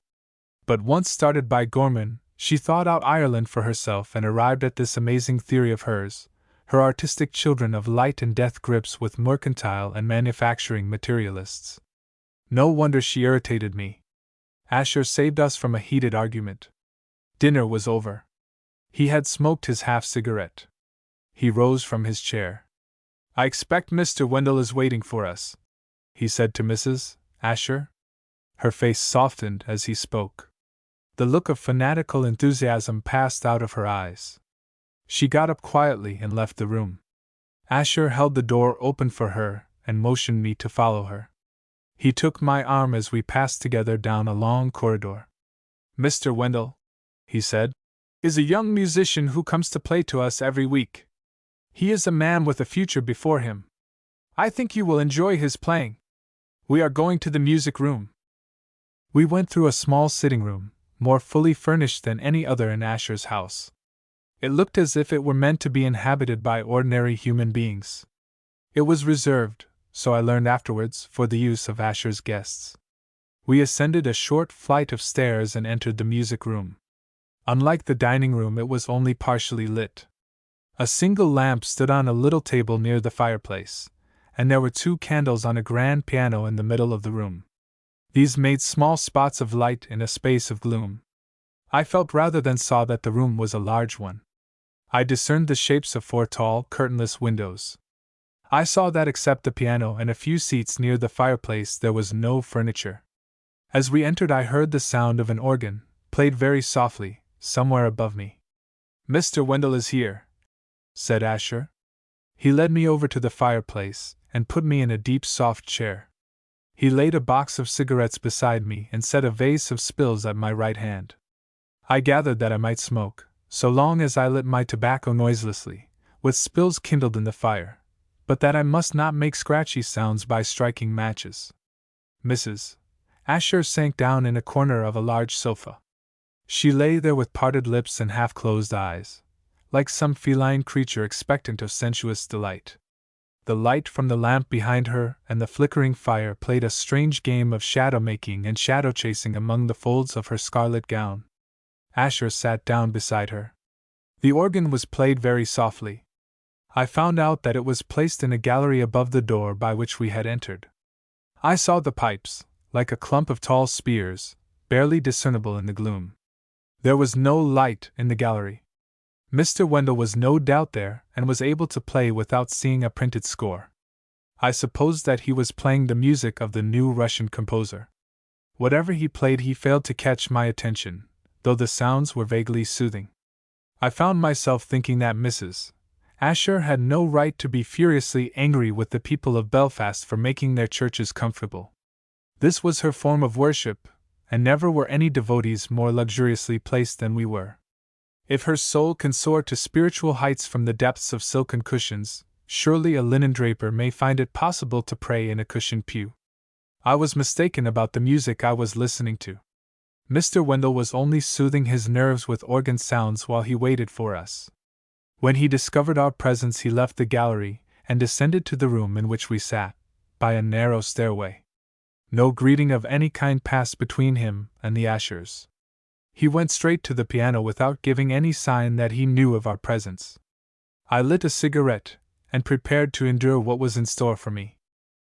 At first, the new Russian music struck me as merely noisy. I found no sense or rhythm in it. Then I began to feel slightly excited. The excitement grew on me in a curious way. I looked at the ushers. He was sitting nearly bolt upright, very rigid, in a corner on the sofa. She lay back, as she had lain before, with her hands on her lap. The only change that I noted in her attitude was that her fists were clenched tightly. Mr. Wendell stopped playing abruptly. There was a short interval of silence, through which I seemed to feel the last chord that was struck vibrating in my spine. Then he began to play again. Once more the feeling of excitement came on me. I am far from being a Puritan, but I suppose I have inherited from generations of sternly Protestant ancestors some kind of moral prejudice. I felt, as the excitement grew intenser, that I had discovered a new, supremely delightful kind of sin. There came to my memory the names of ancient gods and goddesses denounced by the prophets of Israel: Peor and Baalim, Milcom, Moloch, Ashtaroth. I knew why the people loved to worship them. I remembered that Milton had rejoiced in the names of these half-forgotten deities, and that Milton loved music.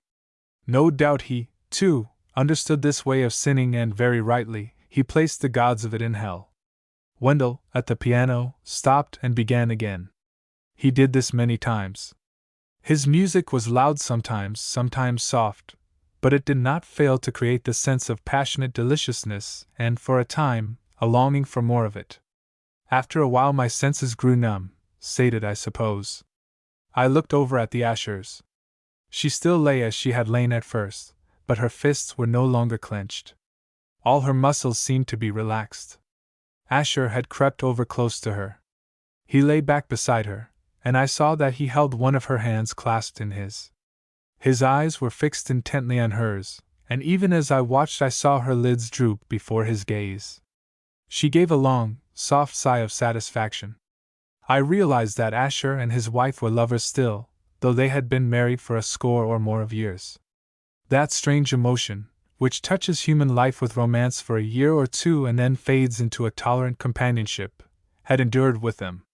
In some way altogether unknown to me, the music and all the art in which they delighted had the power of stimulating afresh or recreating again and again the passion which drew them together.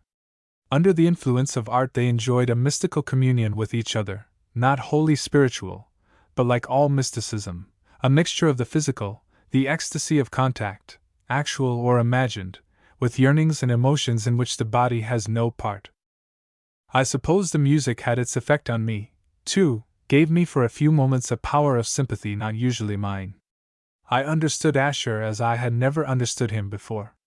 I knew that the man I had hitherto seen, austere, calm, intellectual, the great financier whom the world sought, was a man with a mask before his face. That accident and the excitement of the music had enabled me to see the face behind the mask. I understood, or supposed I understood, Mrs. Asher, too. All her foolish fine phrases and absurd enthusiasms were like cries in which tortured creatures find some kind of relief from pain, or the low, crooning laughter of a young mother with her baby at her breast. They were the inevitable, almost hysterical gaspings of a spirit wrought upon over highly and over often by the passion of romantic love. A mask hid the man's face. The woman was not strong enough to wear it. Chapter 12. It is difficult now, in 1915, to regard the things which happened during the first half of last year as events in any proper sense of the word. But at the time they excited us all very much, and we felt that the whole future of the country, the empire, perhaps of the human race, depended on how the government met the crisis with which it was faced. It seems curious that we could have believed such a thing, but we did. I remember quite distinctly the circumstances under which I first heard the news of the protests made by certain cavalry officers against what they supposed to be the government's policy in Ulster. I am not, thank God, called upon to pass a judgment on that very tangled business, or to give any opinion about the rights or wrongs of either side. I do not even profess to know the facts. Indeed, I am inclined to doubt whether there were any facts.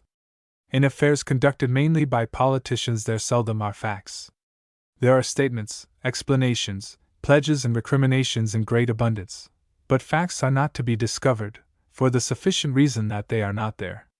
What happened or seemed to happen was described as a plot, a mare's nest, an aristocratic conspiracy, an assertion of principle, a mutiny, a declaration of loyalty, and a newspaper scare, according to the taste of the person who was speaking.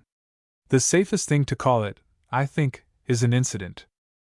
I went down to the club at 12 o'clock, intending to smoke a cigar and look at the picture papers before luncheon. I found Malcolmson in the outer hall. His head was bent over the machine which reels off strips of paper with the latest news printed on them. The machine was ticking vigorously, and I knew by the tense attitude in which Malcolmson was standing that something very important must have happened. My first impulse was to slip quietly past and get away to the smoking room before he saw me. I like Malcolmson, but he is tiresome, particularly tiresome when there is important news. I crossed the hall cautiously, keeping an eye on him, hoping that he would not look round till I was safe. Malcolmson has reached that time of life at which a man's neck begins to bulge over his collar at the back, forming a kind of roll of rather hairy flesh, along which the starched linen marks a deep line from ear to ear. I noticed as I passed that Malcolmson's neck was far more swollen than usual, and that it was rapidly changing color from its ordinary brick red to a deep purple. The sight was so strange and startling that I stopped for a minute to see what would happen next. I have never heard of a man's neck bursting under pressure of strong excitement, but Malcolmson's looked as if it must break out in some way. While I was watching, the machine suddenly stopped ticking and Malcolmson turned round. His face was nearly as purple as his neck. His mustache, always bristly, looked as if it was composed of fine wires charged with electricity. His eyes were blazing with excitement. "Come here, Digby," he said. "Come here and read this." He caught up the paper which the machine had disgorged and allowed it to hang across his hands in graceful festoons. There seemed to me to be a great deal of it. "I wish you'd tell me about it," I said. "I hate reading those things. The print is so queer." I knew that Malcolmson would tell me about it whether I read it for myself or not. There was no use getting a double dose of the news, whatever it was. "The damned government's done for at last," said Malcolmson triumphantly. "And Home Rule's as dead as a door nail." "Good," I said. "Now we shall all be able to settle down. How did it happen? Earthquake in Dublin? But that would hardly do it. Cabinet ministers committed suicide unanimously? The army," said Malcolmson, "has refused to fire on us. I knew they would and they have." "Were they asked to?" I said. "Asked to," said Malcolmson. "They were told to, ordered to. We've had our private information of what was going on. We've known all about it for a week or more.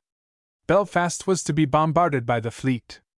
2 brigades of infantry were to cross the Boyne and march on Portadown.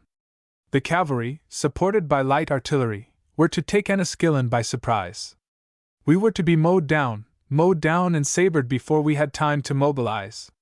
The most infamous plot in modern times. A second St. Bartholomew's massacre. But thank God the army is loyal. I cross tonight to take my place with my men." An ill-tempered, captious man might have suggested that Malcolmson ought to have taken his place with his men, a regiment of volunteers I suppose, a little sooner. According to his own account, the peril had been real a week before, but was over before he told me about it. The government which had planned the massacre was dead and damned. The army had refused to carry out the infamous plot. It seemed a mere piece of bravado, under the circumstances, to take up arms. But I knew Malcolmson better than to suppose that he wanted to swagger when swaggering was safe. His mind might be in a muddled state. Judging by the way he talked to me, it was very muddled indeed. But his heart was sound, and no risk would have daunted him. "Let's have a glass of sherry and a biscuit," I said. "You'll want something to steady your nerves." But Malcolmson, for once, for the only time since I have known him, was unwilling to sit down and talk. His train, supposing that he took the quickest route to Belfast, did not leave Euston till 8 or 9 o'clock at night, but he felt that he must be up and doing at once. He fussed out of the club, and for some time I saw no more of him. I waited until the hall porter had cut up the slips of paper which fell from the clicking machine and pinned the bits to the notice boards. Then I read the news for myself. These machines are singularly unintelligent. They mix up the items of news in a very irritating way. Sometimes a sheet begins with the assassination of a foreign prime minister, breaks off suddenly to announce the name of a winning horse, goes back to the prime minister, starts a divorce case abruptly, and then gives a few stock exchange quotations. I hate news which comes to me in this disjointed way, and never attempt to learn anything from the machine until the hall porter has edited the sheets. He cuts them up, gets all the racing news on one board, the stock exchange and the divorce court on another, and makes a continuous narrative of political news, assassinations, picturesque shipwrecks, and such matters on the largest and most prominent of the notice boards. I found when I did read that Malcolmson had built up a lofty structure on a very small foundation. Something had evidently happened among the soldiers stationed at the Curragh camp, but the first account telegraphed over from Ireland left me in grave doubt. It was a question whether the men had actually been told to shoot Malcolmson and refused to obey orders, or had been asked, politely, if they would like to shoot Malcolmson and said they would rather not. The one thing which emerged with any sort of clearness was that Malcolmson would not be shot. This made my mind easy. I went into the dining room and had some luncheon. Early in the afternoon I collected 6 evening papers, 3 belonging to each side. I found the Unionist writers unanimous on 2 points. The army had saved the empire and the government would be obliged to resign. The liberal scribes took another view of the situation. According to them, the army had been seduced from its loyalty by the intrigues of fascinating and fashionable Delilahs, but the will of the people must, nevertheless, prevail. Newspaper writers on the liberal side are far more intelligent than their opponents. It was a stupid thing, in the early part of 1914, to talk about saving the empire. No one at that time cared anything about the empire. Very few people believed that it existed. It was worse than stupid to suggest that the government would resign. The country was utterly weary of general elections and was planning its summer holiday. Public sympathy was hopelessly alienated by that kind of talk. On the other hand, the fashionable Delilah story was a brilliant invention. There is nothing dearer to the heart of the English middle classes and working men than the belief that every woman with a dress allowance of more than £200 a year is a courtesan. The suggestion that these immoral Phrynes were bartering their charms for power to thwart the will of the people was just the sort of thing to raise a tempest of enthusiasm. Almost anything might have happened if the government had had the courage to follow up its advantage.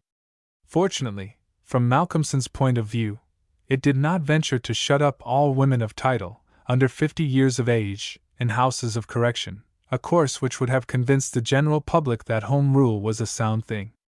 It spent a fortnight or so contradicting everybody who said anything, including itself, and then apologized for being misunderstood.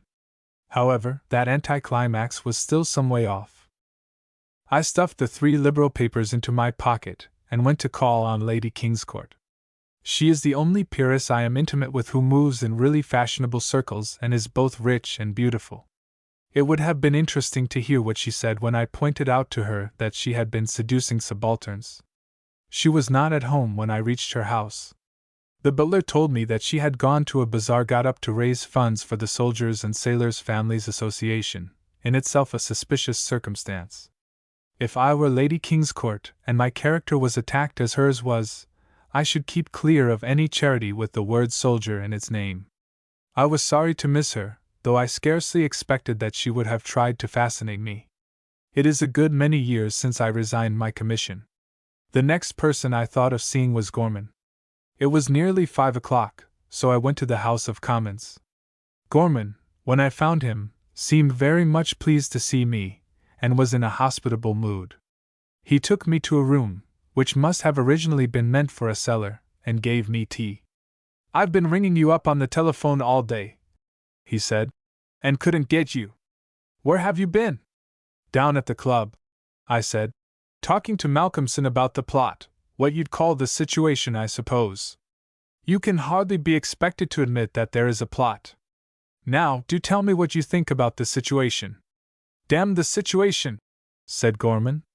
"That," I said, "seems the sensible view to take. Is it the one usually held? Is that what they're saying up there?" I pointed to the ceiling with my thumb.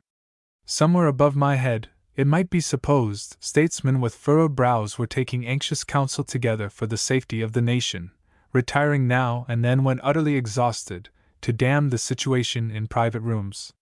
"Some of them are a bit fussed," said Gorman. "Silly asses! But it isn't that wretched business that I wanted to speak to you about." "Good gracious! Do you mean to say that you can talk of anything else? That you didn't ring me up to tell me what will happen?" "Nothing will happen," said Gorman.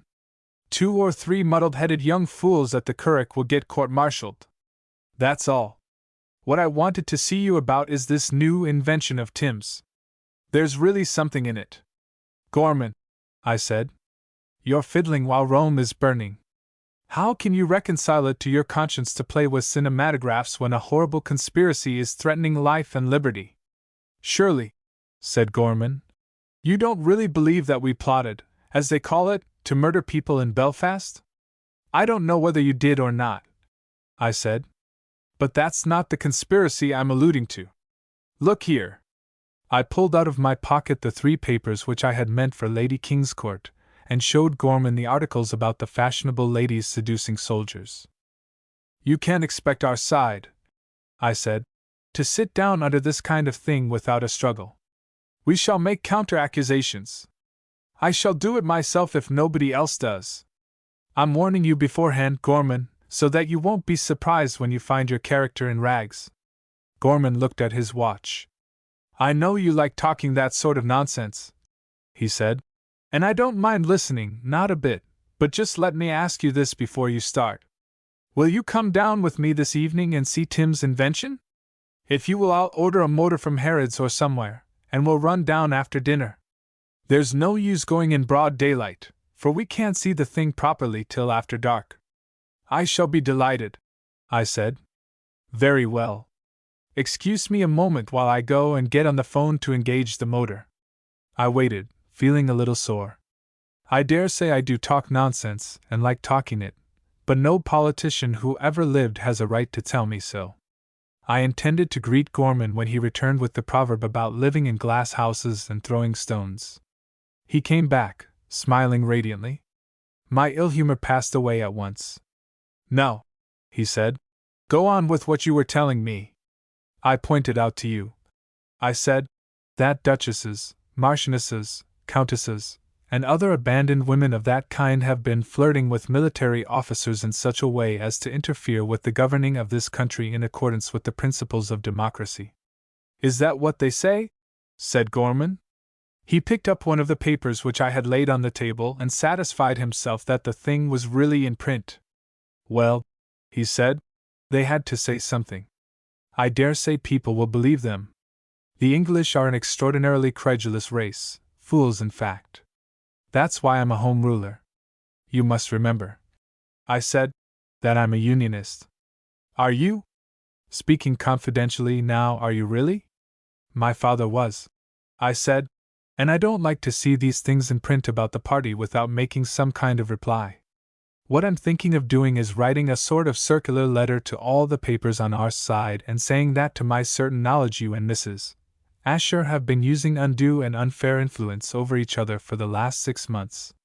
If it's wrong for a woman to talk politics to a soldier, it must be much more wrong for one to talk art to a politician. Mrs. Asher," said Gorman, "is an extraordinary woman. The more I see of her, the less inclined I am to be surprised at anything she says or does. She's tremendously keen just now on Home Rule and Ireland generally." "That is amazing," I said.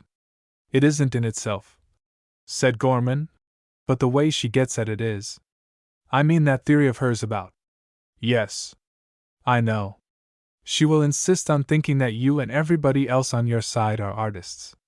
And yet, said Gorman, I can't persuade her to look at Tim's new invention. Mrs. Asher's prejudice against cinematographs, improved or unimproved, was certainly strong. I found it hard to understand exactly how she felt. She found no difficulty in regarding Gorman, a devoted politician, as a hero. When she had no objection to the form of entertainment with which he provided the public, it was difficult to see why she kicked against moving pictures. I should have thought that the performances at Westminster were considerably more vulgar, certainly far less original and striking, than the things shown on the cinematograph. Gorman and I dined at Scott's, chiefly on lobsters, at 7 o'clock, an uncomfortably early hour. We had a 25-mile drive before us to reach the farm, somewhere in the depths of Hertfordshire, where Tim was making his experiments. The drive was a very pleasant one. The first part of it lay along one of the great artery roads which lead from the centre of London to the north. The evening was fine and warm without being stuffy, one of those evenings which are the peculiar glory of the early English summer. It seemed to me that many thousands of people were passing along that road towards the country. Parties of laughing boys and girls pedaled northwards on bicycles, swerving in and out through the traffic.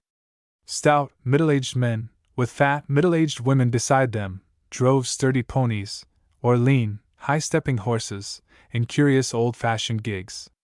Motorcyclists, young men with outstretched chins and set faces, sped by us, outstripping our car. Others we passed, riders who had side cars attached to their cycles, young men these, too, but soberer, weighted with responsibility. They had their wives in the side cars, wives who looked little more than girls, though many of them held babies in their arms, and one now and then had a well-grown child wrapped in rugs at her feet. Life, said Gorman, waving his cigar comprehensively towards the moving crowds. Wonderful thing life. Keeps going on. Don't know why it should, but it does. Nothing seems to make any difference to it. Not even your politics, I said. Curious thing, isn't it, how little all that fuss of yours matters? It doesn't make any difference which of your parties is in power. All this goes on just the same. That young fellow, there, the one who didn't quite break his neck at the lamp-post, would go down to his office tomorrow exactly as he always does, if every member of the House of Commons dies in the night. You see that girl with the baby, the one on our left, she'd have had that baby just the same if the Long Parliament were still sitting. None of your laws could have made her have that baby, or stopped her. You are simply fussing in an unimportant way, raising silly little clouds of dust which will settle down again at once.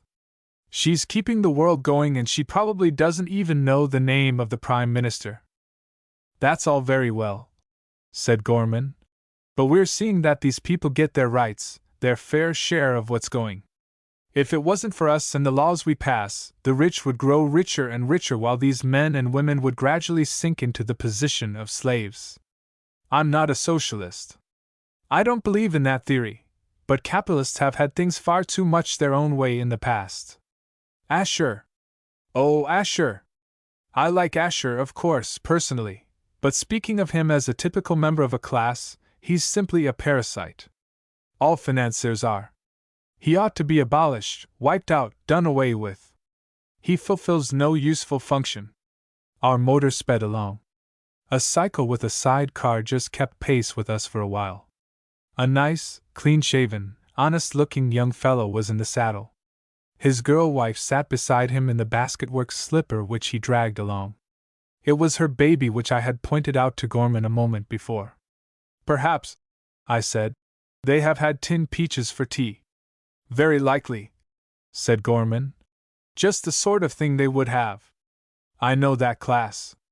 Lived among them for years. He comes home at 6:30. She has put on a clean blouse and tidied her hair so that he'll kiss her, and he does. Then he kisses the baby, probably likes doing that too, as it's the first. Then he has a wash and she brings in the tea. Bread and butter for her with a pot of marmalade, an egg, at this time of year certainly an egg, for him. And tinned peaches. Eaten with teaspoons out of saucers, said Gorman. And they'll enjoy them far more than you did that lobster salad at Scott's. I'm sure they will. And that is just where Asher comes in. I don't see it, said Gorman. Unless you mean that they'd be eating hothouse peaches if there were no Ashers. I did not mean that. I am, indeed, pretty sure that if there were no Ashers, if Gorman succeeded in abolishing the class, neither the city clerk, nor his pretty wife, nor any one else in England would eat hothouse peaches. There would not be any. I am inclined to think that if Asher were done away with, there would not even be any tinned peaches. Tinned peaches come from California. Somebody grows them there. That man must be kept going, fed, clothed sufficiently, housed, while the peach trees grow. He must be financed. Somebody else collects the peaches, puts them into tins, solders airtight lids on them, pastes labels round them. He works with borrowed money. Somebody packs the tins in huge cases, puts them in trains, piles them into ships, dispatches them to London, getting his power to do these things in some mysterious way from Asher. While she washes up the cups and saucers, said Gorman, he brings round that motorcycle. Paid for, I said, in monthly installments. Probably, said Gorman, with a deposit of £25 to start with. It's Asher, I said. Who makes that possible? It's Asher, said Gorman. Who makes that necessary? If it were not for Asher's rake-off, the tax he levies on every industry, the machine could be bought right out for the original £25 and there would be no installments to be paid. Possibly. But the tires of the machine were made of rubber. I remembered my visit to Para, the broad, steaming Amazon, the great ships crawling slowly past walls of forest trees, the pallid white men, the melancholy Indians. It may be possible to devise some other means of getting the precious gum from the Brazilian forest, but at present the whole business is dependent on Asher. We left that motorcycle behind us at last and sped faster along a stretch of road where the traffic was less dense. You notice, said Gorman, the way London is swallowing up the country. That was once a rural inn. I had observed what Gorman pointed out to me. Here and there along the road, a mile or so apart from each other, we came on old buildings, a group of cottages, a farmhouse, an inn. These were solidly built after the good old fashion. It had seemed wasteful to pull them down. The waves of the advancing tide of London reached them, passed them, swept beyond them, left them standing. Quite a few years ago, said Gorman, those houses stood in the middle of fields, and the people who lived in them ate the food that grew at their doors. No tinned peaches, I said.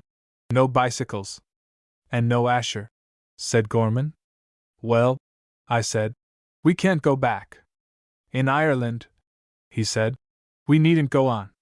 If we can only get clear of this cursed capitalistic civilization of England, that's what I mean by being a home ruler. You think, I said, that we should be too wise to accept the yoke of Asher, to barter our freedom for tinned peaches. We'll get the tinned peaches too. No, you won't. If you have civilization, and that includes a lot of things besides tinned peaches, tobacco for instance, Gorman. If you want a cigar you'll have to put up with Asher. But I dare say you'd be better without it. Only I don't think I'll live in your Ireland, Gorman. We passed away from London in the end, got out beyond the last tentative reachings of the speculative builder, into country laneways. There were hedges covered with hawthorn, and the scent of it reached us as we rushed past. Gorman threw away a half-smoked cigar. Perhaps he wanted to enjoy the country smells. Perhaps he was preparing himself for life in the new Ireland which he hoped to bring into being. We reached the barn in which Tim Gorman lived, at about 9 o'clock. He was waiting for us, dressed in his best clothes. I knew they were his best clothes because they were creased all over in wrong places, showing that they had been packed away tightly in some receptacle too small to hold them. It is only holiday clothes which are treated in this way. Besides putting on this suit, Tim had paid us the compliment of washing his face and hands for the first time, I imagine, for many days. He shook hands with me shyly, and greeted his brother with obvious nervousness. I have everything ready, he said. Quite ready. But I can't promise, you may be disappointed. I've had endless difficulties, if you will allow me to explain. Not a bit of good explaining to us, said Gorman. All we're capable of judging is the results. Tim sighed and led us into the barn. It was a large, bare room, ventilated. No one could say it was lit by 3 or 4 unglazed openings in the wall. These Tim blocked with hay so as to exclude the lingering twilight of the summer evening. At one end of the building was a stage built, I thought, of fragments of packing cases. It was very hard to be sure about anything, for we had nothing except the light of 2 candles to see by, but the stage looked exceedingly frail. I should not have cared to walk across it. However, as it turned out, that did not matter. The stage was used only by ghosts, the phantoms which Tim created, and they weighed nothing. Tim himself, when it became necessary for him to adjust some part of his apparatus, crept about underneath the stage. At the other end of the barn was an optical lantern, fitted with the usual mechanism for the exhibition of films. Halfway down the room was a camp bedstead, covered with one brown blanket. Tim invited us to sit on it. It doesn't often break down, he said. If it breaks down at all, said Gorman, I'll not risk it. I'd rather sit on the floor. Gorman is a heavy man. I think he was right to avoid the bed. I sat down cautiously on one end of it. The middle part looked more comfortable, but I felt more secure with the legs immediately underneath me. It's all right, said Tim. Quite all right. I fixed it just before you came in. That bed, a tin basin, and 2 very dirty towels were the only articles of household furniture in the place. I suppose Tim had his meals with the farmer who owned the barn. No inspired artist, toiling frenziedly with a masterpiece in a garret, ever lived a more Spartan life than Tim Gorman did in that barn. Whatever money he had was certainly not spent on his personal comfort. On the other hand, a good deal of money had been spent on tools and material of various kinds. Packing cases stood piled together against the walls. The straw in which their contents had been wrapped littered the floor. I discerned, as my eyes got used to the gloom, a quantity of carpenter's tools near the stage, and beside them, a confused heap of the mysterious implements of the plumber's trade. While I was looking round me and the elder Gorman was wriggling about on the floor, Tim worked the lantern behind our backs. The thing, or some part of it, hissed in an alarming way. Then it made a whirring noise and a bright beam of light shot across the room. A very curious thing happened to that light. Instead of splashing against the far wall of the barn, exhibiting the cracks and ridges of the masonry, it stopped at the stage and spread itself in a kind of irregular globe. We sat in the dark. Across the room stretched a shaft of intense light, making the dust particles visible. Then, just as when a child blows soap bubbles through a tube, the light became globular. Put out the candles, said Tim. They stood, flaming feebly, on the floor between Gorman and me. I extinguished them. Tim's machine gave a sharp click. Figures appeared suddenly in the middle of the globe of light. A man, then 2 women, then a dog. I do not know, and at the time I did not care in the least, what the figures were supposed to be saying or doing. It was sufficient for me that they were there. I saw them, not as flat, sharply outlined silhouettes, but as if they had been solid bodies. I saw them with softened outlines, through 2 eyes instead of a monocle. I saw them surrounded by an atmosphere. Pretty good, isn't it? Said Gorman. Tim, turn on that running girl. I want Sir James to see how you get the effect of her going further and further away. The running girl was the best thing accomplished by the old cinematograph. I never witnessed her race without a certain feeling of breathlessness. But Tim's girl ran far better. She was amazingly real. When she had finished her course, Gorman struck a match and lit the candles again. That'll do, Tim, he said. We've seen enough. I'd like to show you the horses, said Tim. I think the horses galloping are the best thing I've got. We'll take your word for the horses, said Gorman. Shut off that light of yours and stop the whizzing noise. I want to talk. He turned to me. Well? It's marvelous, I said. There's money in it, said Gorman. Piles and piles of money. The only question is who's to get it. Tim, I said, is the one who deserves it. Tim will get his share whatever happens. The real question is, how are we to prevent Asher grabbing all the rest? Tim had finished quieting his machine and came over to us. Michael, he said, I want £100. What for? I want more mirrors. The ones I'm using aren't perfect. I must have others.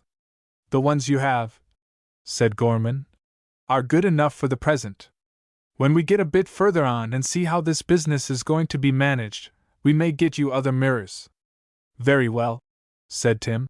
I'll ask Asher for the money. He'll give it to me. I'd have asked him a week ago, only you made me promise not to take any more money from him without telling you. If you take money from Asher, said Gorman, he'll simply collar your whole invention. You'll find in the end that it will be his, not yours. He'll get every penny that's made out of it, and then he'll tell you that you owe him more than you can pay. I've told you all along that that's what will happen if you go borrowing from Asher. I don't care, said Tim. So long as I get it perfected, I don't care what happens. Damn, said Gorman. There was some excuse for him. Tim's attitude was hopelessly unpractical. Don't you see, said Tim, that this is a wonderful thing? It's one of the greatest things that anyone has done for a long time. It's a new thing. The note of weak obstinacy which was in his voice when he first spoke had died out of it. He was pleading with his brother as a child might beg for something from a grown-up man. That's exactly what I do see, said Gorman. Then why won't you let me perfect it? It doesn't matter, sure, you know yourself, Michael, that it doesn't matter what happens if only I get it right. I thought for a moment that the boy was going to cry. He pulled himself together with a sort of choked sob and then suddenly flashed into a rage. I will ask Asher for the money, he said. I will. Damn you, Michael! I'll give it all to Asher, everything I have. Everything I ever invent. I'll tell him all I've found out. I'll make it his. Then with another swift change of mood the boy turned to me and began to plead again. Tell him to give me the money, he said. Or make him let me ask Asher for it. He'll do it if you speak to him. I don't want to quarrel with Michael. I don't want to do anything he says is wrong. But I must have that money. Don't you see I must? I can't get on without it. Listen to me, Tim, I said. If I give you the £100 you want, I could manage with £100, said Tim. But it would be much better if I had £150. 100, I said, and no more. If I give it to you, will you promise to bring that apparatus of yours up to London and exhibit your results to a few friends of mine there? Yes, I will. Of course I will. May I order the new mirrors tomorrow and say that you'll pay for them? You may. But remember. Oh, that will be all right, said Tim. As soon as ever it is perfected. Perfect or imperfect, I said. You've promised to show it off when I ask you to. Gorman and I drove home together. At first he would do nothing except grumble about his brother's childish obstinacy. Can't understand, he said, how any man with brains can be such a fool. Then when he had worked off the fine edge of his irritation he began to thank me. It was good of you, very, he said, to put down the money. I'd have done it myself, if I could have laid my hand on the amount he wanted. But just at this moment I can't. All the same, I don't see what good that £100 is going to do. The thing's perfect enough for all practical purposes already. I saw nothing wrong with it. Nor did I. Then what the devil does he want to do with it? If the thing works all right, what's the sense of tinkering with it? That's the artistic soul, I said. Never satisfied, always reaching upwards towards the unattained. It's the same with Mrs. Asher. Of all the damned idiocies, said Gorman, that artistic soul is the damnedest. I said nothing more for several minutes. I knew it would take Gorman some time to recover from the mention of the artistic soul. When I thought he had regained his self-possession, I went on speaking. My idea, I said, is to hire a small hall, and to invite a number of well-off people to see Tim's show. You'll want money in the end, you know. Not much, said Gorman. A few thousands will be enough. It isn't as if we had to manufacture anything.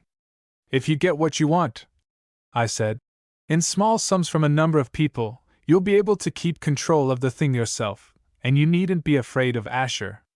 Not that I believe Asher would swindle you.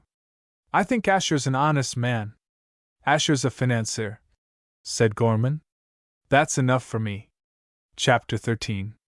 I never suspected Malcolmson of the cheap kind of military ardor which shows itself in the girding on of swords after the hour of danger is past. He is the kind of man who likes taking risks, and I have not the slightest doubt that if he had really known beforehand that the government was plotting to invade Ulster, he would have been found entrenched, with a loaded rifle beside him, on the north bank of the Boyne. What I did think, when he left London suddenly to place himself at the head of his men, was that he had been a little carried away by the excitement of the times, that he was moved, as many people are, when startling events happen, to do something, without any very distinct idea of what is to be done. But even that suspicion wronged Malcolmson. Either he or someone else had devised an effective counterplot, effective considered as a second act in a comic opera. Perhaps I ought not to say comic opera. There is a certain reasonableness in the schemes of every comic opera. Our affairs in the early part of 1914 were moving through an atmosphere like that of Alice in Wonderland. The government was a sort of duchess, affecting to regard Ulster as the baby which was beaten when it sneezed because it could, if it chose, thoroughly enjoy the pepper of home rule. The opposition, on the other hand, with its eye also on Ulster, kept saying in tones of awestruck warning, "Beware the Jabberwock, my son!" Malcolmson seemed to be a kind of white knight, lovable, simple-minded, chivalrous, but a little out of place in the world. However, Malcolmson and his friends, considered as characters in Alice in Wonderland, were effective, far more effective than the poor white knight ever was. They bought a lot of guns somewhere, perhaps in Hamburg. They hired a ship and loaded her with the guns. They sailed her into Larne Harbor and said to the government, "Now come on if you dare." The government, having previously issued a solemn proclamation forbidding the importation of arms into Ireland, took up the attitude of Mr. Winkle and said it was just going to begin. It rolled up its sleeves and clenched its fists, and said for the second time and with considerable emphasis that it was just going to begin. Malcolmson danced about, coat off, battle light and eye, and kept shouting, "Come on!"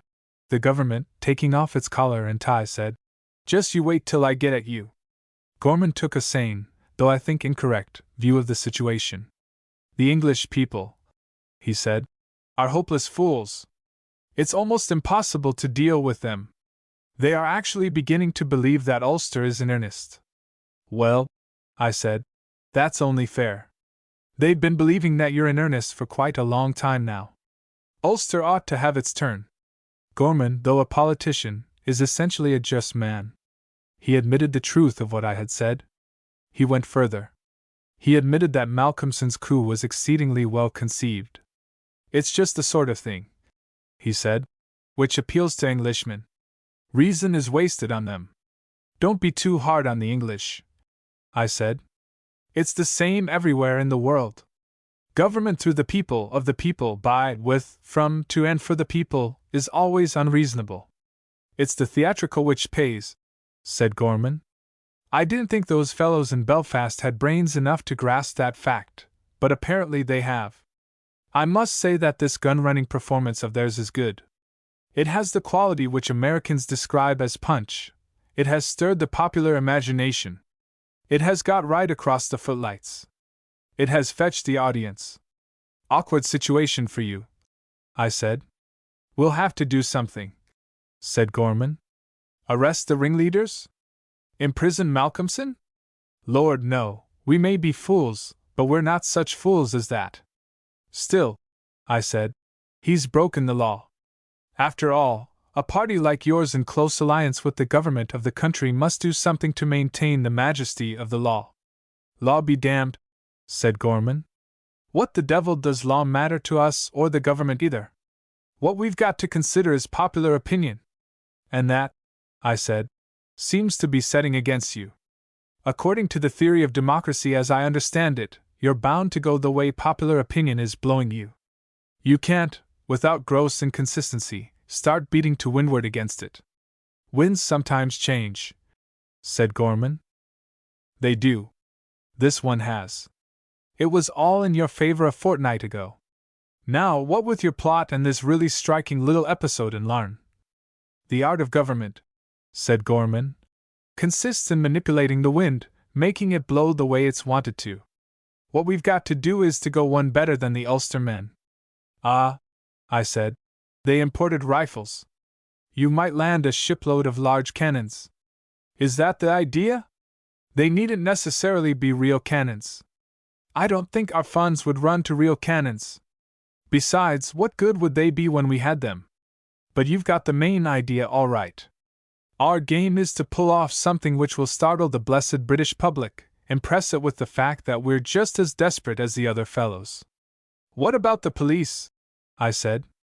The police have always had a down on your side. It's a tradition in the force. The police aren't fools, said Gorman.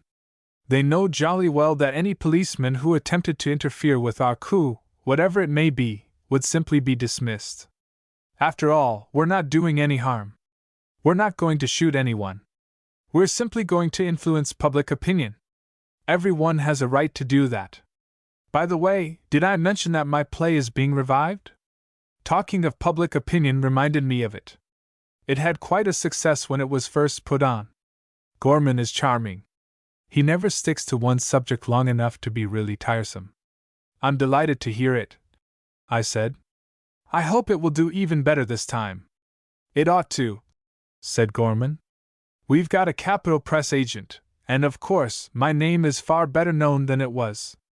It isn't every day the public gets a play written by a member of Parliament. Where is it to be produced? The Parthenon. Good big house. The Parthenon is one of the largest of the London music halls. Gorman's play was, I suppose, to take its place in the usual way between an exhibition of pretty frocks with orchestral accompaniment and an imitation of the Russian dancers.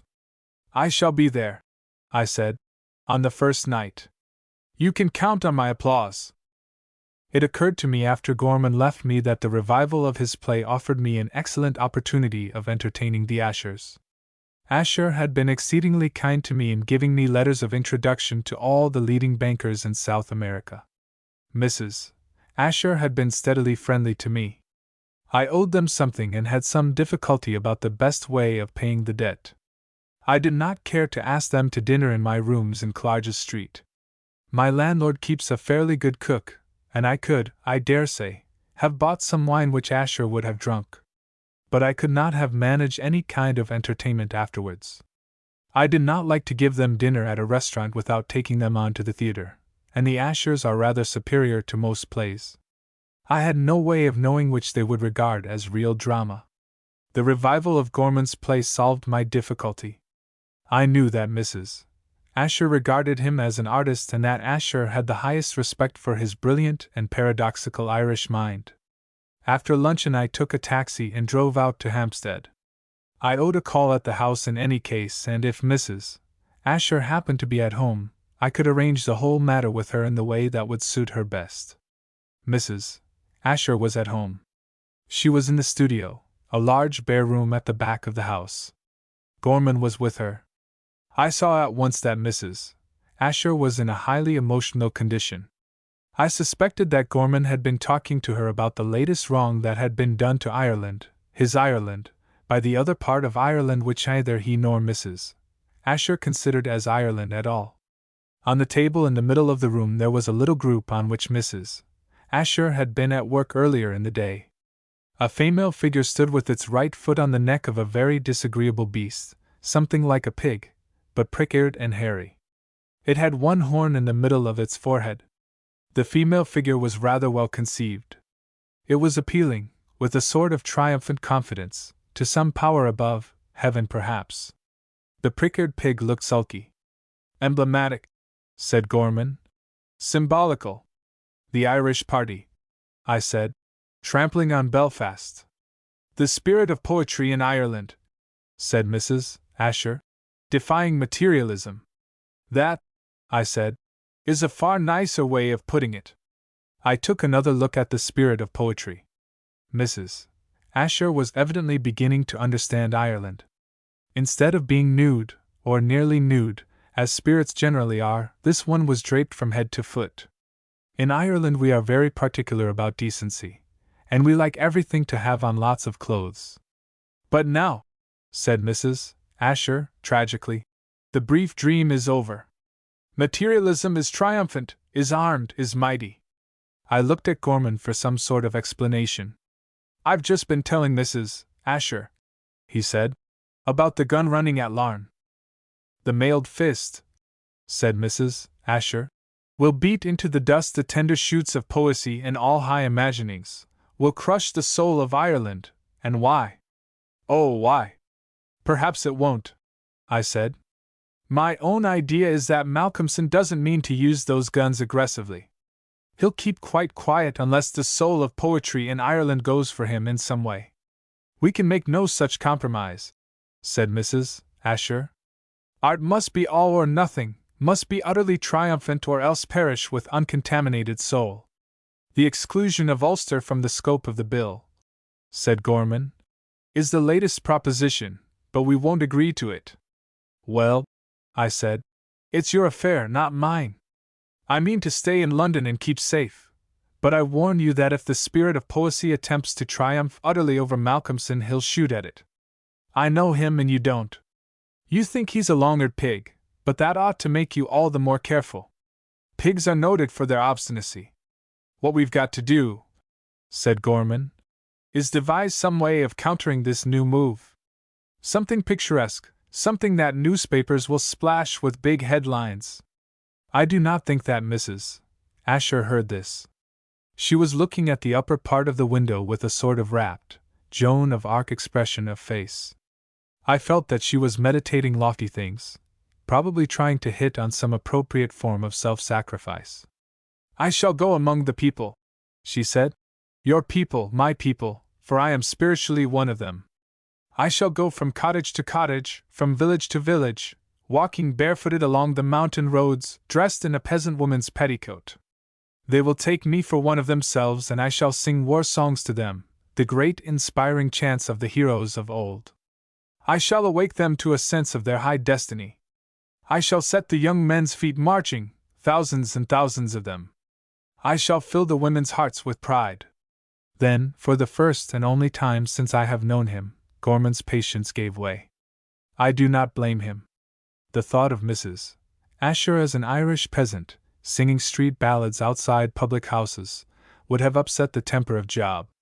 That's all very well, he said, but the other people have the guns.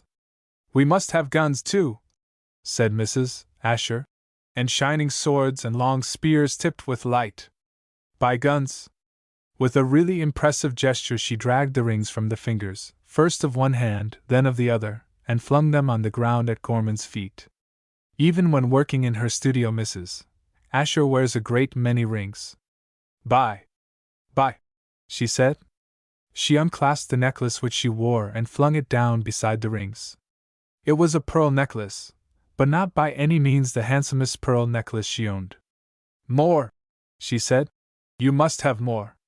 She pranced out of the room, stepping high, like an actress taking a part in one of Shakespeare's plays or a well-bred carriage horse. Gorman, I said, you're not going to take her wedding ring, are you? I don't think you ought to. Asher's really fond of her, and I'm sure he wouldn't like it. I wish to goodness, said Gorman, that she wouldn't behave in this wild way. If she wants to subscribe to the party funds, why doesn't she write a check instead of shying jewelry at me?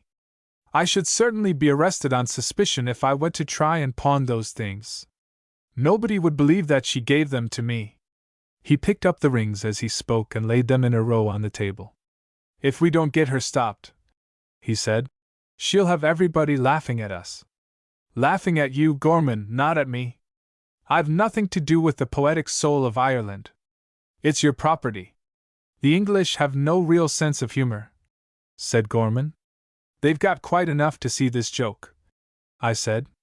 An owl would giggle if it saw Mrs. Asher going barefoot about Ireland and you following her round carrying a long spear tipped with light in your hand. We must stop her, said Gorman. Oh, damn! Here she is again. Mrs.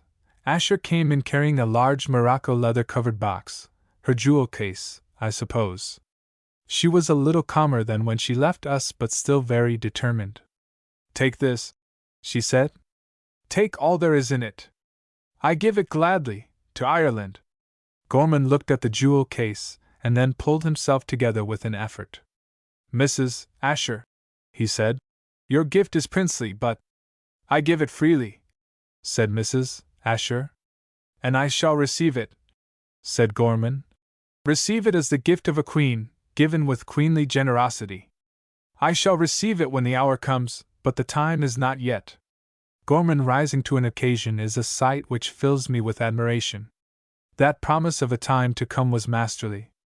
I should never have thought of it, but of course it came more easily to Gorman than it would to me. He is a politician and accustomed to draw checks on rather distant futures. "Our people," said Gorman, "are as yet unprepared, not ready to face the crisis of their destiny. Keep these." Gorman laid his hand on the jewel box as if giving it a sort of benediction, consecrating its contents to the service of Ireland. "Keep these as a sacred trust until the hour is upon us." I very nearly applauded.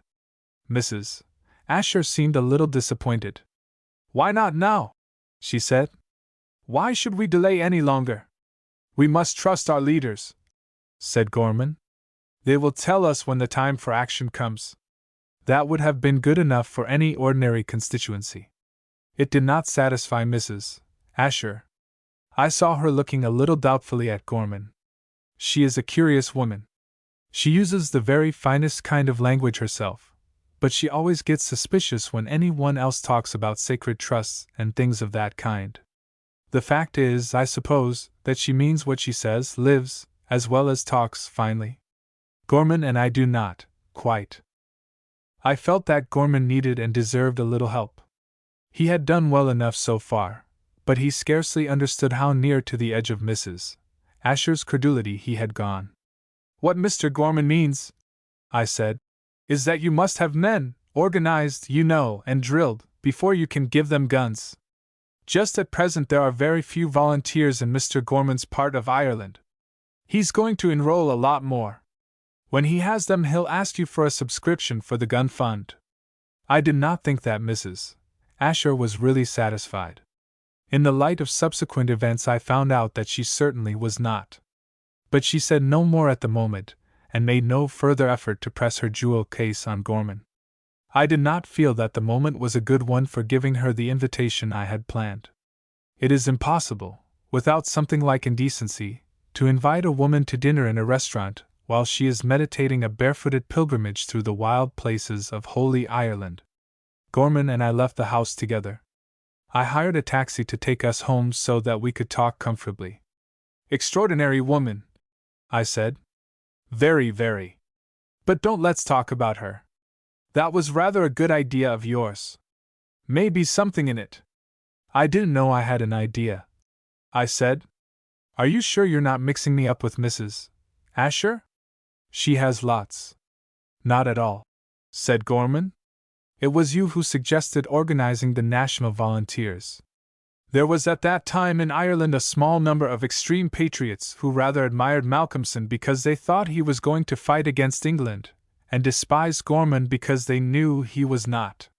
These men had enrolled themselves in a semi-military organization and called themselves the National Volunteers. Gorman and his friends did their best to suppress them and kept all mention of their existence out of the English papers as far as possible. It surprised me to hear him speak in a casual way of organizing these declared enemies of his. "You can't do that," I said. "Those fellows hate you like poison, worse than Malcolmson does. Well, I should call them rebels. They certainly won't do what you tell them." "Oh, yes, they will, if treated properly. My idea is to flood the organization with reliable men, fellows we can trust. When we've got a majority of our own people enrolled, we'll tell them to elect their own leaders, democratic idea.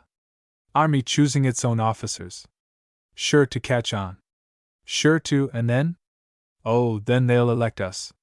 See? Every member of Parliament will be a colonel.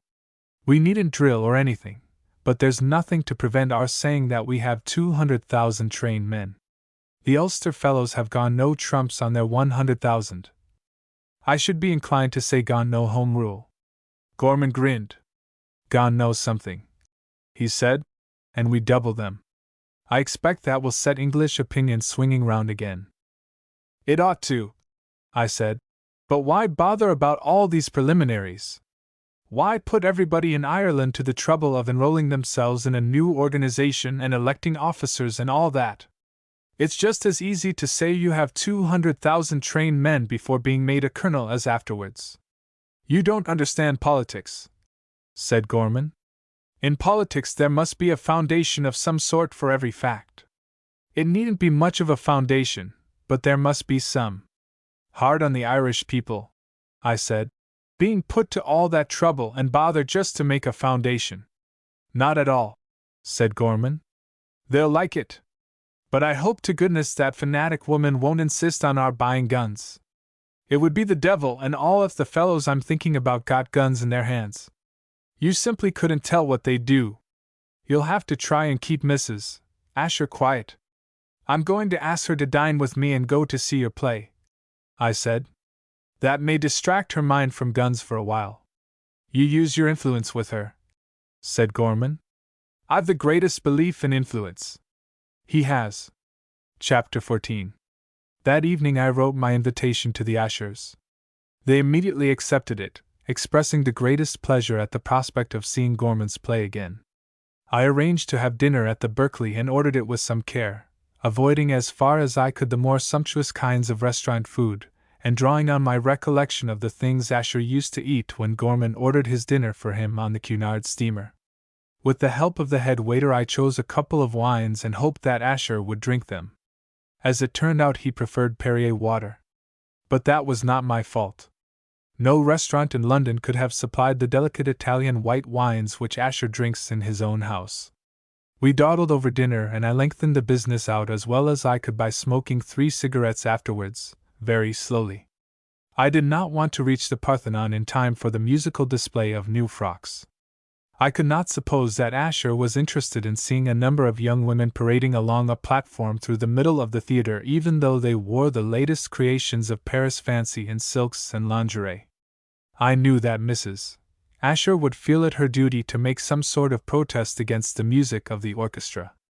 Gorman had told me the hour at which his play might be expected to begin, and my object was to hit off the time exactly.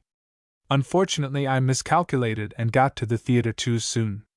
The last of the young women was waving a well-formed leg at the audience as we entered the box I had engaged. I realized that we should have to sit through a whole tune from the orchestra before the curtain went up again for Gorman's play. I expected trouble and was pleasantly surprised when none came. Mrs. Asher had a cold. I dare say that made her slightly deaf and mitigated the torture of the music.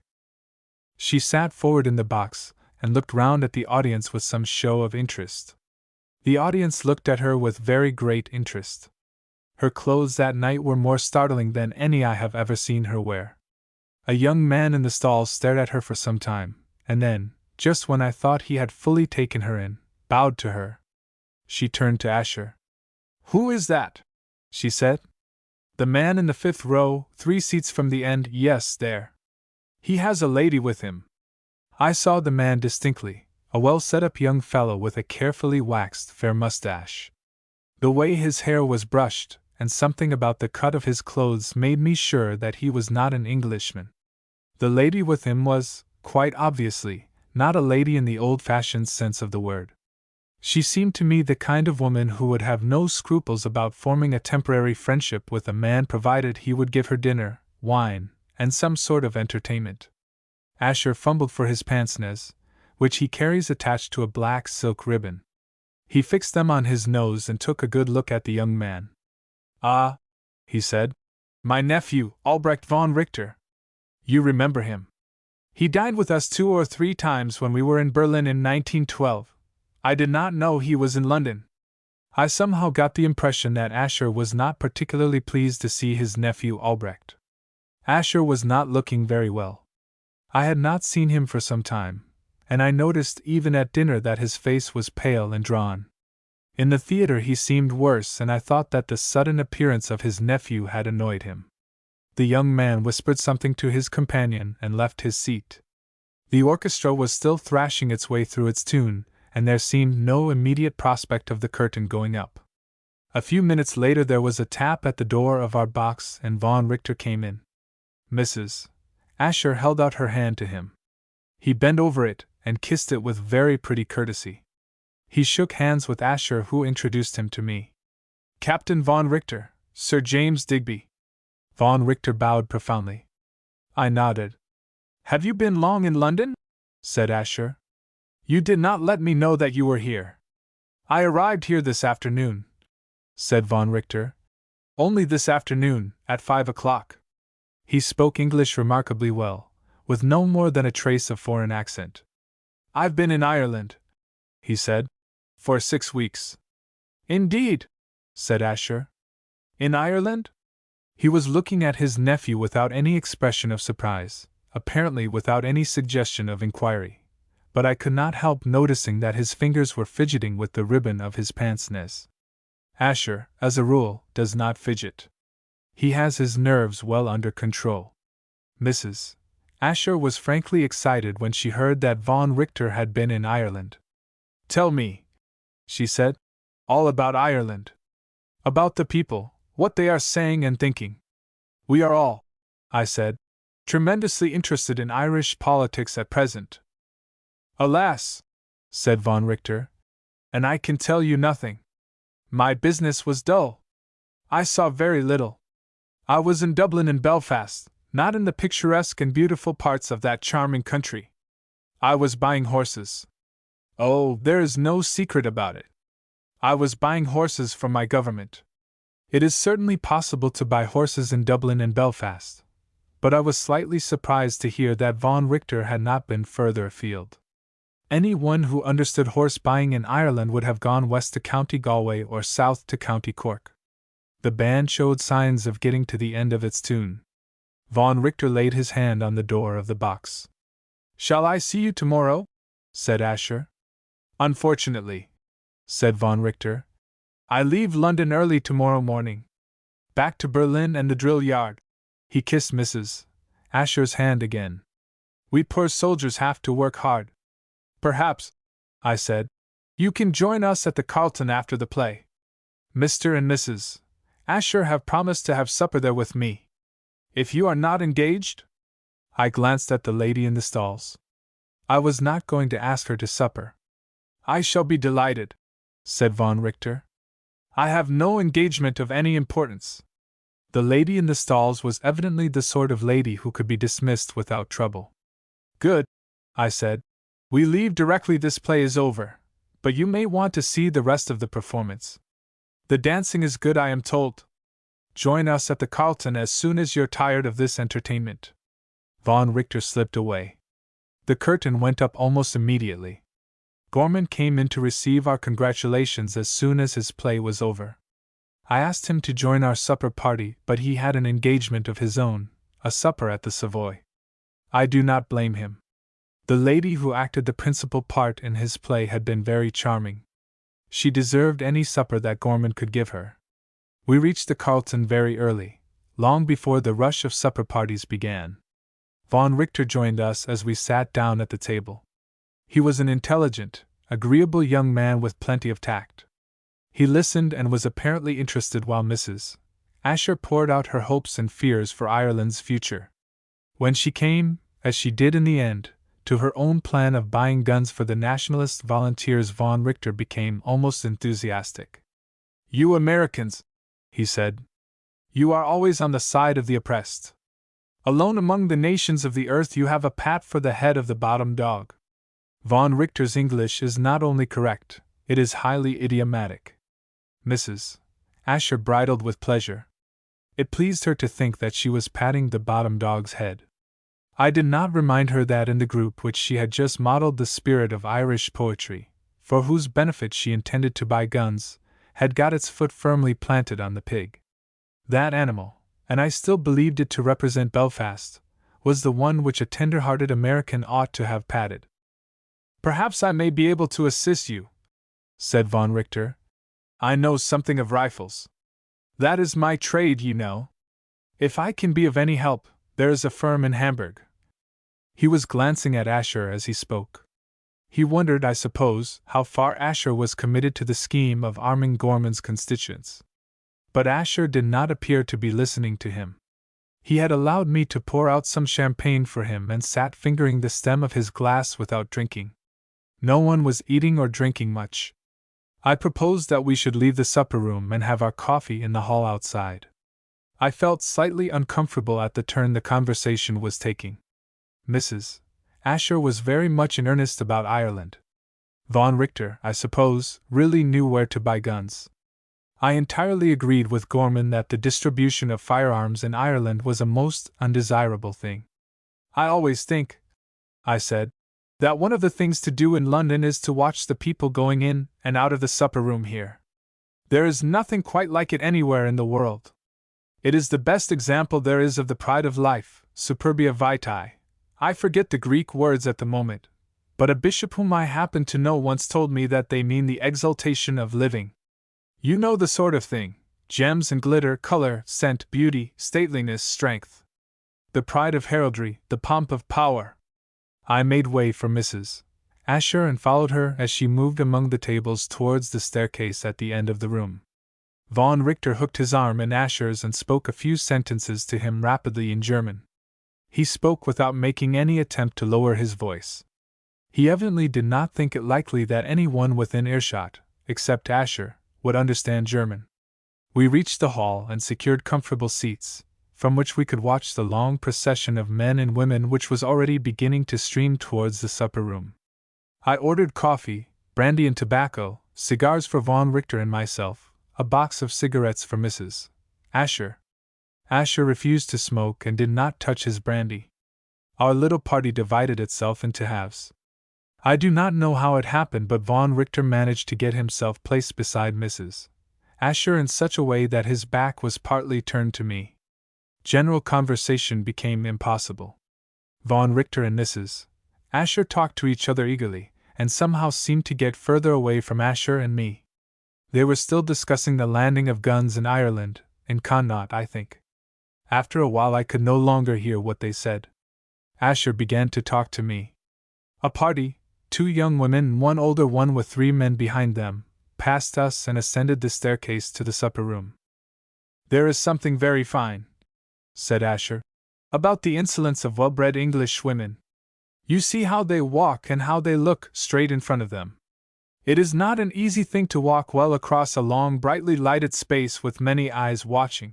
I am not sure that I like Asher's word, insolence. I recognize the quality which he intended to describe, which is, I think, the peculiar possession of English women of a certain class, but I should not call it insolence. Another party fluttered past us, a man and a woman. There, said Asher, is a French woman. She is Madame de Berthier, the wife of one of the ministers in the last government, a very prominent woman in Paris. I know her pretty well, but even if I did not know her I should recognize her as French. You see that she is conscious all the time that she is a woman and therefore that men's eyes are on her. She does not escape from that consciousness. If a German lady were to pass us we should see that she also is sex-conscious, but she would be aware that she is only a woman, the inferior of the men with her. The Englishwoman does not admit, does not feel, that she has any superiors, and she can walk as if she did not care whether people looked at her and admired her or not. Even the American woman cannot or does not do that. She wants to please and is always trying to please. The Englishwoman is not indifferent to admiration, and she tries to please if she thinks it worthwhile. But she has learned to bear herself as if she does not care, as if the world and all that is in it were hers of right.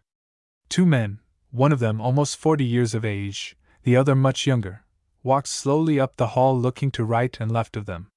They failed to find the friends whom they sought.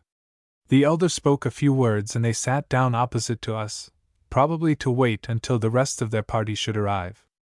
The men of your English upper classes, said Asher, are physically very splendid. The sons of the women we have been looking at are sure to be that. They possess a curious code of honor, very limited, very irrational, but certainly very fine as far as it goes. And I think they are probably true to it. I should have said, I replied, that the idea of honor had almost disappeared, what used to be called the honor of a gentleman. You do not really think that, said Asher. Or perhaps you may. In a certain sense, honor has disappeared among your upper classes. It is no longer displayed. To the outsider, it is scarcely noticeable. It is covered up by affectation of cynicism, of greed, of selfishness. To pose as cynical and selfish is for the moment fashionable. But the sense of honor, of that singular arbitrary English honor, is behind the pose, is the reality. Look at those two men opposite us. They are probably, but perhaps I offend you in talking this way. You yourself belong to the same class as those men. You do not offend me in the least, I said. I'm not an Englishman for one thing. Gorman won't let me call myself Irish, but I stick to it that I'm not English. Please go on with what you were saying. Those men, said Asher slowly, are probably self-indulgent. Their morality, sex morality, is most likely very low. We may suppose that they have many prejudices and very few ideas. I do not know those two personally. I take them simply as types of their class. They are wholly indifferent to, even a little contemptuous of art and literature.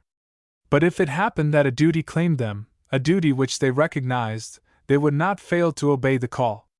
I can believe, for instance, that they would fight, would suffer the incredible hardships of a soldier's life, would endure pain and would die, without any heroics or fuss or shouting. Men of my class and my training could not do those things without great effort. Those men would do them simply, naturally. Asher, I said, I have a confession to make to you. I understand German. I happen to know the language, learned it as a boy. Asher looked at me curiously for a moment. I do not think that he was much surprised at what I said or that my confession made him uneasy. Ah, you are thinking of what my nephew said to me as we left the supper room. You heard? Yes, I said. I felt like an eavesdropper, but I couldn't help myself. He spoke quite loudly. And you understood? As a matter of fact, I had not understood at the moment. Von Richter said very little, and what little he said concerned Asher's business and had nothing to do with me. He told Asher to move very cautiously, to risk as little as possible, to keep the money of his firm within reach for a few months. That, as well as I can remember, was all he said, but he repeated it. Your money should be realizable at a moment's notice. You understood? Said Asher, patiently persistent. I don't understand yet, I said, but what you have just said about Englishmen being capable of fighting has put thoughts into my mind. Did Captain von Richter mean? He meant to warn me, said Asher, that what I have always looked forward to with horror and dread is imminent, a great war. You remember a talk we had long ago in New York, the night we were at the circus and saw the trapeze swingers. Well, if my nephew is right, the whole delicate balance of that performance is going to be upset. There will be a crash, inevitably. And you? Asher smiled faintly. For me as well as for the others, he said. The fact that my affairs are greater than those of most men will only make my fall the worse. But you have been warned in time. I scarcely needed the warning. I was aware of the danger. My nephew only told me what I knew.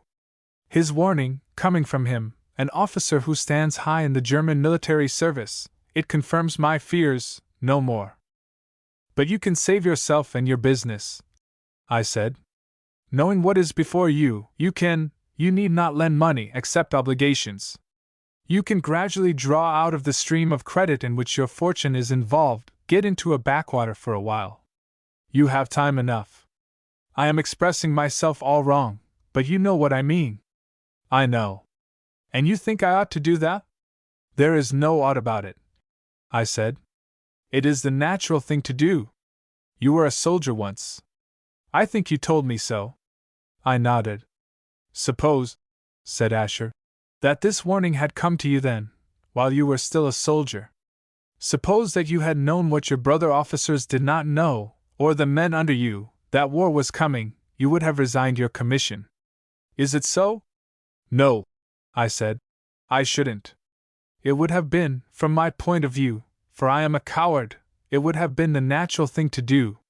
It wouldn't have been natural to me, I said. I couldn't have done it. I don't know why, but I couldn't. I'm not professing to be particularly brave or chivalrous or anything of that sort. But to resign under those circumstances, well, one doesn't do it. Nor do I know why, said Asher. But I cannot do it either. It is, you see, the same thing. I must, of course, go on, just as you would have felt yourself obliged to go on. The warning makes no difference.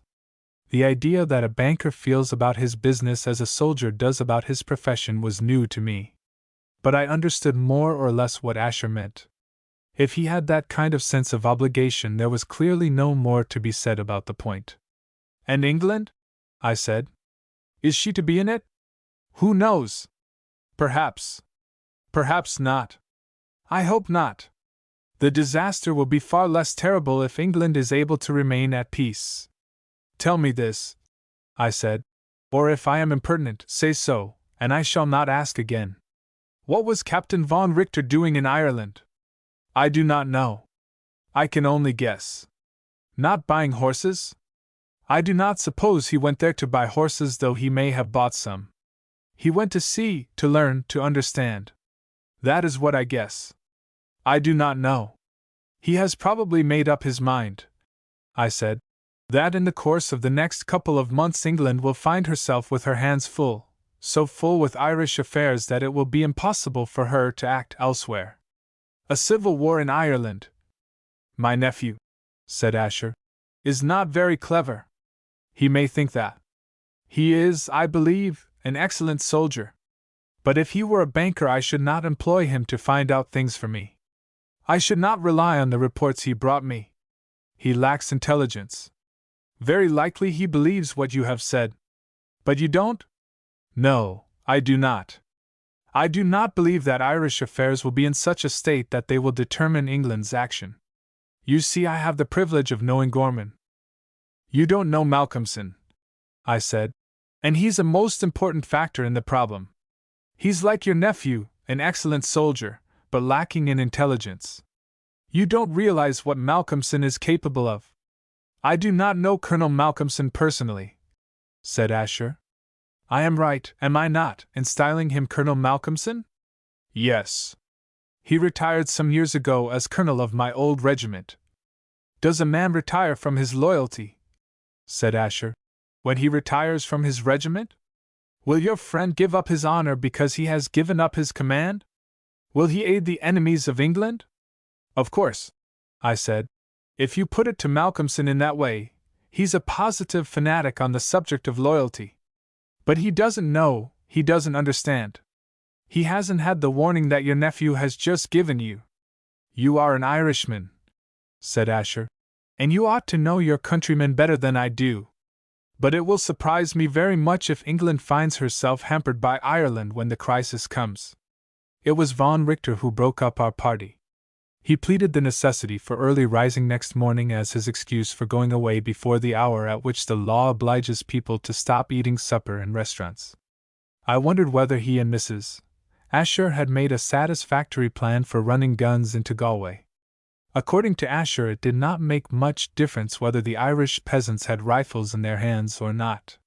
It was soothing, though humbling, to feel that, guns or no guns, volunteers or no volunteers, Ireland would not matter in the least. Chapter 15. Gorman's play achieved a second success. The Parthenon was crammed every night, and it was the play, not the pretty dresses or the dancing, which filled the house. Gorman made money, considerable sums of money. I know this because he called on me one morning in the middle of July and told me so. He did more. He offered me a very substantial and quite unanswerable proof that he felt rich. If you don't mind, he said, I'd like to pay you whatever you've spent on this new invention of Tim's. I haven't spent anything, I said. I've invested a little. I believe in Tim's new cinematograph. I expect to get back every penny I've advanced to him and more. This did not satisfy Gorman. He got out his check-book and a fountain pen. There was the £100 you gave him to buy looking glasses, he said. You didn't give him more than that, did you? Not so much. I said. The bill for those mirrors was only £98-7-6, and I made the man knock off the 7 and 6 pence as discount for cash. I'm learning to be a businessman by degrees. Gorman wrote down £98 on the cover of his checkbook. And the hire of the hall? He said. What will that come to? I had hired a small hall for the exhibition of Tim's moving picture ghosts. I had invited about 100 people to witness the show. Gorman himself, a brother of the inventor, had promised to preside over the gathering and to make a few introductory remarks on the progress of science, or anything else that occurred to him as appropriate to such an occasion. But I could not possibly allow him to pay for the entertainment. My dear Gorman, I said, it's my party. The people are my friends. At least some of them are. The invitations have gone out in my name. You might just as well propose to pay for the tea I mean to offer them to drink as for the hire of the room in which I am going to receive them. Will £150 cover the whole show? Said Gorman. If you insist on heaping insults on my head, I said, I shall retire into a nursing home and cancel all the invitations. You're an obstinate man, said Gorman. Very. In matters of this kind. All the same, said Gorman, I'll get rid of that money. I don't consider it's mine. I ought to have paid for Tim, and I would, only that I hadn't a penny at the time. If you like to give £150 to a charity, I said, that's your affair. That, said Gorman, would be waste. I rather think I'll give a party myself. He slipped his checkbook back into his pocket. Invite me to meet the lady who acts in your play, I said. Miss Gibson? Said Gorman. Right. Who else shall we have? Why have anybody else? There are difficulties, said Gorman, about the rest of the party. You wouldn't care to meet my friends. Oh, yes, I would. No, you wouldn't. I know you. You don't consider Irish nationalists fit to associate with. We're not respectable. That was putting it too strongly, but it is a fact that I do not know, or particularly want to know, any of Gorman's political associates. And your friends, said Gorman, wouldn't know me. Again Gorman was guilty of overstatement, but my friends are, for the most part, of conservative and slightly military tastes. They would not get on well with Gorman. I'll think it over, said Gorman, and let you know. 2 days later I got my invitation. Gorman, in the excitement of sudden great possessions, had devised an expensive kind of party. The invited guests were Mr. and Mrs. Asher, Miss Gibson, Tim and myself. We were to voyage off from Southampton in a motor yacht, hired by Gorman, to see the Naval Review at Spithead. We were to start at 10 o'clock from Waterloo Station in a saloon carriage reserved for our party. We have to be back in time for Miss Gibson to go to the theatre, Gorman wrote. So we must start early. I believe the show is to be worth seeing. British Navy at its best. King there. Royal salutes from dreadnoughts. Rank, fashion and beauty in abundance. The week was to be one of exciting festivities. Gorman had fixed his party for the day before my exhibition of Tim's new invention. I was shaving, shortly after 8 o'clock on the morning of Gorman's party, when my servant came into my room. I beg pardon, sir, he said, but there's a young man waiting in the hall, says that he wants to see you. It seemed odd that anyone should want to see me at that hour.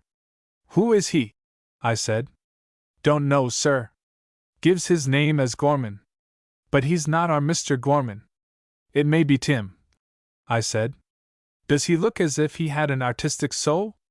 Couldn't say, sir. Might have, sir. Artists is very various. Doesn't seem to me, sir, as if his man looked after his clothes proper. Must be Tim, I said. Show him in. In here, sir? Yes. And have an extra kidney cooked for breakfast. Tim came in very shyly and sat down on a chair near the door. He certainly did not look as if his clothes had been properly cared for. He was wearing the blue suit which I suspected was the best he owned. It was even more crumpled and worse creased than when I saw it down in Hertfordshire. I hope you don't mind my coming here, he said. I didn't like to go to Mr. Asher, and I was afraid to go to Michael. He'd have been angry with me. Has anything gone wrong with your apparatus? Smashed a mirror? Tim brightened up at the mention of his apparatus. Oh no, he said. That's all right. In fact, I've been able to improve it greatly. You remember the trouble I had with the refraction from the second prism? The adjustment of the angles, the way the light fell. I could not, especially before breakfast, argue about prisms. If your machinery's all right, I said. What's the matter with you? It's this party of Michael's, he said. I forgot all about it till yesterday afternoon. Well, you remembered it then. If you'd forgotten it till this afternoon, it would have been a much more serious matter. But, said Tim, Michael told me to get some new clothes. He said he'd pay for them, which was very kind of him. But when I got up to London, the shops were shut. I hurried as much as I could, but there were 1 or 2 things I had to do before I started. And now I'm afraid Michael will be angry. He said most particularly that I must be well dressed because there are ladies coming. Stand up, I said, and let me have a look at you.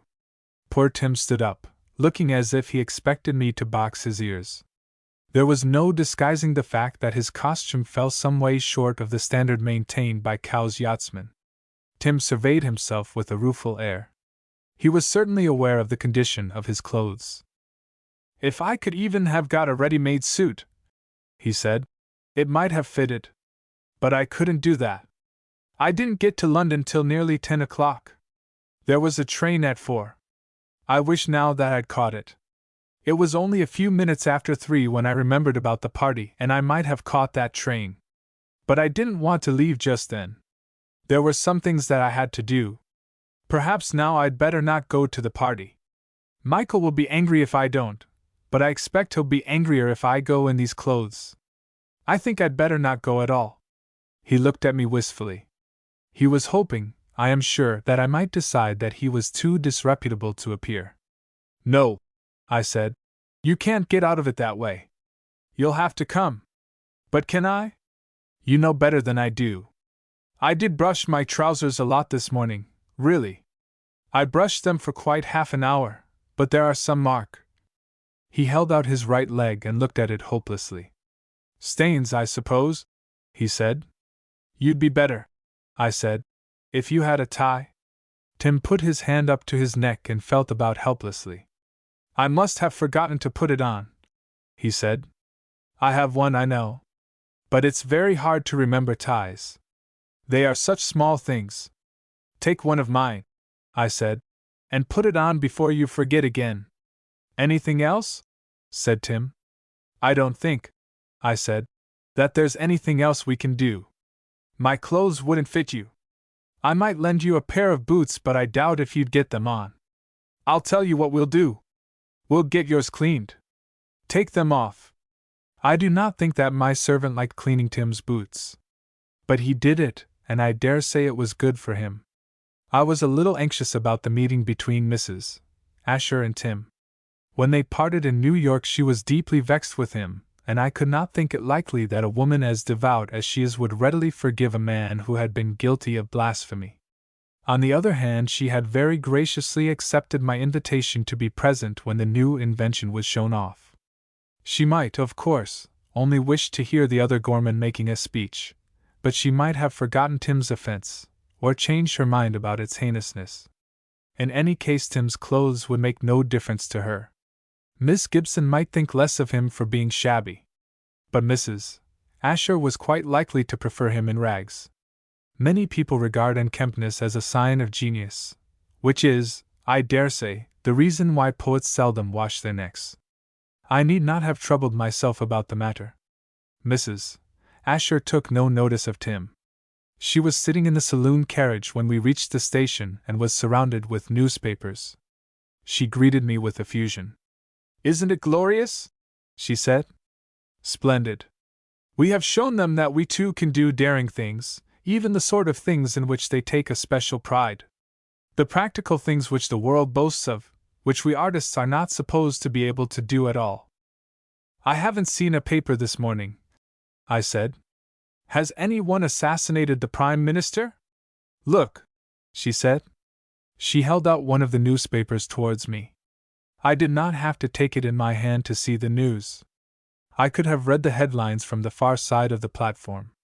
Steam yacht lands guns on Galway coast. National volunteers muster to receive arms. Coast guards paralyzed. Police helpless. Crushing reply to Ulster lawlessness. That, of course, was a Liberal paper. There was a Unionist paper open on the floor at my feet. Its statement of the facts was almost identical, but its interpretation was different. Instead of regarding the incident as a lesson in loyalty to Malcolmson, it said, "Act of rebellion in Connaught. Civil war breaks out. In the broad light of day," said Mrs. Asher, "at noon. Without an attempt at concealment. Now, at last, Ireland has asserted herself, has shown that the idealism of the artist is a match for the sordid materialism of the worshippers of efficiency." I looked round for Gorman. I wanted to see how he was taking the news. He was on the platform, talking seriously, I fear sternly, to Tim, no doubt about his clothes. Asher was standing near them, but was not, I think, listening to Gorman. He had the air of patient politeness which is common with him on pleasure parties and excursions of all kinds. "I can't help hoping," I said, "that they haven't got any ammunition. It sounds an unkind thing to say, but I'm not much of a patriot, I know, but I've just enough love of country in me to dislike the idea of Irishmen shooting each other." "Oh," said Mrs. Asher, "there would be no risk of that if men like you, the natural leaders, would place yourselves at the head of the people. Think. I did think. The more I thought, the less inclined I felt to agree with Mrs. Asher. It seemed to me that if I took to paralyzing coast guards and reducing policemen to helplessness, there would be considerably more risk of shooting than if I stayed quietly in London. The proper leaders of the people, proper though perhaps not natural, are the politicians. The only risk of real trouble in Ireland rose from the fact that men like Malcolmson, natural leaders, had done what Mrs. Asher wanted me to do, put themselves at the head of the people. If they had been content to leave the question of home rule to the politicians, it could have been settled quietly. Gorman, for instance, has an instinct for stopping in time. Malcolmson and men like him confuse games with real affairs. I might turn out to be just as bad as Malcolmson if I took to placing myself at the head of the people. Besides, I do not like the people. Gorman came in with Miss Gibson, and I was introduced to her. She seemed a nice, quiet little girl, and smiled rather shyly as we shook hands. She sat down beside Mrs. Asher and refused the cigarette which was offered her. She did not in the least correspond to my idea of what a leading lady in a popular play should be. However, I had not much opportunity just then of forming an opinion of her. Gorman, having settled the two ladies, took Asher and me to the far end of the carriage. The train started. "That's a damned silly performance," said Gorman. "Landing those guns in Galway. I should have thought," I said, "that you'd have been pleased. You were talking to me the other day about the necessity for pulling off some coup of a striking and theatrical kind by way of diverting the sympathy of the English people from Ulster. But this," said Gorman, "is a totally different thing. I happen to know what I'm talking about. The fellows who've got these guns are wild, irresponsible, unpractical fools. They've been giving us trouble for years, far more trouble than all the Unionist party put together. They don't understand politics in the least. They've no sense. They're like, he looked round for some comparison. In some ways they're rather like Tim. Dreamers, I said. Exactly, said Gorman. They ought to be writing poetry. Lofty souls, I said. Idealists. Just exactly what Mrs. Asher thinks you are. Take the case of Tim, said Gorman. You'll hardly believe it, but just look at his clothes, will you? Tim was standing by himself in the middle of the carriage. He looked forlorn. He was too shy, I imagine, to sit down beside Mrs. Asher or Miss Gibson, and too much afraid of his brother to join our group. We had every opportunity of studying his clothes. And I told him to buy a new suit, said Gorman. That, I said, is just the kind of man that Mrs. Asher believes in. She was saying to me a few minutes ago that there is nothing more sordid and detestable than the worship of efficiency in practical matters. The mention of Mrs. Asher's name recalled Gorman to a sense of his duties as a host. The two ladies were not getting on very well together. I imagine that Mrs. Asher was too much excited by her Irish news to care for talking about the naval review we were going to see, and that was a topic which would inevitably suggest itself to Miss Gibson. Miss Gibson, though anxious to be polite, was not likely to know or care anything about Ireland. Gorman left us and joined them. "Well," I said to Asher, "what do you think of this performance in Galway?" "Have you read the newspapers?" he said. "The headlines," I replied. I couldn't very well help reading them. Asher stepped across the carriage and picked up one of the papers from the floor. It was the one which declared that civil war had broken out in Ireland. "I wish," he said, "that I knew exactly the measure of my nephew's intelligence." "Captain von Richter?" I said. "Yes. He may. Almost anything is possible with a man like him. He may believe that." Asher pointed to the words, "Civil War." "I don't think you need worry about that," I said. "Whatever Malcolmson and his lot may do, those fellows in Galway won't fight. Gorman and the priests will stop them. You can always count on the politicians and the priests. They'll prevent anything really serious. The Connaught Celt will never start a civil war, at least not unless he gives up his religion and takes to hanging members of Parliament. He's a splendid fighting man, none better, but he won't run the risk of losing his soul for the sake of a battle. He must be told he ought to fight by someone whose authority he recognizes. That's where we're safe. All the authorities are against violence." "I have no doubt you are right," said Asher. "No civil war will be started in the way these papers suggest. I am not anxious about that. It is impossible. But I am anxious lest it should be believed possible by men who do not understand. My nephew, for instance. He will not know what you know. He may believe, and those over him in Berlin, they will not understand. They may think that the men in Ireland who have got the guns will use them. They may even have had something to do with supplying the guns. That is where the danger lies. A miscalculation, not in Ireland, but elsewhere." I did not like to ask whether Mrs. Asher's enthusiasm for the cause of Ireland had led her to finance the Galway gun running. Nor did I care to question Asher about his suggestion that von Richter had something to do with buying and shipping that cargo, or the other which was landed at Larne. Asher seemed disinclined to discuss the matter further. We joined Gorman and the two ladies at the far end of the carriage, picking up Tim on our way. Gorman was sitting beside Miss Gibson. He was leaning forward, pointing with outstretched hand to the country through which the train was passing. "This is the playground of England," he said. "Here the rich and idle build themselves beautiful houses, plant delightful gardens, live surrounded by a parasitic class, servants, ministers to luxury, try to shut out, succeed to a great extent in shutting out all sense and memory of real things, of that England where the world's work is done, the England which lies in the smoky hinterland."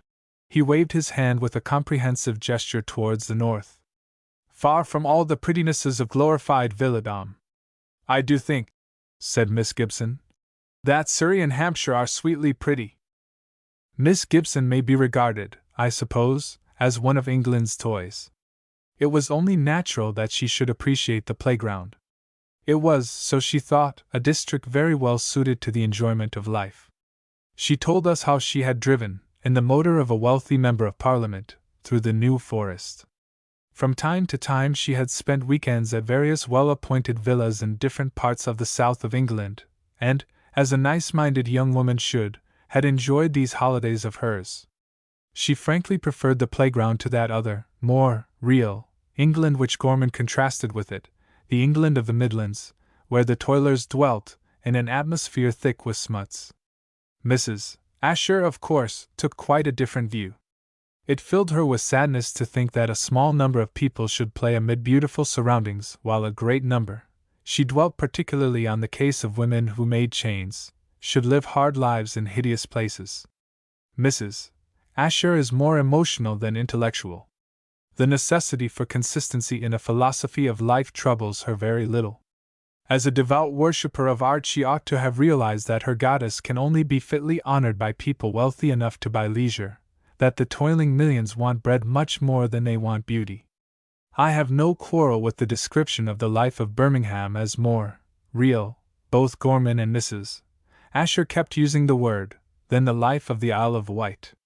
Nor should I want to argue with any one who said that beauty and art are the only true realities, and that the struggle of the manufacturing classes for wealth is a striving after wind. But I felt slightly irritated with Mrs. Asher for not seeing that she cannot have it both ways. Gorman, of course, was simply trying to be agreeable. I pointed out, when I succeeded in seizing a place in the conversation, that if Gorman's theory were applied to Ireland, Belfast would come out as a reality, while Cork, Limerick, and other places like them would be as despicable as Dorsetshire. Wicklow, I said, is the playground of Ireland, and it returns nothing but nationalist members to Parliament. You ought not to go back on your own side, Gorman. Mrs. Asher shuddered at the mention of Belfast, and would not admit that it could be as real as Manchester or Leeds. Miss Gibson broke in with a reminiscence of her own. She told us that she had been in Belfast once with a touring company, and thought it was duller on Sunday than any other city in the British Isles. Gorman, after winking at me, appealed to Asher on the subject of Belfast's prosperity. In his opinion, the apparent wealth of that city is built up on an insecure foundation of credit. There is no solidity about it. The farmers of the south and west of Ireland, on the other hand, have real wealth, actual savings stored up in the post office banks, or placed on deposit in other banks, or hoarded in stockings. Asher was most unwilling to join in the discussion. He noticed, as I did, that Miss Gibson's attention was wandering. In the end, goaded by Gorman, he said that someone ought to teach the Irish farmers to invest their savings in high-class international stocks and bonds. He added that £1 notes kept in drawers and desks are not wealth but merely frozen potentialities of credit. After that, conversation, as might be expected, became impossible for some time, although Asher apologized humbly. Gorman restored us to cheerfulness by opening a parcel and handing round 2 enormous boxes of chocolates. One box was settled on the seat between Miss Gibson and Tim. They ate with healthy appetites and obvious delight. When we reached Southampton, that box was nearly empty, and neither of them seemed any the worse. The other box lay on Mrs. Asher's knee. She and I and Gorman did our best, but we did not get through the top layer. Asher only took one small chocolate, and, when he thought no one was looking, dropped it out of the window. The motor yacht which Gorman had hired for us turned out to be a swift and well-found ship with a small cabin and possibilities of comfort in a large cockpit aft. We sped down Southampton Water, one of a whole fleet of pleasure vessels large and small. A racing cutter stooped under the pressure of a fresh westerly breeze, to leeward of us. We slipped close past a little brown-sailed yawl, steered by a man in white flannels. 2 laughing girls in bright red caps sat on the coach-roof cabin top. An arrogant white steam yacht, flying the ensign of the Royal Yacht Squadron, sliced her silent way through the water behind us. Shabby boats with stained, discolored sails and chipped paint bore a large party seaward. The stiff front of Netley Hospital shone white in the sun. The conical buoy at the entrance of Hamley River bent its head shorewards as the strong tide swept past it. From the low point beneath Calshot Castle a flying machine rose suddenly, circled round in a wide sweep and then sped swiftly eastwards towards Spithead. In the roads off Cowes we could discern many yachts at anchor. One of the Hamburg American lines crept cautiously up the Solent. A belated cruiser, four-funneled, black and grim, on her way to join the fleet, followed the huge German steamer. The waters of the Solent tumbled in irregular white-topped waves, tide and wind opposed to each other, struggling for mastery. Gorman hauled luncheon baskets from the cabin. He set Tim and me to open them. The look of a ham which Tim thoughtlessly asked her to hold while he unpacked the dish belonging to it, finished Mrs. Asher. Our boat was rolling quite appreciably. She retired to the cabin. Even the glass of champagne with which Gorman hurriedly provided her failed to enable her to eat. Miss Gibson fortunately was unaffected. She ate everything that was offered to her and in the course of the afternoon finished Mrs. Asher's box of chocolates. Before we stopped eating, we caught our first sight of the fleet. The ships lay in 3 long, straight lines off Spithead: battleships, cruisers, lean destroyers, submarines. A hydroplane raced past us, flinging showers of spray and foam high on each side of her. 2 naval aeroplanes, their canoe-shaped floats plainly visible, hovered and circled overhead. Pleasure boats were everywhere, moving in and out among the motionless ironclads. A handsome bark-rigged yacht, some very rich man's summer home, came slowly towards us, her sails furled, using auxiliary steam power. We swiftly approached the fleet. Already the vast bulk of the battleships oppressed our spirits. We looked up from the cockpit of our dancing pleasure boat and saw the huge misshapen iron monsters towering over us, minatory, terrible. We swept in and out, across the sharp bows, under the gloomy sterns of the ships of the first line. Asher gazed at them. His eyes were full of sorrow and a patient resignation. "Your protection," I said. "Because those ships are there. Because they are black and strong, stronger than any other ships. Because men everywhere are afraid of them. Because this Navy of England's is great, your net of commerce and credit can trawl across the world and gather wealth." "Protection," said Asher. "Protection and menace. This Navy is only one of the world's guarantees of peace guaranteed by fear.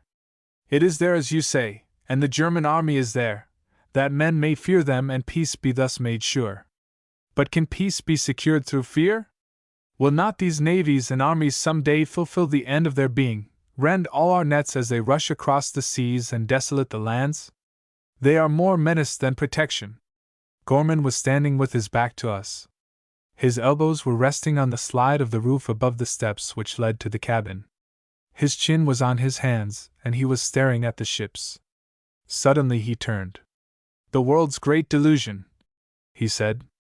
"Hypnotized by the governing classes, the workers are everywhere bearing intolerable burdens in order to provide statesmen and kings with these dangerous toys. Men toil, and the fruits of their toil are taken from them to be squandered on vast engines whose sole use is to destroy utterly in one awful moment what we have spent the painful effort of ages in building up." He swept his hand out towards the great ship under whose shadow we were passing. "Was there ever plainer proof," he said, "that men are mad?" Miss Gibson sat beside me. While Asher spoke and while Gorman spoke, she held my glasses in her hand and watched the ships through them. She neither heard nor heeded the things they said. At last she laid the glasses on my knee and began to recite Kipling's Recessional. She spoke low at first.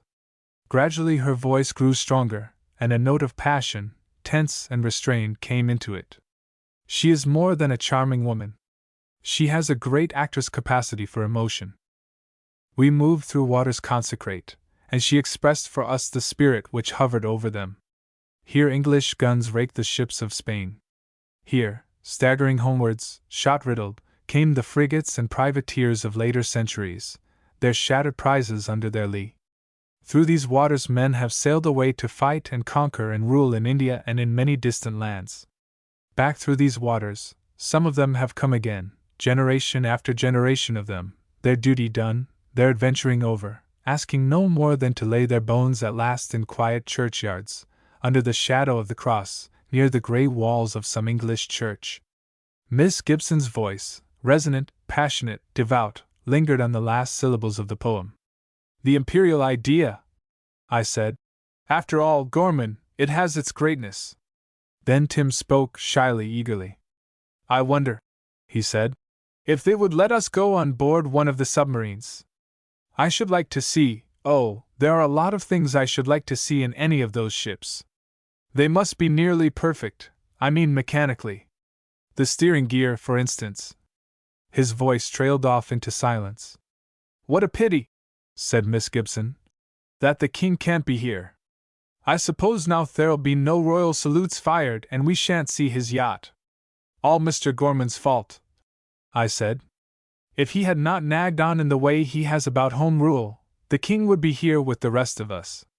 As it is, he has to stay in London while politicians abuse each other in Buckingham Palace." "That conference," said Gorman. is an unconstitutional maneuver of the Tory party. What's it all about? Said Miss Gibson. The dispute at present, I said, centers round two parishes in County Tyrone, and because of them a public holiday is being spoiled. All Mr. Gorman's fault. Chapter 16. It must have been the novelty of the thing which brought people flocking to the hall I hired for the exhibition of Tim Gorman's new cinematograph. I was aware, in a vague way, that my invitations had been very generally accepted, but I made no list of my expected guests, and I did not for a moment suppose that half the people who said they were coming would actually arrive. I have some experience of social life, and I have always found that it is far easier to accept invitations than to invent plausible excuses for refusing them. I do not consider that I am in any way bound by my acceptance in most cases. Dinners are exceptional. It is not fair to say that you will dine at a house unless you really mean to do it. But the givers of miscellaneous entertainments, of dances, receptions, private concerts, and such things are best dealt with by accepting their invitations and then consulting one's own convenience. That is what I thought people were doing to me. I had no reason to expect any other treatment. I was not offering food or wine in large quantities or of fine kind. I was not a prominent figure in London society. My party was of no importance from a political or a financial point of view, and I could scarcely expect the scientific world to take a cinematograph seriously. Yet I found myself the host of a number of very distinguished guests, many of whom I did not even know by sight. 3 cabinet ministers arrived, looking, as men immersed in great affairs ought to look, slightly absent-minded and rather surprised to find themselves where they were. They were cabinet ministers of a minor kind, not men in the first flight. I owed their presence to Gorman's exertions in the House of Commons. He told me that he intended to interest the government in Tim's invention on the ground that it promised an opportunity of popularizing and improving national education. I had a seat kept for Asher beside the cabinet ministers. I did not suppose that he would particularly want to talk to them, but I was sure that they would like to spend the evening in the company of one of our greatest financiers. No less than 5 members of the Royal Society came, bringing their wives and a numerous flock of daughters. They were men of high scientific attainments. One of them was engaged in some experiments with pigs, experiments which were supposed to lead to important discoveries in the science of eugenics. I cannot even imagine why he came to see a cinematograph. Another of them had written a book to expound a new theory of crystallization. I have never studied crystallization, but I believe it is a process by which particles of solid matter, temporarily separated by some liquid medium, draw together and coalesce. My scientists and their families afforded a good example of the process. They arrived at different times, went at first to different parts of the hall, got mixed up with all sorts of other people, but long before the entertainment began they had drawn together and formed a solid block among my guests. 2 Royal Academicians, one of them a well-known portrait painter, arrived a little late. They were men whom I knew pretty well and liked. They have urbane and pleasant manners, and are refreshingly free from affectations and fads. In my opinion they both paint very good pictures. I introduced them to Mrs. Asher, but this, as I should have known if I had stopped to think, was a mistake. Mrs. Asher regards the Royal Academy as the home of an artistic antichrist and academicians as the deadliest foes of art. Not even the suave courtesy of my 2 friends saved them from the unpleasant experience of hearing the truth about themselves. Mrs. Asher was not, of course, bluntly rude to them, and did not speak with offensive directness. She poked the truth at them edgeways, the truth that is, as she saw it. The church did not support me very well. I distinctly remember inviting 6 bishops. Only one came, and he was Irish. However, he wore silk stockings and a violet coat of aggressively ecclesiastical cut, so he looked quite as well as if he had had a seat in the House of Lords. I introduced him to the eugenic pig breeder, but they did not seem to hit it off together. After a few remarks, probably about the weather, they separated. The eugenist is rather a shaggy man to look at. That may have prejudiced the bishop against him. I imagine that most bishops feel shagginess to be embarrassing. Lady Kingscourt brought a large party, chiefly women in very splendid attire. There were, I think, 8 of them altogether, and they had only one man with them, a subaltern in a guard's regiment. He slipped away almost at once, telling me as he passed out that he wanted to telephone to a friend and that he would be back in a few minutes. I do not think he came back at all. He probably went to his club.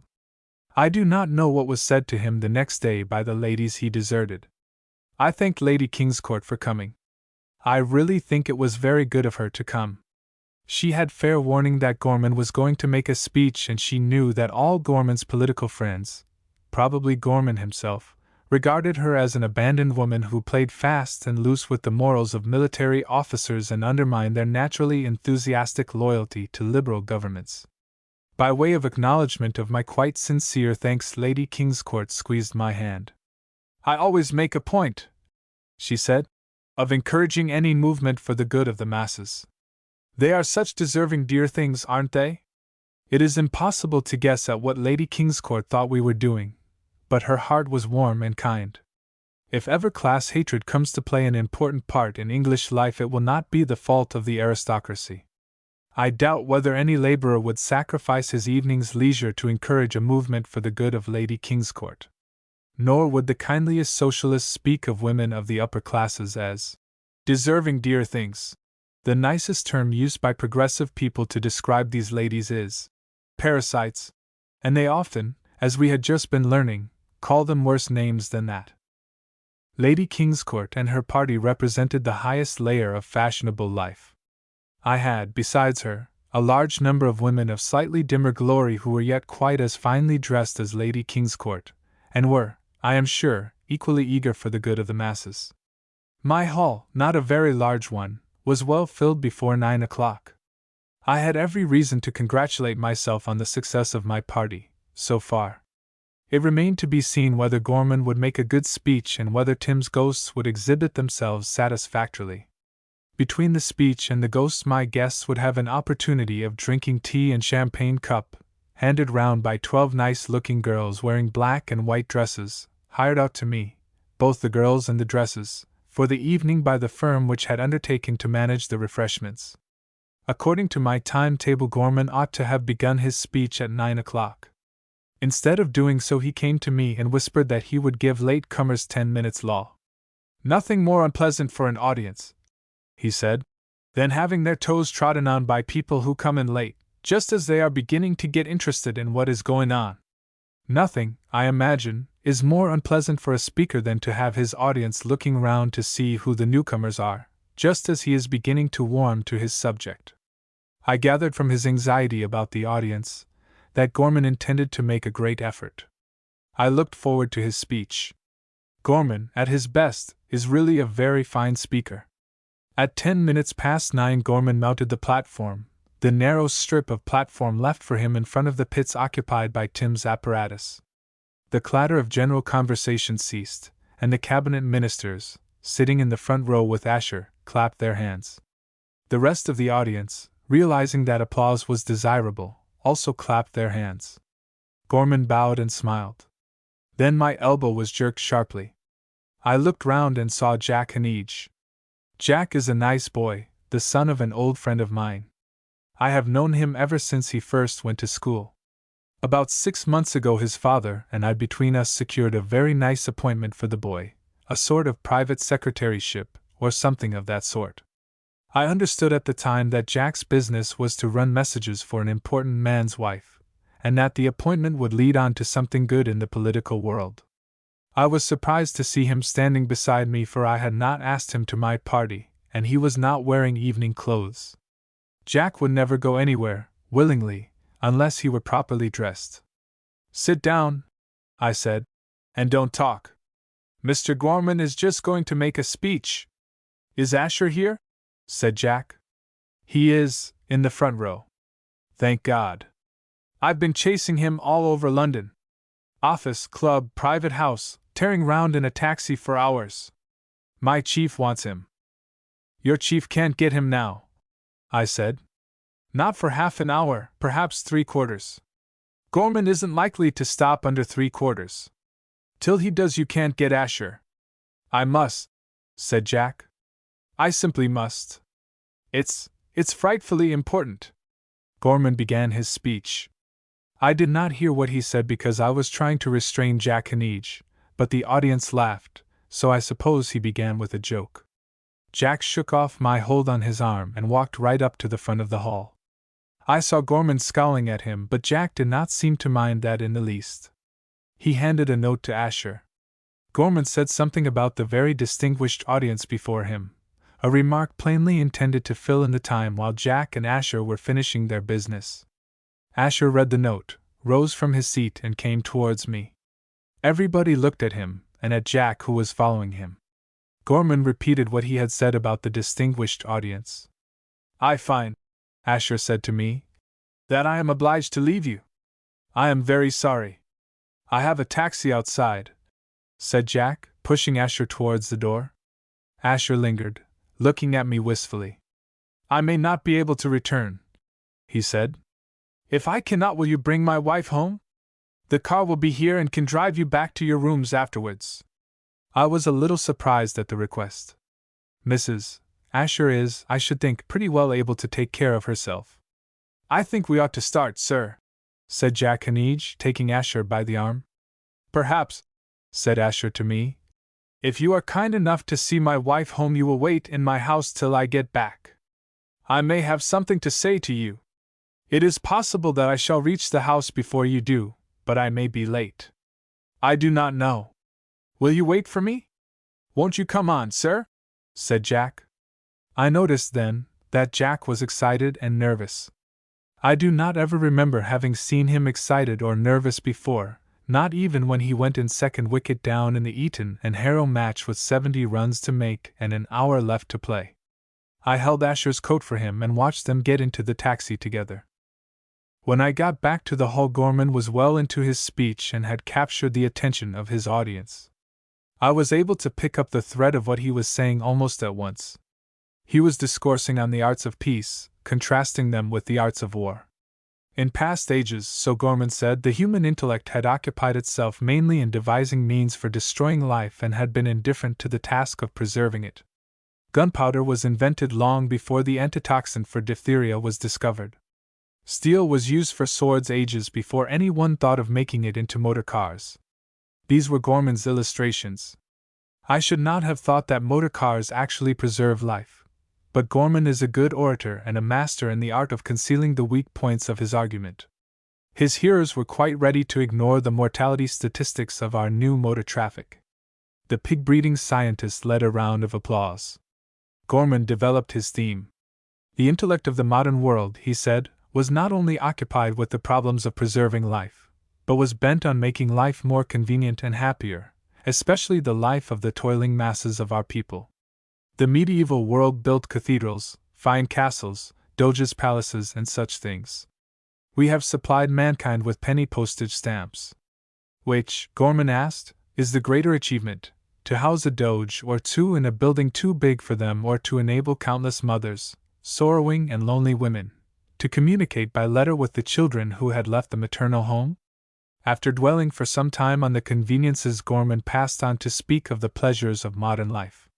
He said that pleasures were more important than work, because without pleasures no work could be really well done. When he reached that point, I began to see how he meant to work up to the cinematograph and Tim's invention. I tried to get a glimpse of Mrs. Asher's face. I wanted to find out how she was taking this glorification of Tim's blasphemy against art. Unfortunately, I could only see the back of her head. I moved along the side of the hall as much as I dared in the hope of getting a sight of her face from some angle. I failed. To this day I do not know whether Mrs. Asher admired Gorman's art as an orator enough to make her forgive the vile purpose for which it was used. When I began to listen to the speech again, Gorman had reached his peroration. The arts of war, he said, were the natural fruits of the human intellect in a society organized on an aristocratic basis. The development of the arts of peace and pleasure followed the birth of democracy. Tyrants and robber barons in old days loved to fight and lived to kill. The common, kindly men and women of our time, the now at length sovereign people, lived to love and desire peace above all things. "The spirit of democracy," said Gorman, "is moving through the world. Its coming is like the coming of the spring, gentle, kindly, gradual. We see it not, but in the fields and hedgerows of the world past which it moves, we see the green buds bursting into leaf, the myriad-tinted flowers opening their petals to the sunlight. We see the lives of humble men made glad, and our hearts are established with strong faith, faith in the Spirit whose beneficence we recognize, the Spirit which at last is guiding the whole wide world into the way of peace. I gathered from these concluding remarks that all danger of war had passed from the horizon of humanity since the Liberal government muzzled the House of Lords. Gorman did not mention this great feat in plain words. He suggested it in such a way that the cabinet ministers in front of him understood what he meant, while Lady Kingscourt and her friends thought he was referring to a revolution in China or Portugal, or the establishment of some kind of representative government in Tibet. Thus every one was pleased, and Gorman climbed down from the platform amid a burst of applause. Lady Kingscourt clapped her pretty hands as loudly as anyone. Her husband is a territorial magnate. Her brothers are soldiers. But she is prepared to welcome democracy and universal peace as warmly as any of us. Perhaps what attracted her in Gorman's program was the prospect of a great increase in the pleasures of life. We drank tea, ate sandwiches, cheered our hearts with champagne cup, chattered loudly, and the men of the party stretched our legs for half an hour. Then we settled down again to gape at Tim's moving figures. The new mirrors were well worth the money I spent on them. The thing worked better, far better than when I saw it in the barn. I think the audience was greatly pleased. Everybody said so to me when the time came for escape from the hall. Mrs. Asher and I drove back to Hampstead together. I told her how Asher had left the hall and that it might be late before he got home. She sat silent beside me, and I thought that she was wondering what had happened to her husband. Just before we reached the house she spoke, and I discovered that she had all the time been thinking of something else, not Asher's absence. "I was wrong," she said, "in condemning the cinematograph and this new invention. It is, at present it is vile beyond words, vile as I thought it, but I see now that there are possibilities." "May I tell Tim that?" I said. "It would cheer him greatly. The poor boy has never really got over what you said to him in New York, about blasphemy, you know." "You may tell him," said Mrs. Asher, "that his invention is capable of being used for the ends of art, that he has created a mechanical body, and that we, the artists, must breathe into it the breath of life." We reached the house. "I am coming in if I may," I said. "Mr. Asher asked me to see him tonight if possible. I promise to wait for him even if he does not get home till very late." "I shall not sit up with you," said Mrs. Asher. "I want to be alone to think. I want to discover the way in which art is to take possession of mechanics, how it is to inspire all new discoveries, to raise them from the level of material things up and up to the mountain tops of beautiful emotion." "I shall tell Tim that," I said. "He'll be awfully pleased." Mrs. Asher held my hand, bidding me an impressive good night. "There is a spirit," she said, "which moves among the multitudinous blind gropings of humanity. It moves all unseen and unknown by men, guiding their pitiful endeavors to the great end. That end is duty. That spirit is art. To recognize it is faith. The Irish bishop who attended my party is a liberal and highly educated churchman. He once told me about a spirit which moves very much as Mrs. Asher's does. Its aim was goodness, and the bishop called it God. His definition of faith was, except for the different object, precisely Mrs. Asher's. Gorman propounds a somewhat similar philosophy of life, and occasionally talks about faith in the same rapt way.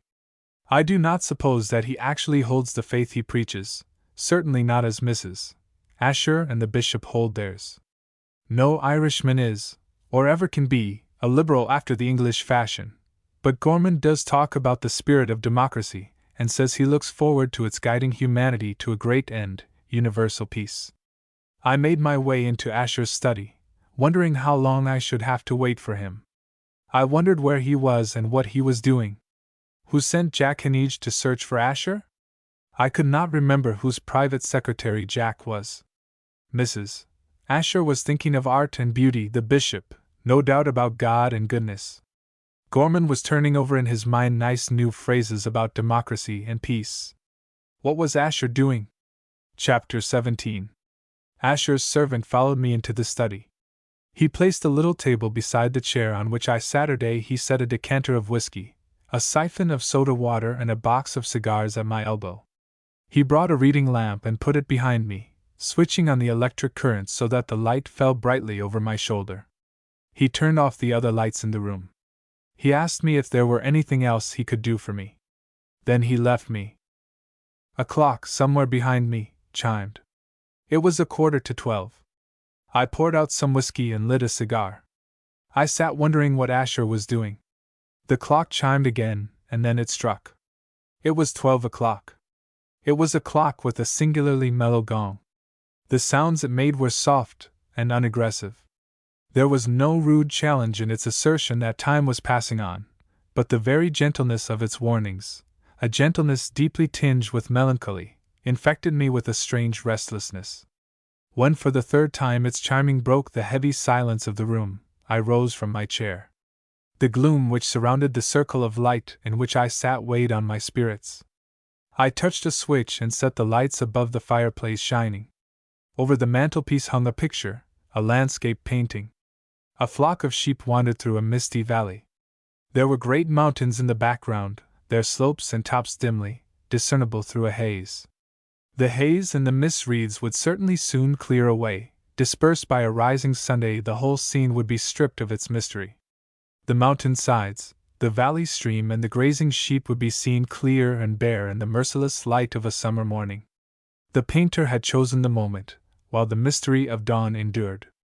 I felt that he feared the passing of it, that he shrank from the inevitable coming of the hour when everything would be clear and all the outlines sharp, when the searching sun would tear away the compassionate coverings, when nature would appear less beautiful than his heart hoped it was. It was with this picture, with this and one other, that Asher chose to live. I moved round the room, turning on yet other lights. Over Asher's writing desk hung a full-length portrait of a woman, of Mrs. Asher, but painted many years ago. I have no idea who the artist was, but he had seen his sitter in no common way. The girl, she was no more than a girl when the picture was painted, stood facing me from the canvas. She was dressed in a long, trailing, pale green robe. Her hands were folded in front of her. Her head was a little thrown back, so that her neck was visible. Her skin, even then in the early days of her womanhood, was almost colorless. The red color of her hair saved the picture from deathly coldness, contrasting sharply with the mass of pale green drapery and the pallid skin. I have never thought of Mrs. Asher as a beautiful woman or one who at any time of her life could have been beautiful.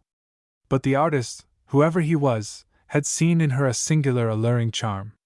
I cannot imagine that I could ever have been affected by her even if I had seen her as the artist did, as no doubt Asher did. I like normal people and common things. I should have been afraid of the woman in the picture. I am in no way like Keats' Knight at Arms.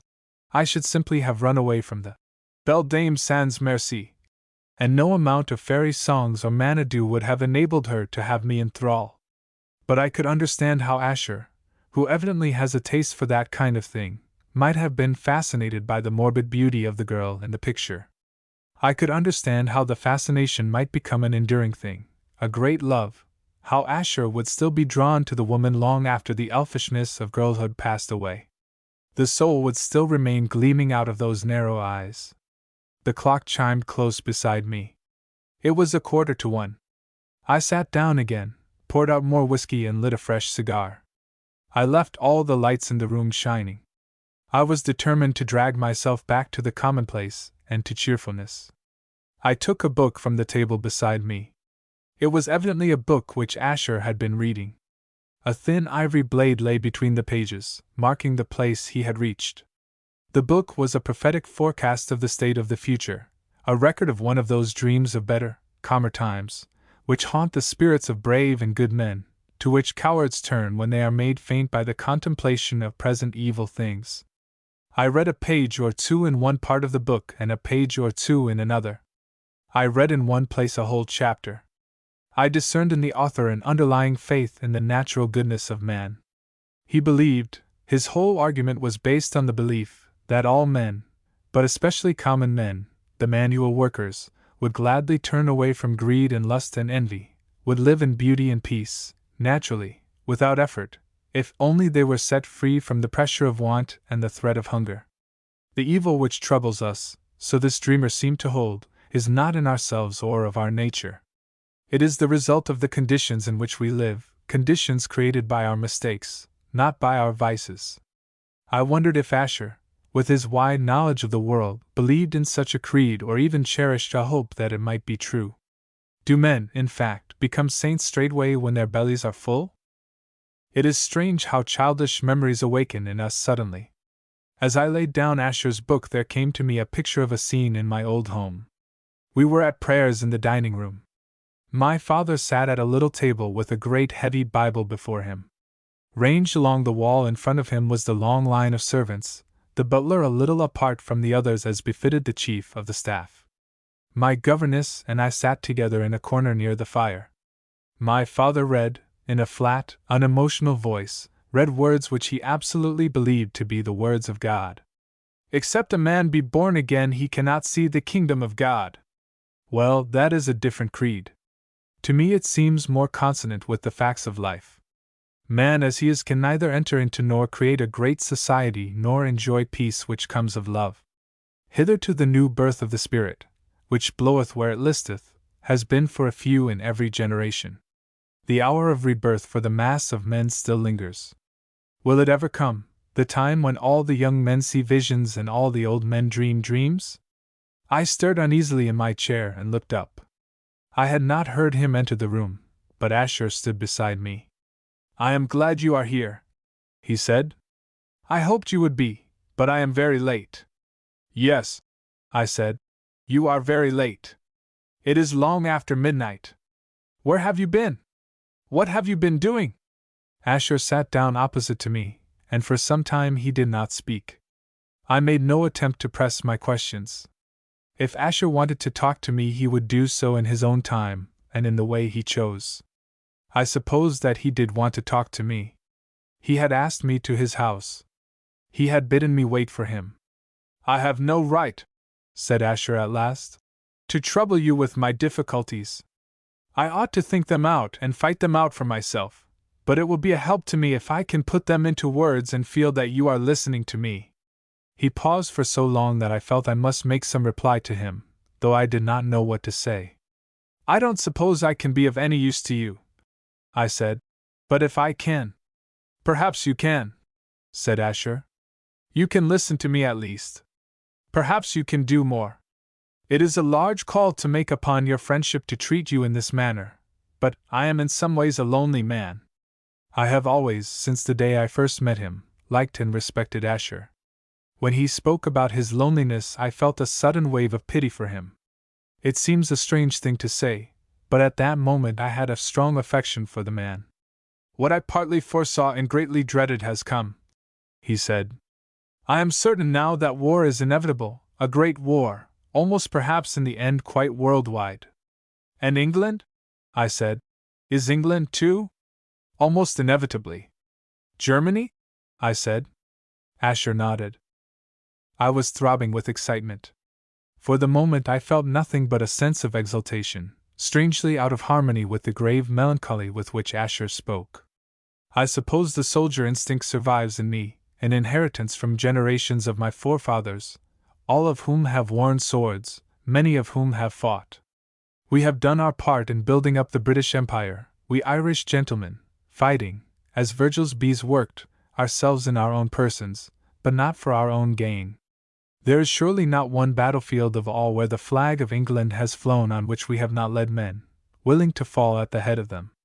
It seems strange now, looking back on it, that such an emotion should have been possible, but at the moment I felt an overmastering sense of awful joy at Asher's news. "I cannot tell you where I have been tonight," said Asher, "nor with whom I have been talking. Still less must I repeat what I have heard, but this much I think I may say.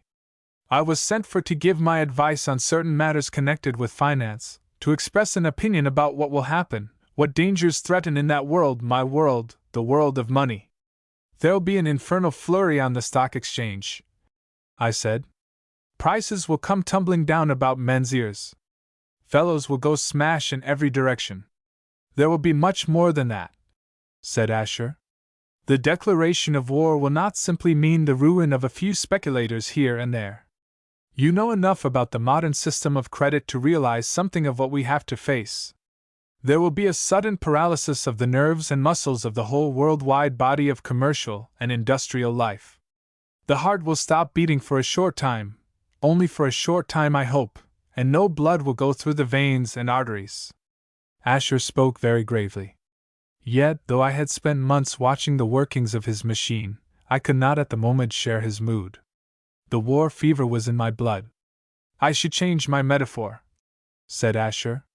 It is not a case of a body where the heart pumps blood into the arteries, but of springs which make brooks, brooks which flow into streams, which in their turn feed great rivers.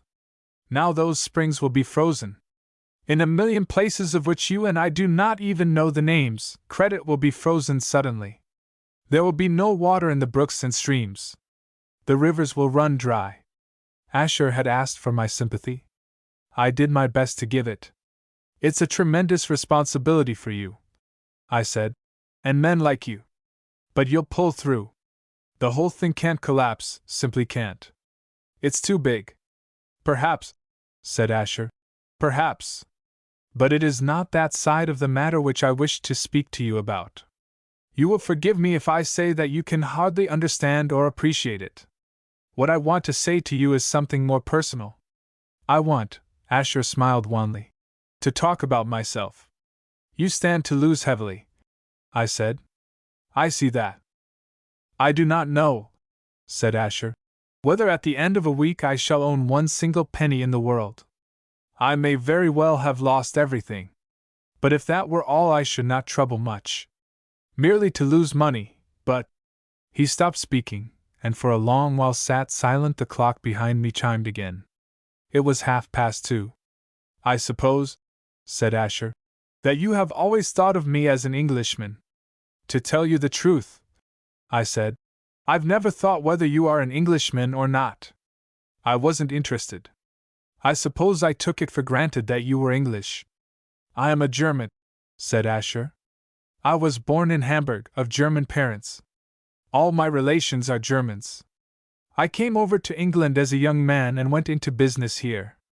My business, I do not know why, is one to which Englishmen do not take readily. There are English bankers, of course, but not very many English financiers. Yet my particular kind of banking, international banking, can best be carried on in England. That is why I am here, why my business is centered in London, though I myself am not an Englishman. I am a German. Please understand that. My brother is a general in the German army. My sister's sons are in the German army and navy. My blood ties are with the people from whom I came.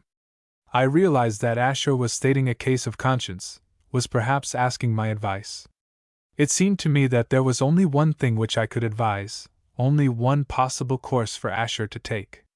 Whatever happened to his business or his private fortune, he must be true to his own people. I was about to say this when Asher raised his hand slightly and stopped me. I want you to understand, he said. My blood ties are with the people from whom I came, but I am now wholly English in my sympathies. I see things from the English point of view, not from the German. I am sure that it will be a good thing for the world if England and her allies win, a bad thing if Germany is victorious in the war before us. Yet the blood tie remains. Who was the Englishman who said, "My country, may she always be right, but my country right or wrong?" It seems to me a mean thing to desert my country now, even although I have become a stranger to her. Is it not a kind of disloyalty to range myself with her enemies? Again Asher paused. This time I was less ready to answer him. I have also to consider this, he went on. And here I get to the very heart of my difficulty. I have lived most of my life here, and I have built up my business on an English foundation. I have been able to build it up because I had ready-made for me that foundation of integrity which your English merchants have established by centuries of honest dealing. Without that, if the world had not believed that my business was English, and therefore stable, I could not have built at all or should have built with much greater difficulty. My bank is English, though I, who control it, am not.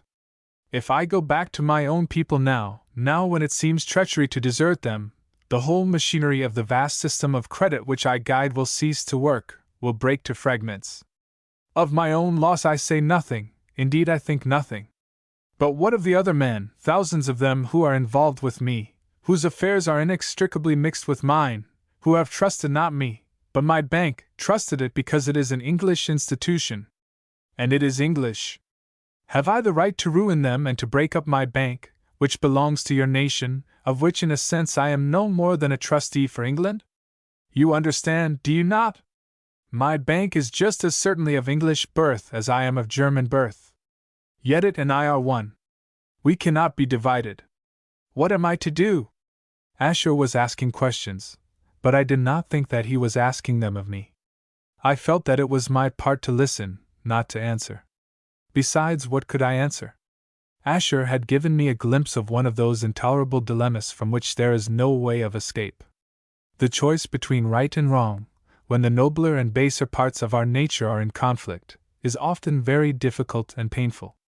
But there are times, this was one of them, when two of the nobler, two of the very noblest of our instincts, are set against each other.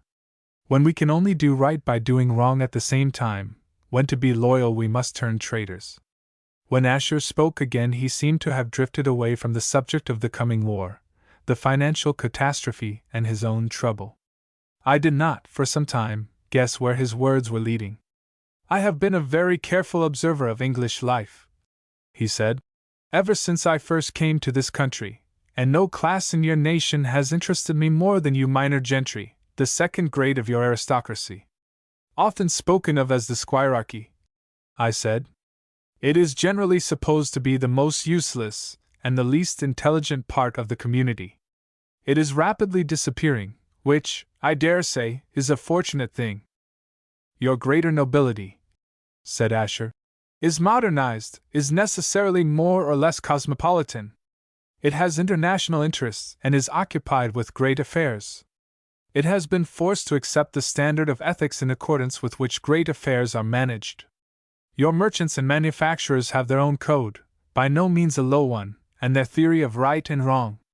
Between these two classes come the men with lesser titles or no titles at all, families which spring from roots centuries deep in the soil of England, men of some wealth, but not of great riches. They have their own standard, their code, their peculiar touchstone for distinguishing fine conduct from its imitation, their ethic. Yes, I said, I can understand your being interested in that. It is a survival of a certain antiquarian value. It is the quaintest standard of conduct imaginable, totally unreasonable and inconsistent. But it exists. There are some things which a gentleman of that class will not do. Exactly.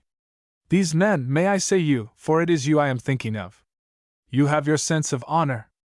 I never was more surprised in my life than I was when Asher said that to me.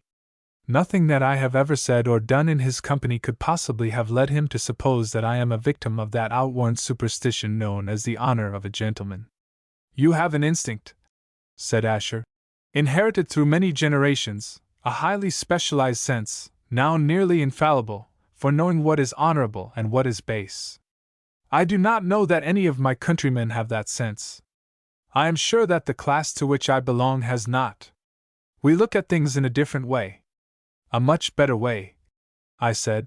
More practical. Yes, more practical. Better perhaps in the sense of being wiser. But I have a wish, an odd fancy if you like, to see things your way, to guide my conduct according to your standard of honor. As well as I could make out, Asher was asking me to decide for him on which horn of his infernal dilemma he was to impale himself, and to base my decision on a perfectly absurd and arbitrary set of rules for conduct, none of which could by any possibility be made to apply to a situation like his. My dear Asher, I said, I can't possibly judge for you. You could judge if it were your own case, he said. You could certainly judge then. Have you ever in your life been in the smallest doubt, even for a moment, about the way of honor, which it is? That is all very well, I said. I quite admit I do know that. I generally do the other thing, but I know what I ought to do according to the ridiculous standard of my class. But I don't know what you ought to do. That's a different thing altogether. Because I am not of your class? Not a gentleman? Don't talk nonsense, I said. There aren't any gentlemen left. The species is extinct. The very name of it is vulgarist. You're as near being one as anybody I know. And that has nothing to do with it. Gentleman or not, you've got to decide for yourself. No man living can do it for you. Your class would decide for me if I belonged to it, said Asher. The collective wisdom of your class, the class instinct. It would make me certain, leave me in no doubt at all, if only I belonged to it, were one of you. The choice I have to make. Asher paused. It's a nasty choice to have to make. You've got to be disloyal either way you go. That's what it comes to. There is no other way, said Asher sadly. No third way. Not that I can see. There was, in fact, a third way, though I did not see it at the time. Mrs. Asher discovered it. I heard of it 2 days later. Chapter 18. No one has greater respect and admiration for Asher than I have. I respect his ability. I admire his cool detachment of mind and his unfailing feeling for justice. I recognize in him a magnanimity, a certain knightliness which is very rare. But it is vain to pretend that I can ever regard Asher as an intimate friend. I am never quite comfortable in his company. He lacks something essential. He lacks a sense of humor. No one in England, no one I suppose in Europe, wanted to make jokes during that critical week which followed my interview with Asher. The most abandoned buffoon shrank from jesting when every morning brought a fresh declaration of war by one great power on another. But even under such circumstances the sense of the ridiculous survives, a thing to be carefully concealed, in those who are fortunate enough to possess it. Asher has no sense of the ridiculous. He sees men and women clad in long, stately robes moving through life with grave dignity like Arab chiefs or caliphs of Baghdad. He sees their actions conditioned and to some extent controlled by the influences of majestic inhuman powers, the genii of Eastern tales, huge, cloud-girt spirits of oppressive solemnity. In reality most people wear motley all day long and the fairy powers are leprechauns, tricksy, irresponsible sprites, willing enough to make merry with those who can laugh with them, but players of all Puck's tricks on.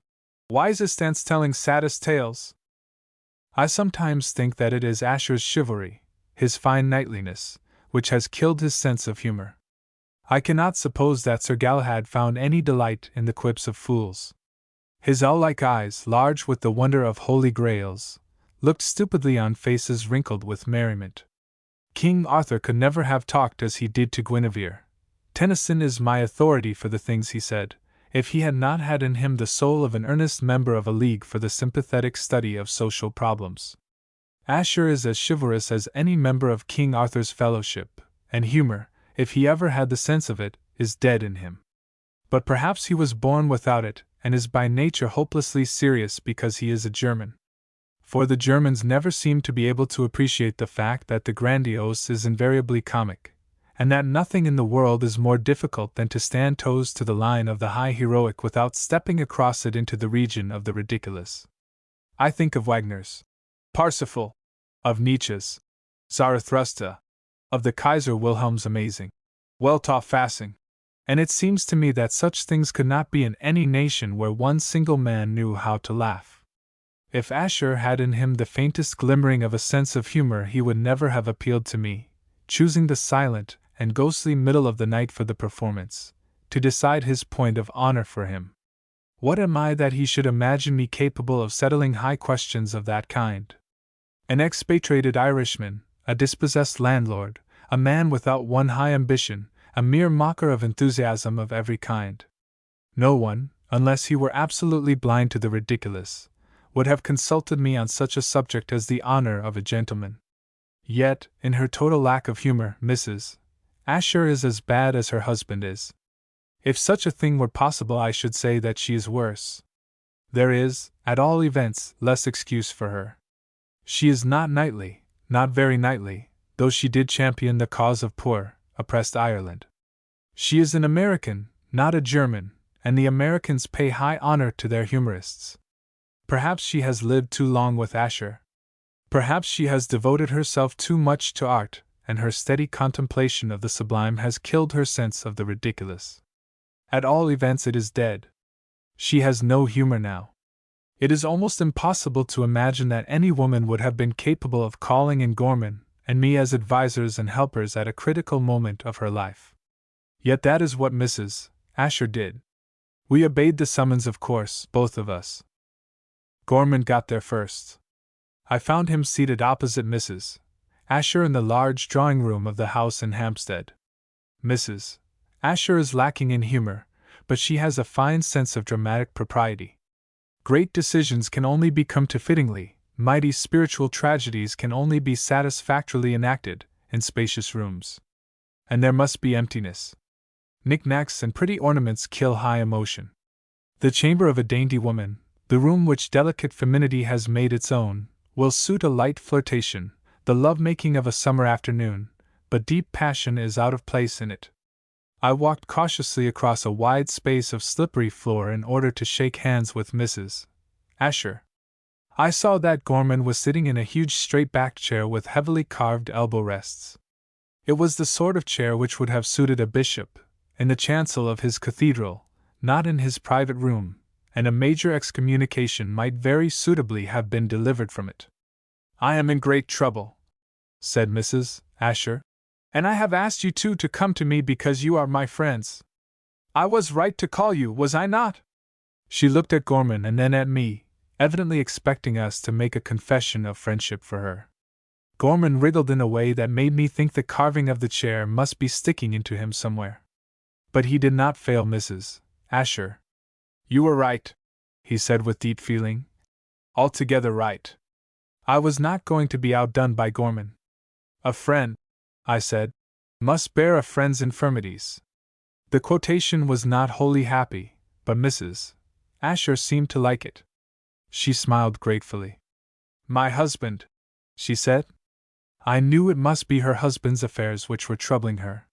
"He is in a very difficult position," I said. "I had a long talk with him the other night.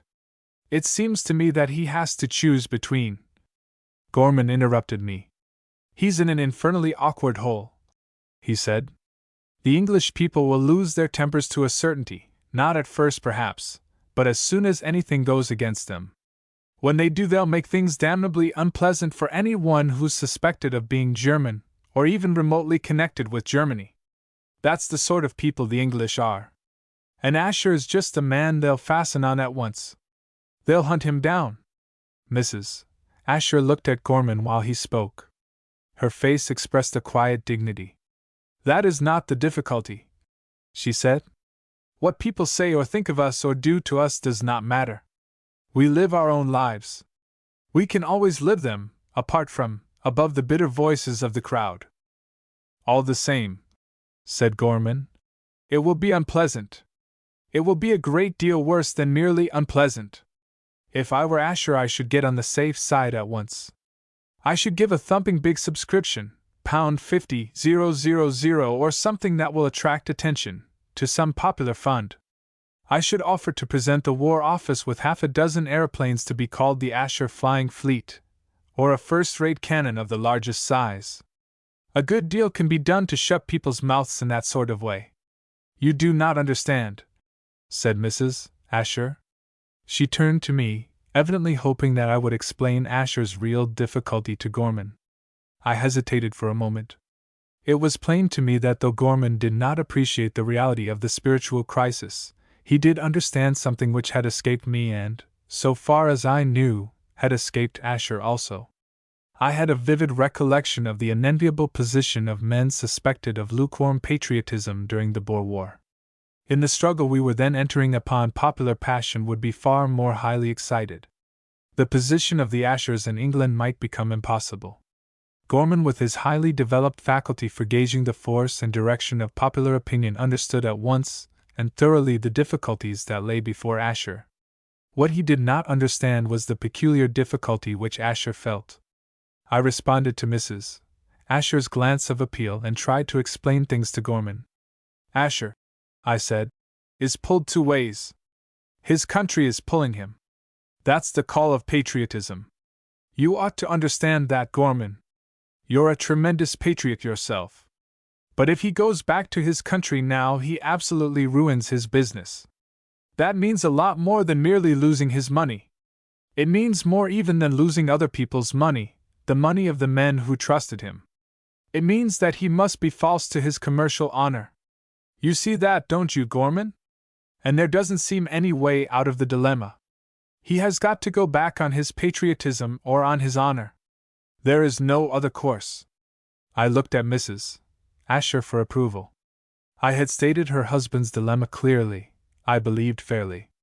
Gorman could hardly fail to understand. I thought Mrs. Asher would have been pleased with me. To my amazement, she acknowledged my efforts with a burst of indignation. "Oh," she cried, "you do not understand, either of you. You do not even begin to understand. I suppose you cannot, because you are men and not women. You men! All of you, my husband too, though he is far above the rest of you, but even he! You concern yourselves about things which are nothing. You argue about phantoms and discuss them as if they were realities. And all the time you miss the things which are. You think," she spoke directly to Gorman and her voice expressed the utmost scorn. "You think about reputation, the way men babble about each other and will babble about us. Why should we care? Even if we were afraid of what men say, there are places in the world to which the voices of Europe cannot reach. There are islands in the sea where the sun shines and palm trees grow, to which the talk of men who dwell in cities never comes." I recollected the desire which Mrs. Asher had once expressed to me of getting far, far away from everywhere. She evidently hoped to be able to try that experiment. She turned from Gorman and faced me. "You talk," she said, "about honor and patriotism. What are they? Words, just words. It is only you men, slaves of your own conventions, who take them for realities. We women know better. You go about life imagining that your limbs are bound with fetters. They are bound with delusions. We women know. Love and beauty are real. Nothing else is. All your fine words are like the flags under which your dupes go out to die, fluttering rags to us whose eyes are open. You talk, oh, so finely you talk, about the shadows your own imaginings cast, and you end in being afraid of them. You dare to talk to me of money." This was a totally unjust accusation. I had not talked about money. I had more sense than to mention money to a woman in Mrs. Asher's frame of mind. "I have money enough of my own," she said. "He and I want very little. What do we care for except just to love each other and to see beautiful things and to escape from all this nightmare of blood and hate and horror and hideousness?" I felt helpless. Mrs. Asher had undoubtedly hit on a new solution of the problem. She proposed that Asher should impale himself not on one or other, but on both horns of the dilemma, be false to every kind of honor and loyalty. It was, I suppose, possible for Asher to pack a bag and take to flight, simply to disappear, leaving everything behind him. He and she might go to some valley in the Rocky Mountains, to some unknown creek on the Californian coast, to some island in the South Pacific. If she were right about honor and faithfulness and patriotism, if these are, after all, only idols of the tribe, then she and Asher might be very happy. They would have all that either of them required. I looked at Gorman. He shrugged his shoulders, helpless as I was. Mrs. Asher began to plead with us in a way that was very strange to listen to. "Life is so short," she said. "Already most of it is gone from us. We have only a few years more, he and I. Why should we be miserable? There is happiness waiting for us. There is nothing between us and happiness except words, honor, patriotism, right, wrong. These are words, only words. They are gossamer threads which we break as we go, break without feeling them if only we go boldly. Will you not help me? Tell him that what I say is true. He will listen to you because you are men, and you know in your hearts that I speak what is true, that I have hold upon reality." There was a moment's silence after she stopped speaking. Before either Gorman or I attempted to make any answer, Asher himself came into the room. I certainly did not expect to see him. Mrs. Asher was, I am sure, as much surprised as I was. It was about 12 o'clock, and at that hour Asher is always in his office. He crossed the room quietly. He greeted Gorman and me without a sign that our presence was unexpected or unwelcome. He went to his wife and took her hand in his. She clung to him, looking up into his face. She knew at once that he had something very important to say to her. "You have decided?" she said. Asher's eyes met hers. His face seemed to me full of tenderness and pity. He held her hand tightly. He bowed his head, a silent yes to the question she asked. "To leave it all and come with me?" she said. "Away, away." Asher did not speak, but she knew and I knew that his decision was not that. The scene was very painful. I felt that I had no right whatever to witness it. Gorman, I am sure, would have been glad to escape. But it was very difficult for us to get away. Neither Asher nor his wife seemed conscious of our presence. We stood helpless a little apart from them. Gorman, with that unfailing tact of his, did, or tried to do the only thing which could have relieved the intolerable tension. He made an effort to get us all back to the commonplace. "You're in a devil of an awkward situation, Asher," he said. "A good deal seems to me to depend on whether you are a naturalized British subject or not.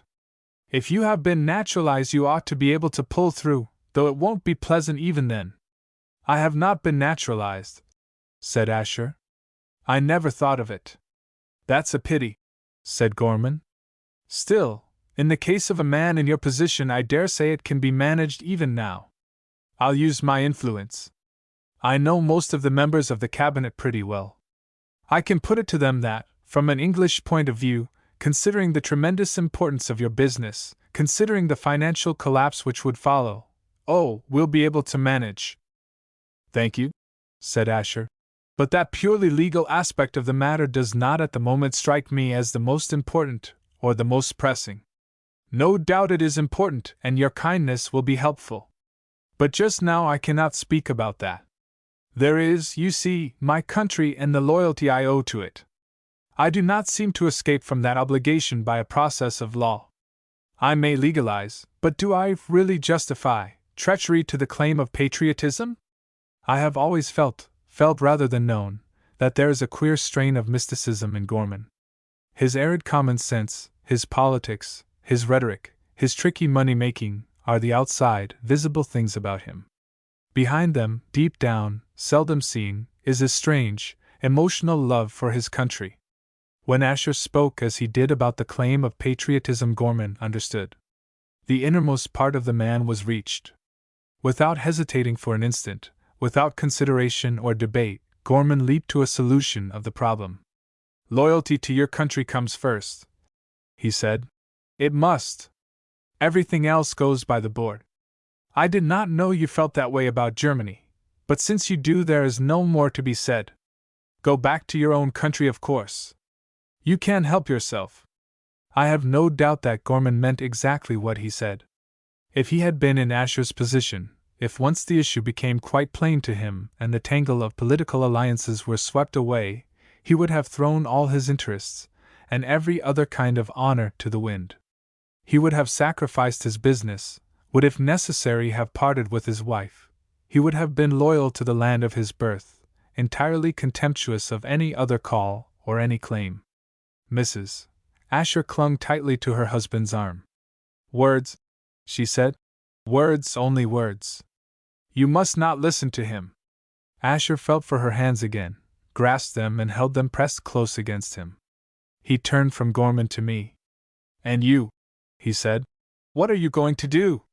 The question took me by surprise. I had no difficult decision to make. My course was in clear daylight. Besides, it did not matter to anyone what I did. "You yourself," said Asher again. "What are you going to do?" "Oh," I said, "I'm going back to my regiment. I suppose they'll take me. Anyhow, I shall offer myself." "And fight?" said Asher. "Well, yes. I suppose I shall fight. This war won't be over in a week. I'm pretty sure to get my turn. Yes, I shall almost certainly fight." "Why?" said Asher. "What will you fight for?" It was Gorman who answered the question. He had recovered from his brief outburst, and had become the normal Gorman again. The war, he said, is for the liberation of Europe. It is a vast struggle, an Armageddon in which the forces of reaction, absolutism, tyranny, a military caste are ranged against democracy. It is their last appearance upon the stage of history. Vindicated now, the principles of democracy. If you think, I said, that I'm going out to fight for the principles of democracy, you're making a big mistake. There's nothing in the world I dislike more than that absurd democracy of yours. Then why? Said Asher, mildly persistent. Why are you going to fight? Well, I said, I don't want to say anything offensive about your people, Asher. The Germans have a lot of fine qualities, but if they were to win this war, if they were to succeed in imposing their civilization and their mentality on us all, if they were to Germanize the world, the sense of humor would perish from among men. Nobody would any longer be able to laugh. We should find ourselves taking governments and officials seriously. Just imagine! To live under a bureaucracy and not to see that it was funny! Surely it's worthwhile fighting for the right to laugh. You Irish, said Asher. Even in times like this, your love of paradox. Don't say it, I said. If you can possibly help it, don't say that. I admit that I brought it on myself and deserve it. I apologize. That is not my real reason for going back to my regiment. I only gave it to you because I don't know what my real reason is. It's not patriotism. I haven't got any country to be patriotic about. It's not any silly belief in liberty or democracy. I don't know why I'm doing it. I just have to. That's all. Noblesse oblige, said Asher. Your honor as a gentleman. I shuddered. Asher, there is no other way of putting it, is grossly indecent. A woman has a sense of modesty about her body. It would be considered an outrage to strip her and leave her stark naked in the middle of the room. I cannot see why a man should not be credited with some feeling of modesty about his soul. I detest having my last garments plucked from me in public. Complete spiritual nudity causes me very great embarrassment. You can put it that way if you like, I said. The plain fact is I can't help myself. I must go back to my regiment. I have no choice. I have come to see, said Asher, that I have no choice either. There is such a thing, though perhaps Mr. Gorman will not believe me, there is such a thing as the honor of a banker. It compels me. He put his arm round his wife's waist as he spoke. Still holding her hands in one of his, he led her from the room. Her head drooped against his shoulder as they went out. I suppose that means, said Gorman, that he's going to stick it out and see the thing through. It will be infernally awkward for him. I don't think he realizes how nasty it will be. He hasn't considered that side of it. A man doesn't consider that side of things, I said, when he's up against it as Asher is. Well, I'll do my best about the naturalization papers. That'll be some help. It's very hard to be sure, I said, but I'm inclined to think that Asher is right. He's utterly wrong, said Gorman. A man's country ought to come first always. You don't understand that because you're denationalized, because, as you say yourself, you have no country. But it's true, whether you understand it or not. When I think of that business of his, I said, the immense complexity of it, the confidence of thousands of men in each other, all resting at last on a faith in the integrity of one man, or rather of a firm, the existence of such a business, worldwide, international, entirely independent of all ties of race, nationality, language, religion, in a certain sense wider than any of these, it's a great, human affair, not English nor German. Not the white man's nor the yellow man's, not Christian nor Buddhist nor Mohammedan, just human. Asher owes some kind of loyalty to a thing like that. It's a frightfully complicated question, but on the whole I think he is right. Gorman was not listening to me. He had ceased, for the time, to be interested in Asher's decision. I tried to regain his attention. Asher says, I said, that there is such a thing as the honor of a banker, of a financier. That ought to have roused Gorman to a contradiction, but it did not. "Do you think," he said, "that we could get them to take on Tim in any job connected with flying machines? This war will knock all his inventions into a cocked hat. He will simply be left, and he has a real turn for mechanics. If he got messing about with airplanes, he might do something big, something really valuable. But I don't know how to go about getting that sort of job for him. I'm not in with military people. Look here, you've a lot of influence with the War Office." "No," I said. "None. Nonsense. You must have. A word from you. I'll tell you what we'll do. I'll work Asher's naturalization papers for him, and you get Tim taken on by the Army Flying Corps people. Perhaps," I said, "you'd like me to get you a staff appointment while I'm at it." "Oh, no," said Gorman. "I'm not a soldier, I'm a member of Parliament. My job is—" Gorman hesitated. For a moment I thought that he was in real doubt, was actually wondering what place he ought to take, what work he ought to do. "Yes," I said. "You. Now, what is your idea for yourself?" Gorman drew himself up to his full height, squared his shoulders, and puffed out his chest. "My place," he said, "is in the Great Council of the Empire." I gasped. "Good Lord!" I said. "You don't really think, you can't think, that your silly old Parliament is going to matter now, that you politicians will be allowed to go on talking, that there will be divisions in the House, and elections and all that foolishness?" Gorman, still heroically erect, still enormously swelled in chest, winked at me with careful deliberation. I was immensely relieved. "Thank God," I said. "For a moment I thought you really meant it, all that Great Council of the Empire business, you know. It would have been a horrible disappointment to me if you had. I've come to have a high regard for you, Gorman, and I really could not have borne it. But of course I ought to have known better. You couldn't have believed in that stuff, simply couldn't.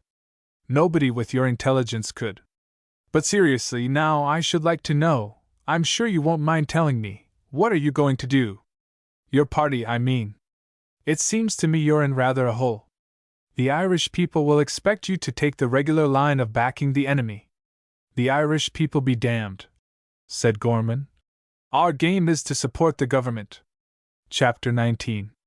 I look back on the time I spent soldiering under war conditions, as a curious blank in an otherwise interesting and amusing life. From the day on which I rejoined my regiment until the day, about 5 months later, when I escaped from the hospital in which I was incarcerated, my mind stopped working altogether. I took no interest whatever in any of the things which used to excite me, which are now, I am thankful to say, beginning to amuse me again. Politicians, I believe, pranced about with fascinating agility. I did not care to look at them. Newspaper proprietors demanded the immediate execution of one public man after another. I do not believe I should have cared if a guillotine had been set up in Piccadilly Circus and a regular reign of terror established. I lost sight of Gorman. The Ashers faded from my memory. I spent 3 months or so in camp with my old regiment.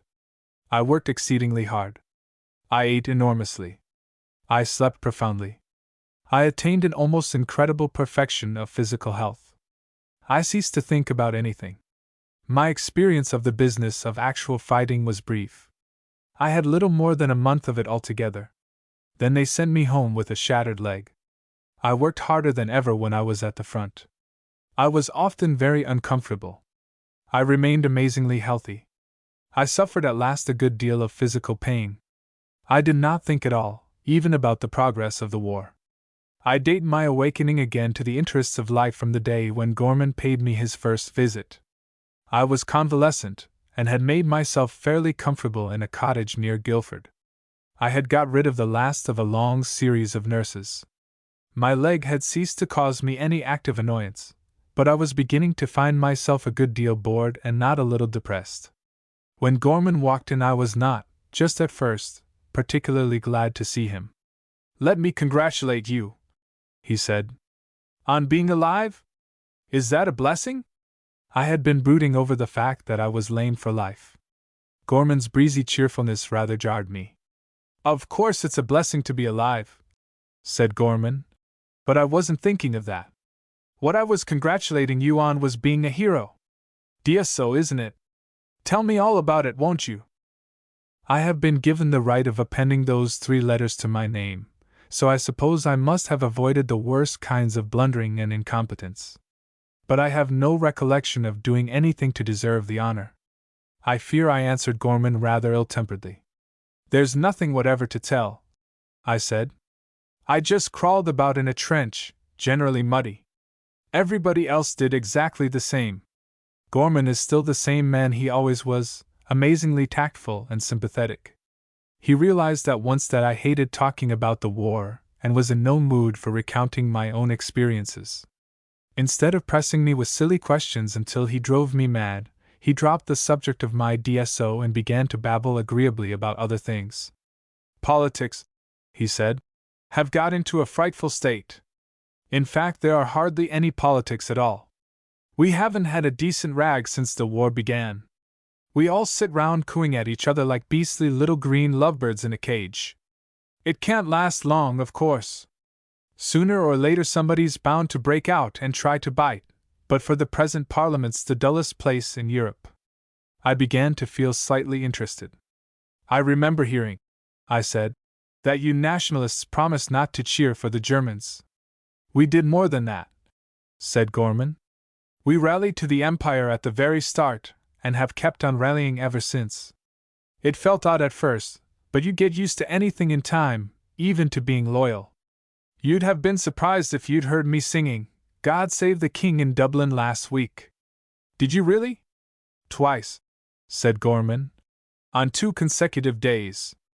A world in which such things could happen might, I began to feel, be worth living in after all. I smiled feebly at Gorman. He responded with a delicious wink. What's happened to Home Rule? I said. For the present it's hung up, a case of suspended animation. Our idea is that if we're thoroughly loyal now, the English people will be so grateful to us. But they'll be just as grateful to the Ulstermen, I said. They're loyal too, I suppose. That's the difficulty, of course, said Gorman. But what else could we do? If we'd allowed the Orangemen to make a corner in loyalty at the present crisis. Crisis, I said. How that word brings it all back to me. Are we still going through a crisis? Fancy the word surviving. It's about the only part of our old political system which does survive. The rest's gone, hopelessly. Gorman sighed, and I began to feel depressed again. But Gorman is not the man to sorrow long, even over the decay of the British Constitution. He dropped the unpleasant subject and started fresh. Tim, he said, has been rather a disappointment to me. He hasn't invented a single thing since the war began. I should have thought, I said, that this would have been his opportunity. So it is. The country's simply crying out for inventions. Aerial torpedoes, traps for submarines, wireless methods of exploding the enemy's ammunition, heaps of things of that sort. Tim might scoop up an immense fortune and be made a baronet.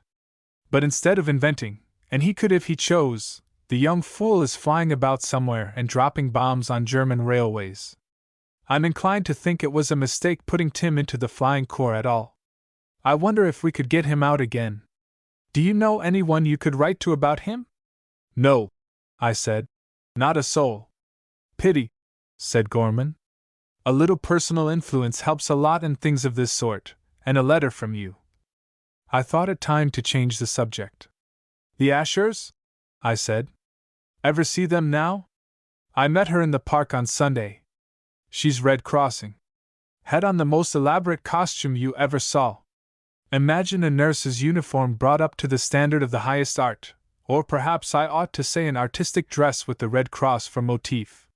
She told me that she expects to go to the front next week. Thank God she didn't go sooner. She might have nursed me if she'd been there in time. She'd have done it all right, said Gorman. I hear she's a splendid organizer in spite of her clothes. Always was a remarkable woman, though you didn't care for her. There's been a lot of trouble about Asher. Did he go bankrupt? Oh dear no, quite the contrary. All that financial part of the business was well managed and there wasn't any serious smash-up. They say that Asher helped a lot, in fact that it was very largely his advice which the government took. All the same, a lot of people turned on him afterwards, in spite of all I did to get him naturalized. They wanted to imprison him, but that was absurd. It's all very well to round up ordinary Germans, barbers, waiters and people of that sort, and put them in concentration camps. But you can't imprison a man who's worth millions. That sort of thing isn't done in any civilized state. Besides, I said, Asher didn't deserve it. Of course not. But that wouldn't have saved him. In fact, that has nothing whatever to do with the matter. Popular opinion ran very strongly against Germans, whether naturalized or not. And things were beginning to look very nasty for Asher. However, we managed all right. How? Oh, said Gorman. In the usual way. Diverted it. Gorman, I said, I'm afraid I'm getting stupid. Fighting must have muddled my brain. I don't quite follow you. What did you divert? Popular opinion, said Gorman. We turned it away from Asher, started everybody hunting a fresh hare. It wouldn't have done to imprison Asher, really wouldn't, for a lot of reasons, so we all began making speeches about beer. Temperance, you know, I made one myself. Then everybody forgot about Asher and things settled down. Politics aren't as dead as you said they were, Gorman. You politicians. It's all very well sneering at politicians, and I don't mind your doing it, not a bit, especially as you're wounded. But if it hadn't been for us politicians, tell me this now, is there anybody else in the country who can divert popular opinion from an awkward subject? I do not suppose there is. But I did not care to argue about it. Do you think, I said, that Asher ever regretted his decision? What decision? Oh, to stay in England? No, I don't think he ever has. He's done pretty well for himself in spite of any little trouble there's been. I should say he's no worse off than he was. I wasn't thinking of the matter from a business point of view, I said. From every other point of view, said Gorman. He was wrong. A man ought not to go back on his country under any circumstances whatever. I don't agree with you, I said. His conscience, said Gorman. If financiers have consciences, which I doubt. Some day, I said, when I'm a bit stronger, we'll argue the whole thing out. We have argued it out, since then, 20 times at least. We are no nearer reaching a conclusion than we were.